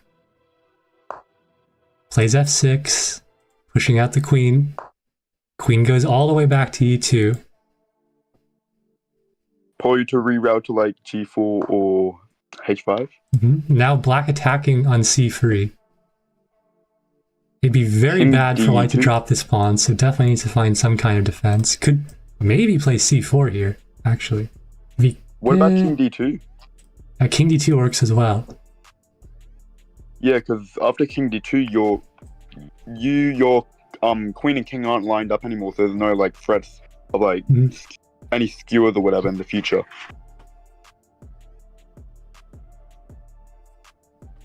But yeah, it's pretty interesting.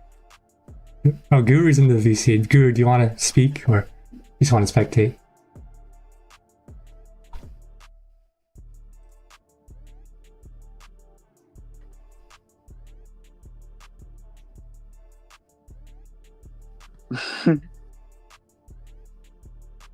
I think he said he has to go in 5 minutes or something. Ah, okay. Oh, you can speak for a bit? All right, cool. We can have the goat enter.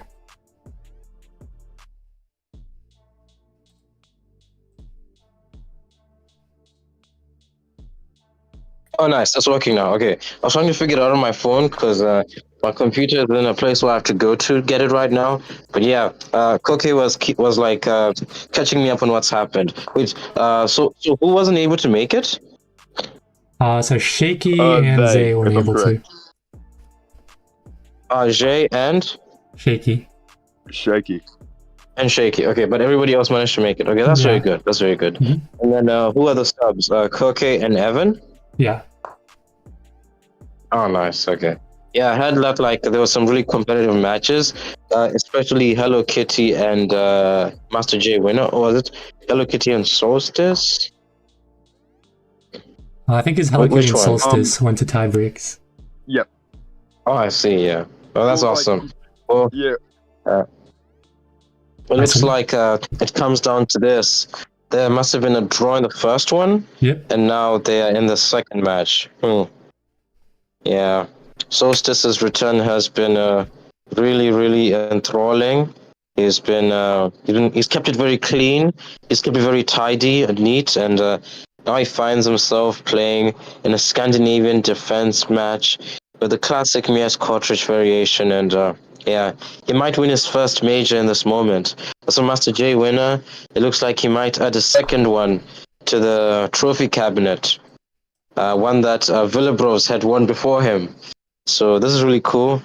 Yeah, I wish I'd been there from the beginning, but I really had a busy morning and I can't stay for too long, unfortunately. I have to go like literally in the next minute. So, but yeah, great to see everything went well. Yeah, but like, how's it been? You guys have been the ones watching. Yeah, it's been good. It's been a very good tournament. And right now, Solstice have just 51 seconds left on the clock. It's going to be coming down to the wire here. It's an equal position, but Solstice needs to play very quickly. Yeah. Oh, yeah. That is true. Yeah, I think... Seems very interesting right now. Yeah, when you asked, like, how it was, I think everybody has commented how positive this tournament has felt. Like, just the activity, the competitiveness, the level of play. I just wish... I hope that this is contagious. Well, I just realized something. If what's it called? Soul is not careful, he could also lose his rook for the bishop as well. Wait, what's the line? Like yeah. if he's not careful right now, in the future, bishop a6 is a threat in the future. You're right. Wait, Wait, I have a very question. careful. Does black have g5? G5? G5 is insane. No, I think G5, then you just check and, well... Yeah, I think after G5 check and then... You're dropping a lot of pawns here. G5 check and then, oh yeah, maybe, eh? Yeah, it's a bit iffy, eh? Yep. Yeah, it just opens up everything in the back. Master J Winner, he's taking a very long think here. He's really not been thinking much during this tournament, but it's worked out for him. He's put pressure on the clock against his opponents, and this game is no exception. But he needs to find you're able to play that something accurately with almost no time usage. I mean, this is when he has to deliver. Because if he delivers here, he's gonna have the momentum in that third game. Yep. Oh, absolutely. And sometimes that just makes the difference. Having that confidence heading into the match, it plays a big part. And it looks like has mitigated whatever error would have arisen from that situation. Does Solstice try to trade off the queens here, trying to simplify on low time? No, he goes for an attack here, pushing to g5. I think he knows he needs to find a way to break through and create chances for himself quickly, or else he just doesn't have enough time to win an endgame with 34 seconds left. Yeah. Take and then take. Or wait. I was thinking maybe even black had g6 there, and then they hide the king on the h7. Mm-hmm. The queen comes in now, checking white's king. What does white have here? Maybe something like queen e3 could set up a threat of this, but I don't even know if there's anything there. Maybe, the bishop a6 move comes in. White can block with the pawn, though, and we'll see the bishop move out of the way. Yep. I think white needs to push here on the h-file somehow, or get their rook in. I'm not sure how to do it, though. They're looking to go, I imagine, e3 here, bring the rook over, maybe going for some kind of attack. Just 22 seconds left on the clock now. Master J Winner can take his time here and think, but he's still playing quick. Solstice of queen e3, looking to play rook to g1 and infiltrate on the king side, but black also has a lot of pressure here. Oh wait, bishop sack is an idea. Bishop sack to f5, takes, and then the queen can come in, and there's a lot of threats for white in that position. That could be what Solstice is trying to go for. So maybe black needs to go something like queen g4 maybe. Oh, he finds a pin on the bishop, and now Solstice goes for a trade, surprisingly. If I'm Master J Winner, I just take this trade and try to win the endgame, because Solstice is only has 20 seconds left. Pawn over there. Yeah, I would say you can as well. It's going to be interesting. He goes back. That's a huge advantage for white now. White attacks the rook. What does white have here? Maybe bringing the rook over? I'm not sure what's concrete. Oh, wait, now the bishop sack, I think. Wait, maybe... No? Wait, no, I think queen h5. Queen h5, threatening mate. Solstice has found a way to give himself a chance here in the final seconds of this match. Just 18 seconds left. Can Master J Winner has to take his time now. How'd you get out of this?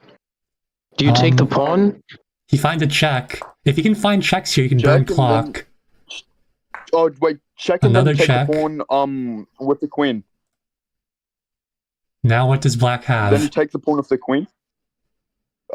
Takes the pawn. Take on g7 with the queen. Yep. Now what does white have? He has to find something quick. A check. You can go here. With the king. The bishop will fall, though. And also the rook. The rook can come in after the bishop falls. The rook will fall. But no, he takes the rook instead. I don't know if that's the right move, because now his attack is going to take longer to execute. Now he can put pressure here. He needs to move the king and take on e6. That's the plan here for white, I think. Or he can sack the bishop and maybe go for some kind of idea. I'm not sure here. There's a lot of moves to be made. Queen d6. Looking to infiltrate once more. Black has no checks that I know. Actually, no checks for black. White can also try to find repetition here. White finds a check. One more check. Could you get repetition? Trades off the queen. Very limited time here for White, but he's going to look to find checkmate. 6 seconds on the clock, taking all the pieces he can. He can force a draw here if he takes all of the pieces from Black, and he's guaranteed himself a draw now. Can he find the win with 5 seconds left? The bishop for White trying to defend. The king sitting there on f8. We're seeing moves come out from White as fast as possible. And when it looked like Solstice had lost it all, he scraped by, but can he secure victory in the midst of it all? There's just 2 and seconds it looks left. like he does. Solstice wins. It's checkmate. 1.8 on the clock. What a game. So now Master J has to win here to force tie breaks. Yeah. Wow. What a game. Wow. That is amazing. All Souls has to do is just make a draw. That's all he has to do. Yeah. That's all he needs. Will we see the same line as in the first game, which was one of the craziest lines ever? And we do see the same one. We're going to see about 25 moves of theory here. Playing it again. Wait, what? Oh, different move here. Okay. I have to go. Otherwise, I'll stay for too long. But thank you guys. This was really great. See you later. Like in 10 seconds, I almost considered not going, but I have to go get my computer. See ya. Yeah. All right, so now Solstice has thrown a cork into the position here. Maybe like Queen takes a7. Maybe I'm not sure. He's not interested in 25 moves of theory this game. I'm wondering. I'm wondering what the evaluation is right now for it. Looks like Black with a small advantage. Black.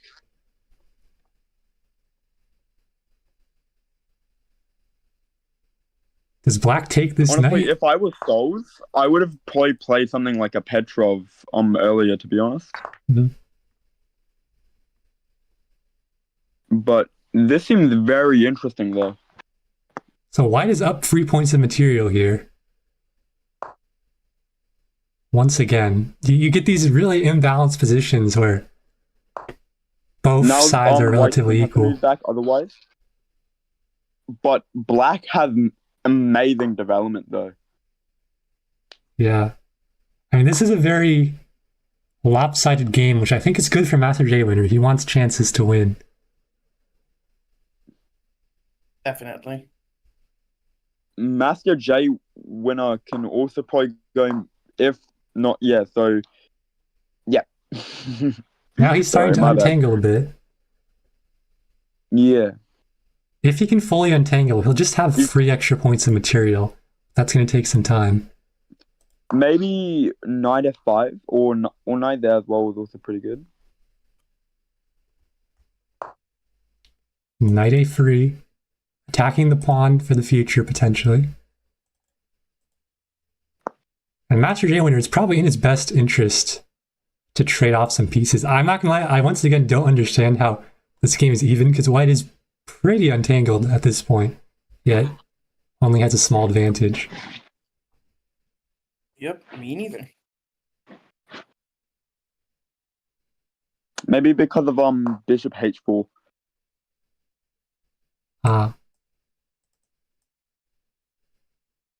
So yeah, Black is then, and h5 is crazy. A bit hard to, yeah. H5 is pretty crazy here.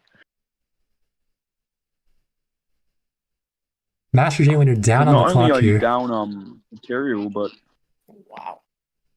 Okay. Let's see this. It seems it's still equal, which is crazy. Yeah. The pawn H4 pushing. Marching into the position. How do you save your queen exactly? Queen here, maybe? Yeah. I mean, a queen trade is great for White here, I think. Maybe not, actually. I don't know. Oh, okay, the pawn fall. That's a pawn, right? Yeah, it's a pawn. Okay. Now White is untangled, though. +1 according to the engine, up 2 points of material. They're up in exchange. Black queen starting to infiltrate, attacking this really weak b2 pawn.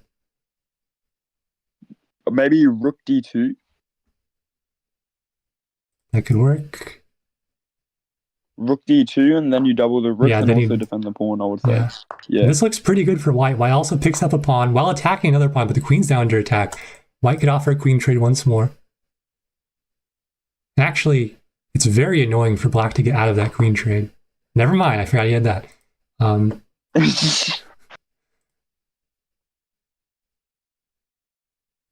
Maybe something like queen Maybe, b7? yeah. Queen b7 would pretty much guarantee her winning this a7 pawn. But he plays a perhaps safer queen e4, attacked again. He cannot draw. Yeah, because then you can move your queen to a4, and it's much easier to defend the king side when it's on a4 rather than b7. Mm-hmm.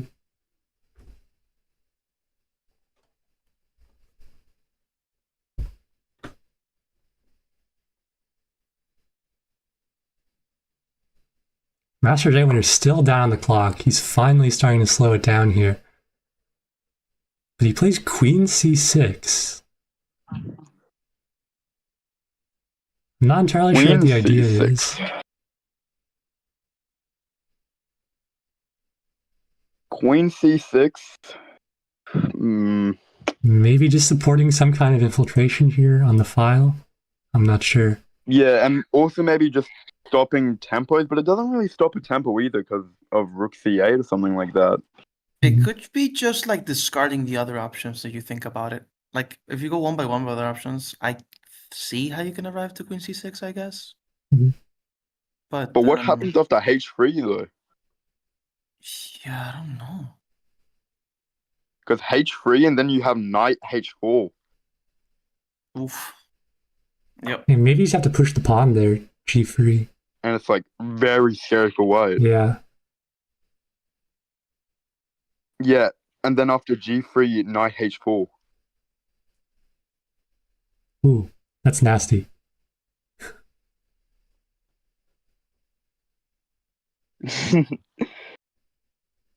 Black is thinking a long time here. Solstice has clearly displayed that he's not afraid to think for a long time in these early and middle games.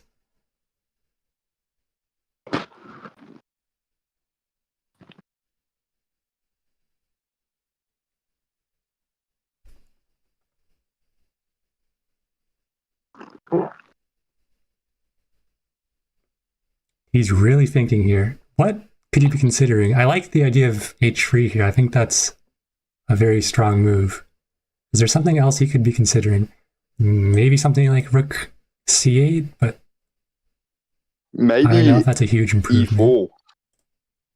E4 would be very interesting. Cutting off the queen. E4, cutting off the queen. H3, knight d6, practically pre-moved, attacking the bishop here. Oh, there was a draw off there, by the way. Yeah, Solstice is just trying to get the guaranteed win of the tournament, I think. But Master J Winner's smart enough not to accept. So now what does Black play? Takes. Okay. Yeah, he plays takes here. Then after that, Knight takes? there, yeah, then just knight takes and then queen takes. White's still slightly better according to the engine. Still up 2 points of material.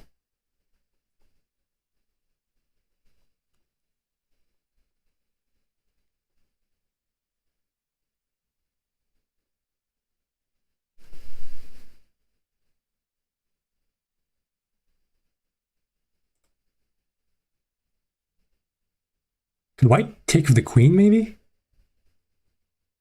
Oh. I don't think white can because of the knight h4 idea. Because the f3 square is way too weak to give up, basically. Knight takes, and the pawn pushes. Wow, lots of moves here in quick succession. Knight h4. Putting pressure on this f3 pawn, but there's no way to take it yet. And this pawn on g2 is basically saving White's king. Wait. What about queen h3, maybe? What's the idea? Queen h3 followed. Then the next move for black is e4. E4. Ah, okay. Does it attack the bishop? E4 and then the bishop e5. Oh, E4, then can't white just queen take, or? I mean, actually, yeah, true. Well, we do see Okay, a so preemptive queen queen goes E4. there. White has some defending to do. Now white with a big advantage according to the engine, plus 2.8, 2.7. Because now they can take the pawn, because the knight is no longer on h4. Yes. And now white certainly has chances of winning this game. What does black do here? White is up 3 points of material. Master J winner is pressing. Looking for his second major win, looking to stay alive. Solstice trying to deliver the final blow. This is so interesting, bro. I don't think black can trade here. Then you just be simplifying. Rook to d8. Maybe just a slight improvement of the piece's position, because I don't see anything threatened from that move. Oh wait, queen g4, right? That forces a trade of the queen. Well, yeah. I think queen g4 simplifies. I'm pretty I would say either queen g4 or maybe even king h1. Mm-hmm. Or resignation. And we see tie breaks, wow. rapid 10-0, one game. If it's a draw, we move to blitz. I'm so hyped. This is for all the marbles. I'm turning on the intense music again. We need some. All right, knight f3, a change in openings, I believe, in a Catalan perhaps, or just some kind of king's fianchetto or king's Indian attack. I've stayed up. Sorry? I've stayed up since I think 12 a.m. just to watch all this because it's so interesting. What time is it for you right now? 4 a.m. That's crazy. Yeah, I'm pretty sure I played Soldier like 2 a.m. Oh my god. All right, so we see a king's Indian attack. Yeah, it seems pretty interesting so far. Mm-hmm. D4 now. So we could transpose to a Catalan. I'm surprised by the switch up of openings, right? Like when he draw, going for such an aggressive opening, but now kind of like calming them, being like, okay, maybe I gotta play more solid. Yeah. Yeah, it's going into like a pseudo Catalan-ish thing, I would say. If we do get there, who do you think is the favorite in blitz? In blitz? That would be the next tiebreak. I'll have a look. Because I'm pretty sure Sold is like 1900 in blitz, so he's still pretty good at blitz. I'm pretty sure I'm going to quickly check MJW's thing. Give me a second. Where's MJW? MJW. I think his username is Master J Winner 2, or you can just use the /search command. Yeah. Oh yeah, true. I'm gonna use the bot to see what it thinks. Oh, I did put best of 7 instead of... It gives the advantage to Master J. Mm-hmm. Actually, by a lot. Like 65 to 34. Dang. Yeah, I think Solstice is a bit underrated by the bot, because Solstice in general is underrated on chess.com compared to Lead Chess.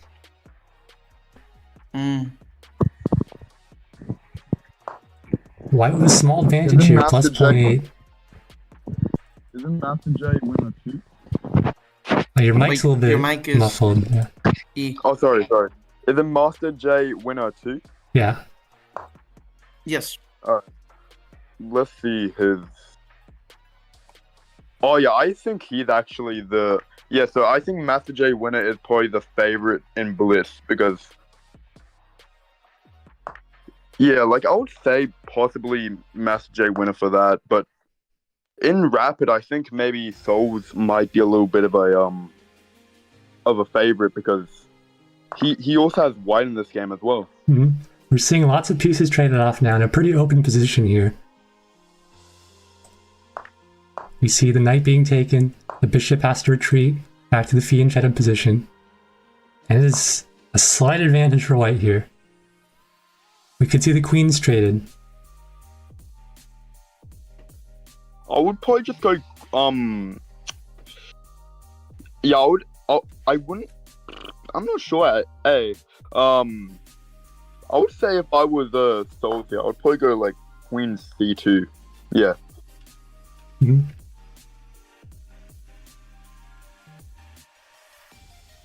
Alright, I've informed the players that the next game would be blitz if we see a draw here.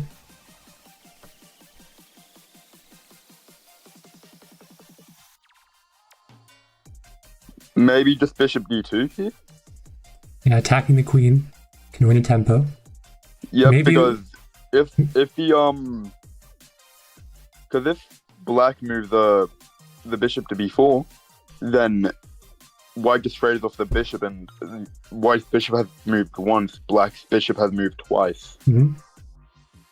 I could also see them keeping the file open for their rooks, potentially. By the way, question. Yeah. How big is the LCC in terms of points compared to the rest of the tournaments? So it's a major event, it's a major cup, so it's tied for the most of the other major cups. So it's 2,000 points for the winner. I think like either 1,500 or 1,750 for second. If you look at the updates channel, I posted it like a message or two ago. Let me see. Yeah, I'll quickly have a look at the update channel actually. Mm-hmm. Update. Basically, this tournament is like within the type of tournament that's the biggest one in the NSPCL. It gets you a spot in the end of your championship, 1,000. The most points, and of course a medal. I have a question. I know how like first and second are decided, but how is third and so on decided?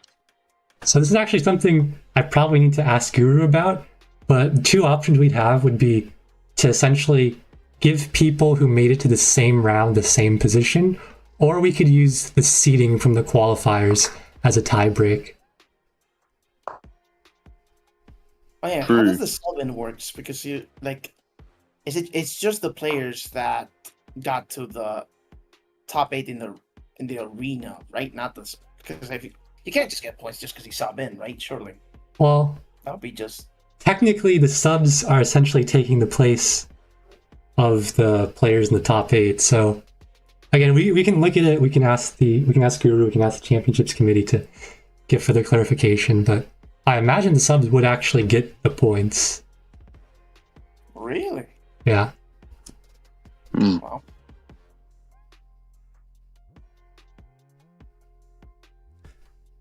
So Master J winner has taken the open file here. Still a relatively even game with white having a small advantage. I wonder if we'll see maybe a3 and b4 at some point. But also, white has to keep control of this d2 square. Well, it doesn't have to, but... Oh wait, no, this bishop is pinning the pawn, so you have to defend this pawn with something at all times. What about, you, as white, you move the king to f2 and then to e2. Oh yeah, to block off the rook infiltration. Yeah, because after all that's said and done, then you can reroute the bishop with b3, then bishop b2, and then bishop c3. We see a potential trade here.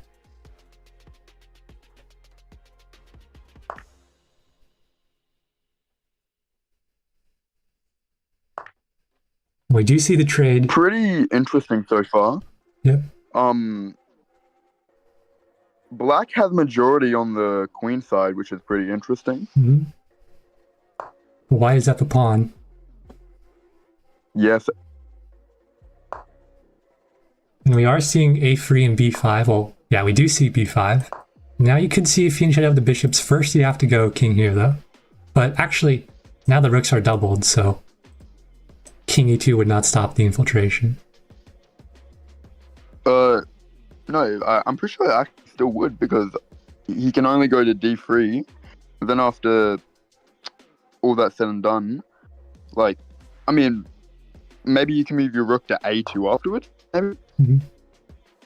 Yeah, I'm just trying to think of, like, if black ever wants to move this bishop, right now they can't because d2 would be an issue. Yeah, like they can't move the bishop because of that. But Oh, maybe big after advantage rook for white a2 now. they can. White is plus 1.5, and they wait. find the right move, looking for a rook trade perhaps? Yeah, Yeah, a rook trade definitely benefits white here as they are up a pawn. yeah, and also the black bishop is really bad as well. Yeah, all of white's pawns are on dark squares. So perhaps rook d2 here.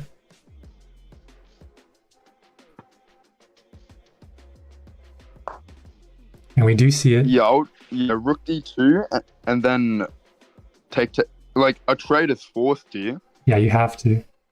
But still a rook for Master J winner, still play, certainly. Looking to infiltrate on the A file now. What does white want to do here? Maybe finally entangling the bishop. I think a bishop trade isn't the worst thing in the world for white either.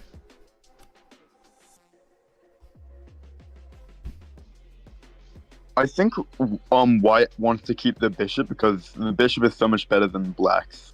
The king now going up. Both kings marching towards the center.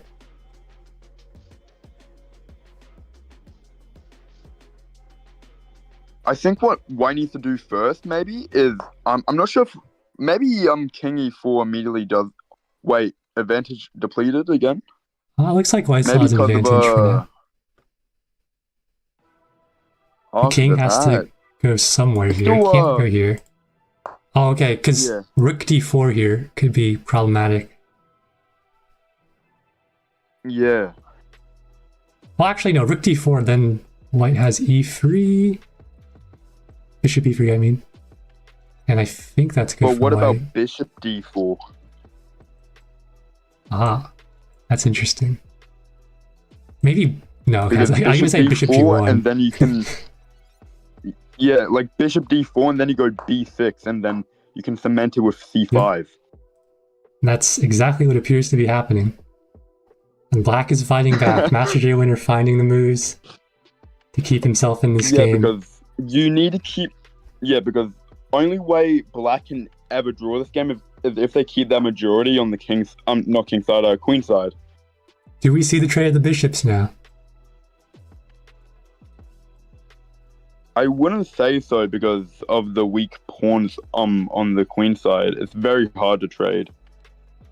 And also because of the major majority on the what? We do. I think the That's issue is that pretty black didn't really have anywhere to go with the bishop besides like f2 or something, and that might get trapped. Yeah, but then but I would say maybe instead of trading, he can maybe just go c5. Well, c5 was covered by the pawn, right? I think. Yeah, and then they take, and then after bishop takes, you can take off the rook Okay. or the pawn, either one really. So now we are in a rook and pawn endgame with white up a pawn, Solstice looking to convert a small advantage into a victory, but now the pawn's under pressure and he'd have to bring the rook back to defend it, which is kind of annoying. The engine says this is a draw, but the king now will be trapped on the back rank, so it's definitely harder to play for black here. Black does have to pass pawn. King e6. King e6 would be illegal. Oh wait, no, I'm delusional. E6. I'm delusional. Okay, my bad. Now the pawn Doesn't check. walk to 5? Very interesting. It's free versus two pawns. I would love to see a blitz tiebreaker, to be honest. True. Especially for the finals. Yep, that'd be hype. So white has the option to trade rooks here. I don't know if they want to. Wait, I don't think Isn't they this- want to be honest. I might be dumb, but why isn't this winning? Because then you have to move the king, rook takes, then you can run with the pawn. No, you can take the pawn. Huh? you can- I'm lost, I'm not gonna lie. After rook check, you can take the pawn on f5 and it still defend the rook. yeah, you're right, okay. Oh, So now the pawn is pushing. h4 could be very interesting because well, yeah, you just take it. But then it's very hard to defend the H2 pawn. Mm-hmm. Apathetic. I don't need to go to sleep. It's 11 a.m. for me. I did wake up at 6, so maybe I do. I don't take naps, so you'll have to wait for me to sleep.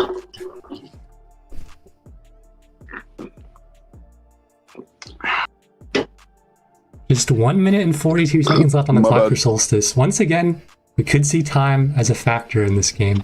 Last time he clutched it out with 1.8 left on the clock. Can he find something like that again? Can he find a draw here, which would force blitz tie breaks? Also, if Solstice doesn't take his pawn, Master J or MJW also has a rook e2 afterwards. Rook e2. Like say if yeah, like rook e2 after like something like g4. I was really confused because I got the colors mixed up. I thought Master J winner was white.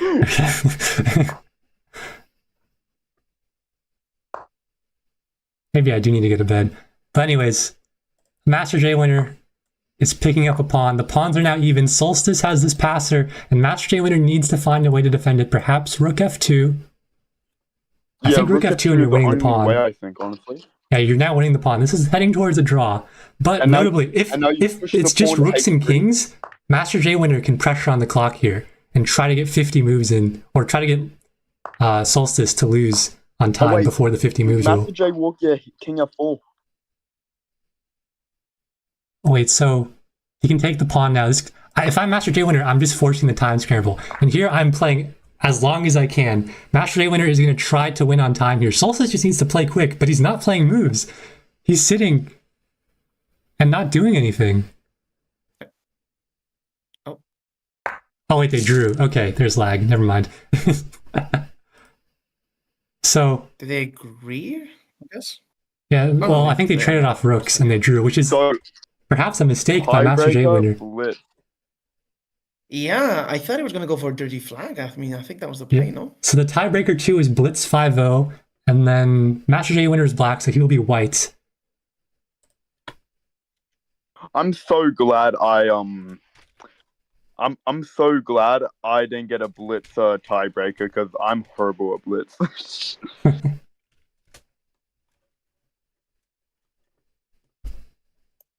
All right, well, we will now get the finale. I need to start the hype music again. Hopefully it'll actually last for the match this time.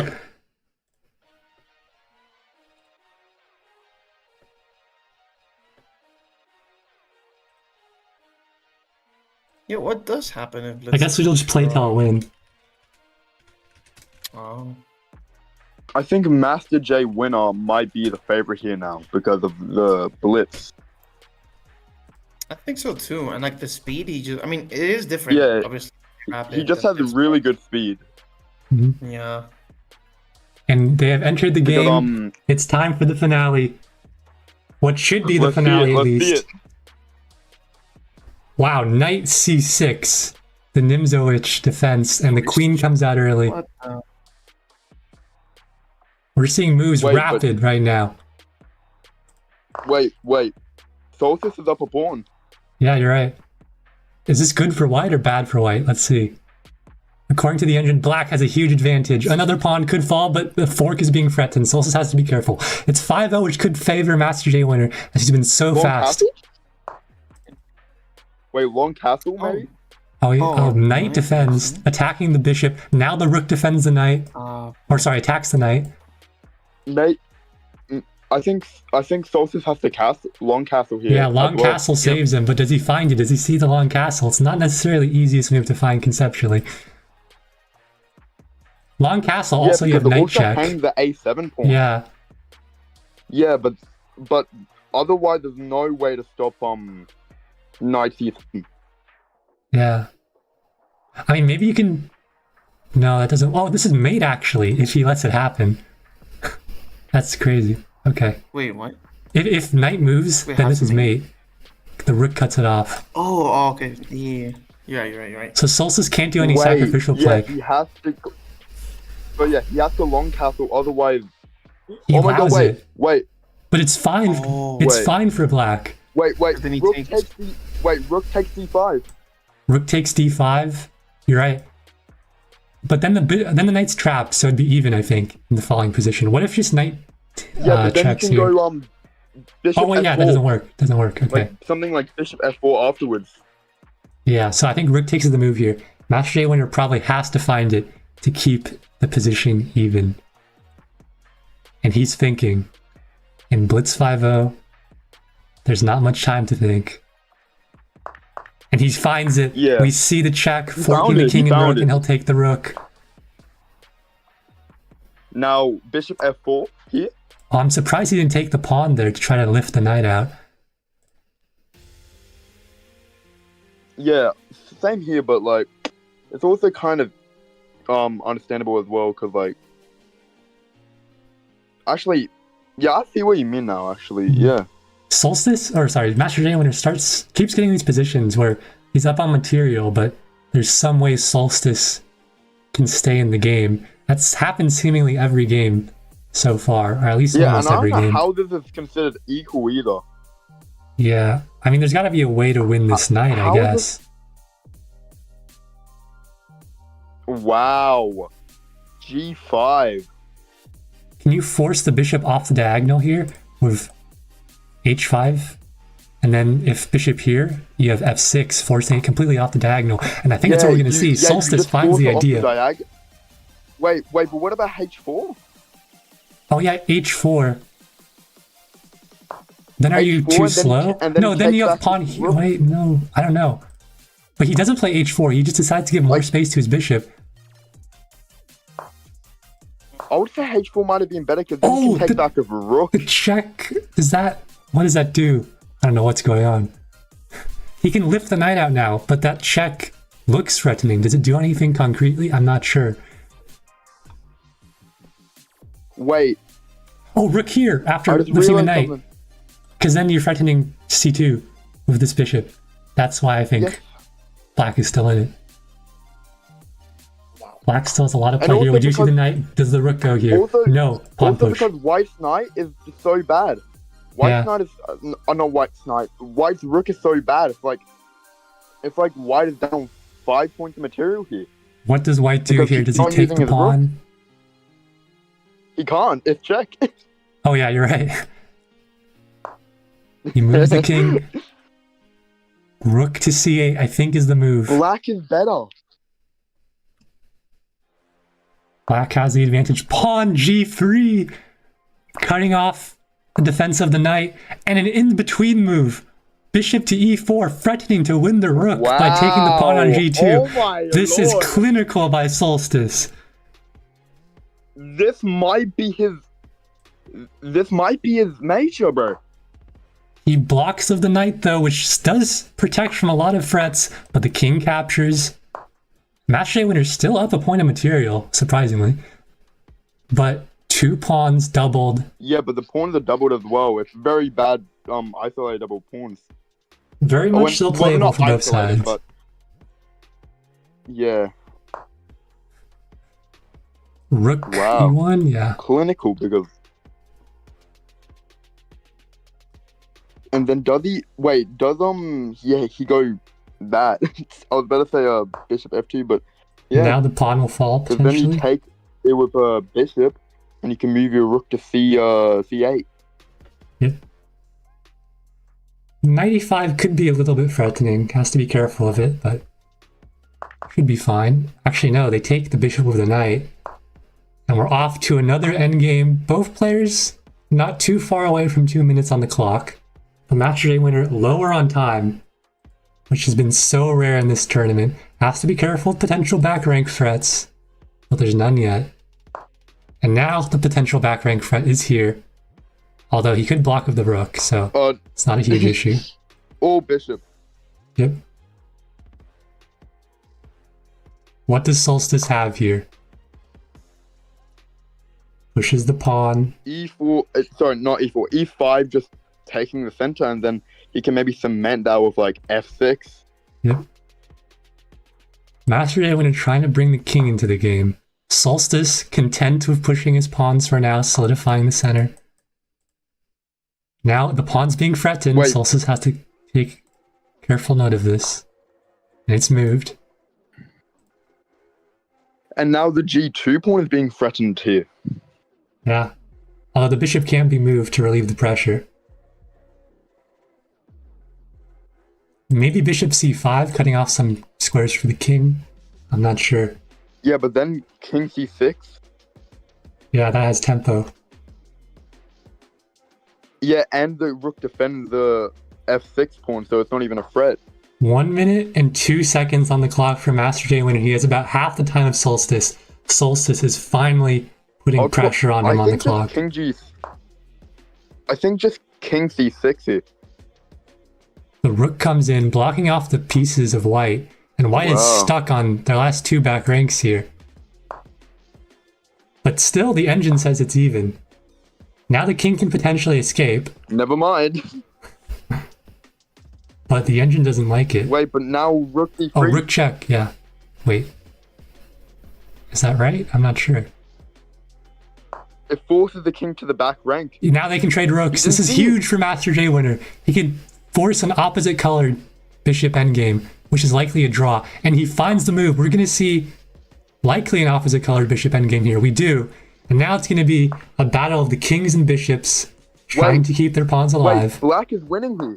Yeah, black is winning. They gotta be careful of this passer, though. If they're not very careful, could go home free. White trying to create chances on the queen side.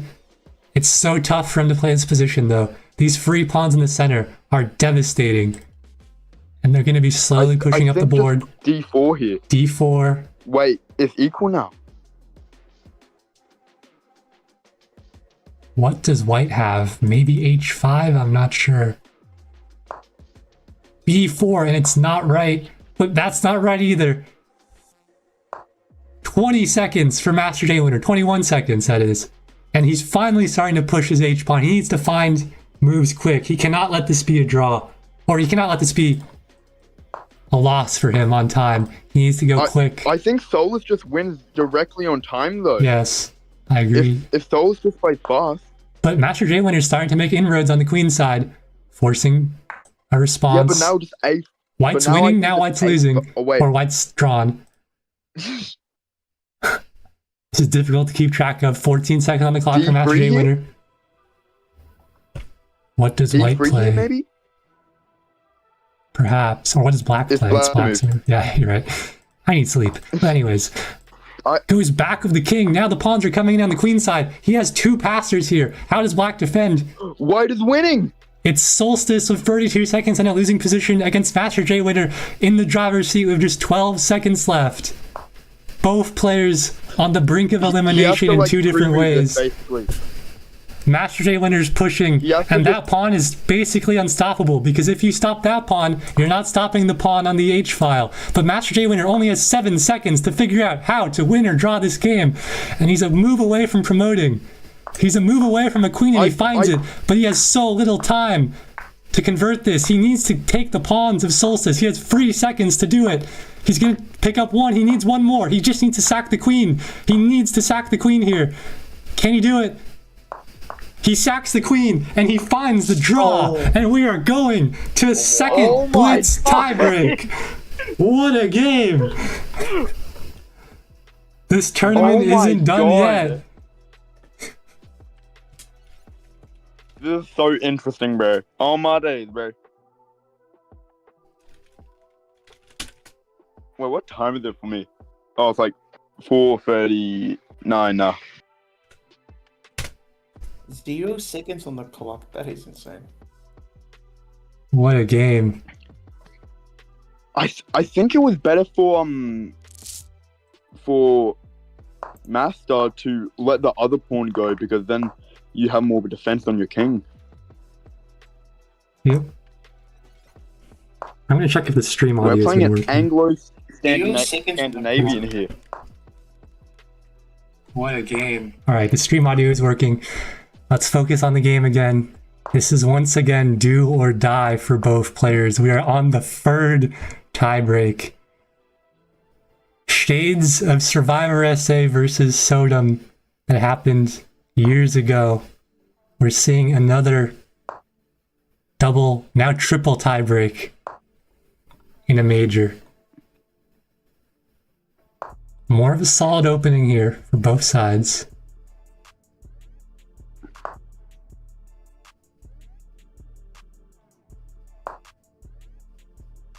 Maneuvering the bishop around.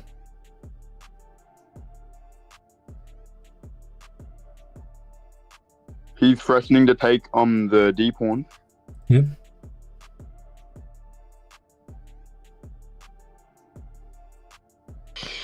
Can white push here? What does white play here? This would be really dumb probably, but white maybe could go d5. Doesn't No, white because just then move the bishop no, because that after just loses the pawn. No. Oh yeah. Wait, does it? Oh. I've been Yeah. commentating for 4 hours and 42 minutes. I'm losing my brain cells. Pin. Okay. Okay. Has to be careful What here. what Black. does master do here?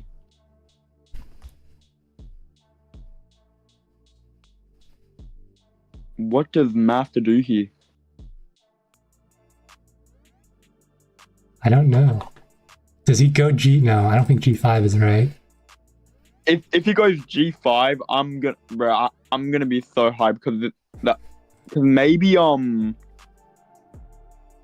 know, but like in Blitz, people make a lot of mistakes. Maybe he could sack the knight. It probably isn't a good move, but sacking the knight could make it very interesting. Mm-hmm. Problem I see is that in the case of the sack, I mean, to play G5, look at white's pieces. I feel like white can get an attack going really fast, and black is gonna be so sluggish, like to get his pieces to. Wait, that side. actually, I think black needs to play G5 because of E5 coming up next. Oh. Yeah, unless he has a way to get out of it. You're right. We might be getting a crazy line here, depending on what the players opt to play. Like, master's taking his time. Yeah. No increment in these games. Every second counts. Does he give up the doubled pawns? Master is down 35 seconds. Yeah, he could always Oh my move the God. queen out of the way, but that would give up the bishop or knight trade, opening up the king. Yeah, but that could also be very interesting because then you can move the king to like H7 or H8 and move the rook to Yeah. G8. But I think the issue there is that because black has already pushed this h-pawn, this bishop on d3 would be doing work. Yes. Maybe. Wait. I'm going to refresh the page just in case I'm lying down. Very hard here. Okay, no moves yet. Master Day when it really is thinking here. I mean, I'm pretty sure just G5 is pretty obvious though. No? And he does play it. Oh boy. He played And the the line I was sack. saying. Oh my We are god. going to a place Yeah, where because I nobody don't knows think what's you can going stop, on. Yeah, like that now. They have to. It's definitely winning for. It's equal. Oh my Engine God. says it's equal. Not the right move for white, but still very much in the game. Knight to d4. Knight's being traded. The queen might come in now soon. the queen is also coming. Yep. Wait. Maybe at some point F4 can be played. King g7 here? Is that the only move? And it is. Yeah, because you need to reroute your rook to H8. This is an insane position.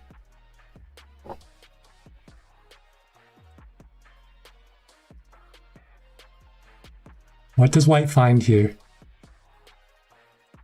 It's I really would difficult say for black white to could entangle. play maybe. H3, it's not right. I was thinking maybe H4, but they go Yeah, safer. because look at the B2 pawn. Yeah. The B2 pawn is still hanging. Now black is starting to entangle G4. Solstice going all in. Now the knight's out. Bishop back. I'm so hyped for this. White is at a disadvantage according to the engine. Pieces are being traded off. Yes, but Master J Winner's only at 138 on the clock and still has a lot of defending to do. Maybe Solstice takes off the F pawn here to He does. complicate matters even more. The knight attacks. Oh man, big advantage. Wait.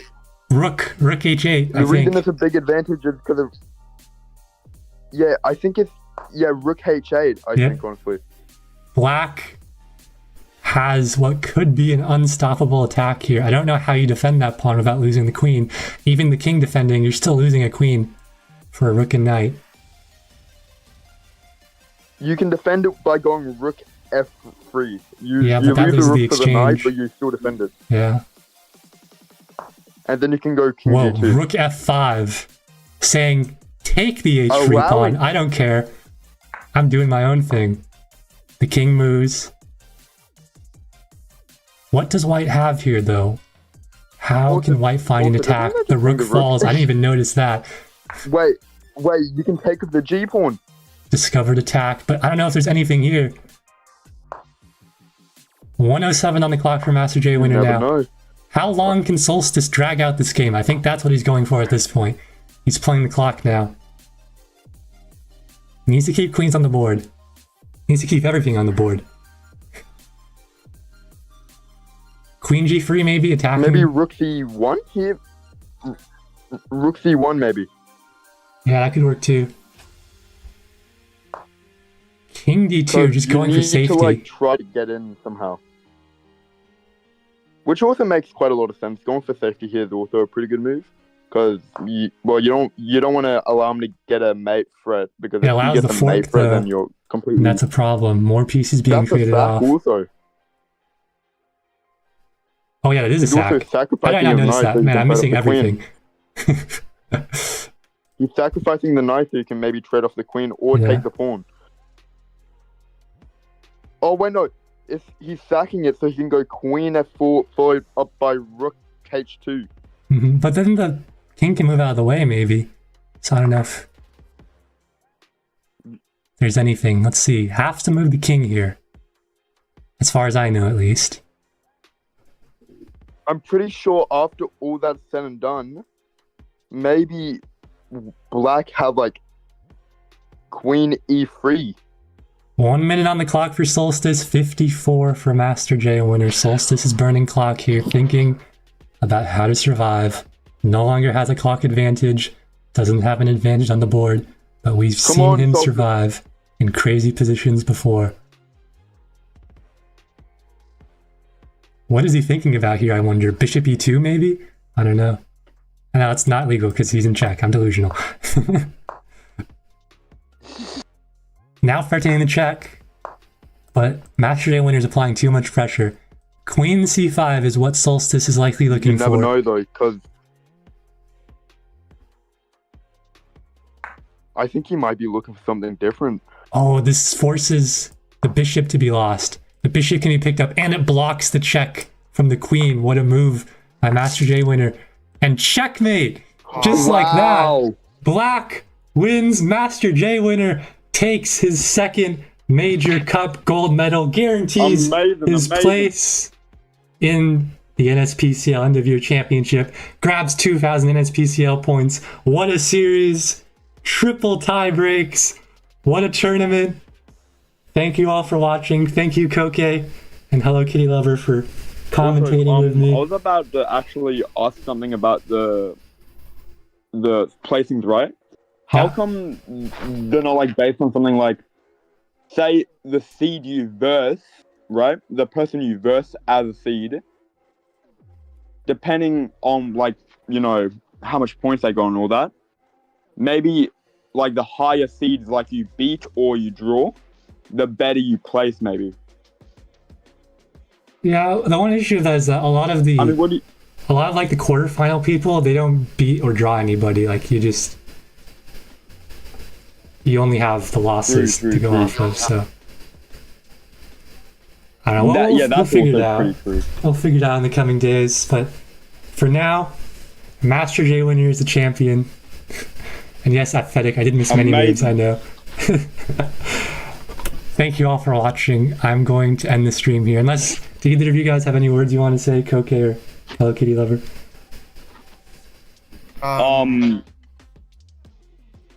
Thank you for having me up. And this was an amazing tournament. I wish to play in more tournaments and probably entertain you guys, you know? Yeah. Same. All right. Honestly, I was gonna say something similar. Like, I just hope the next tournaments are as cool as this one, and I'm excited for the next one. Yeah. All right.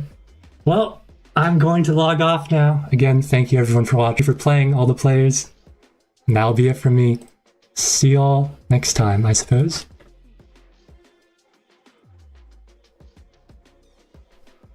What a series, what a tournament.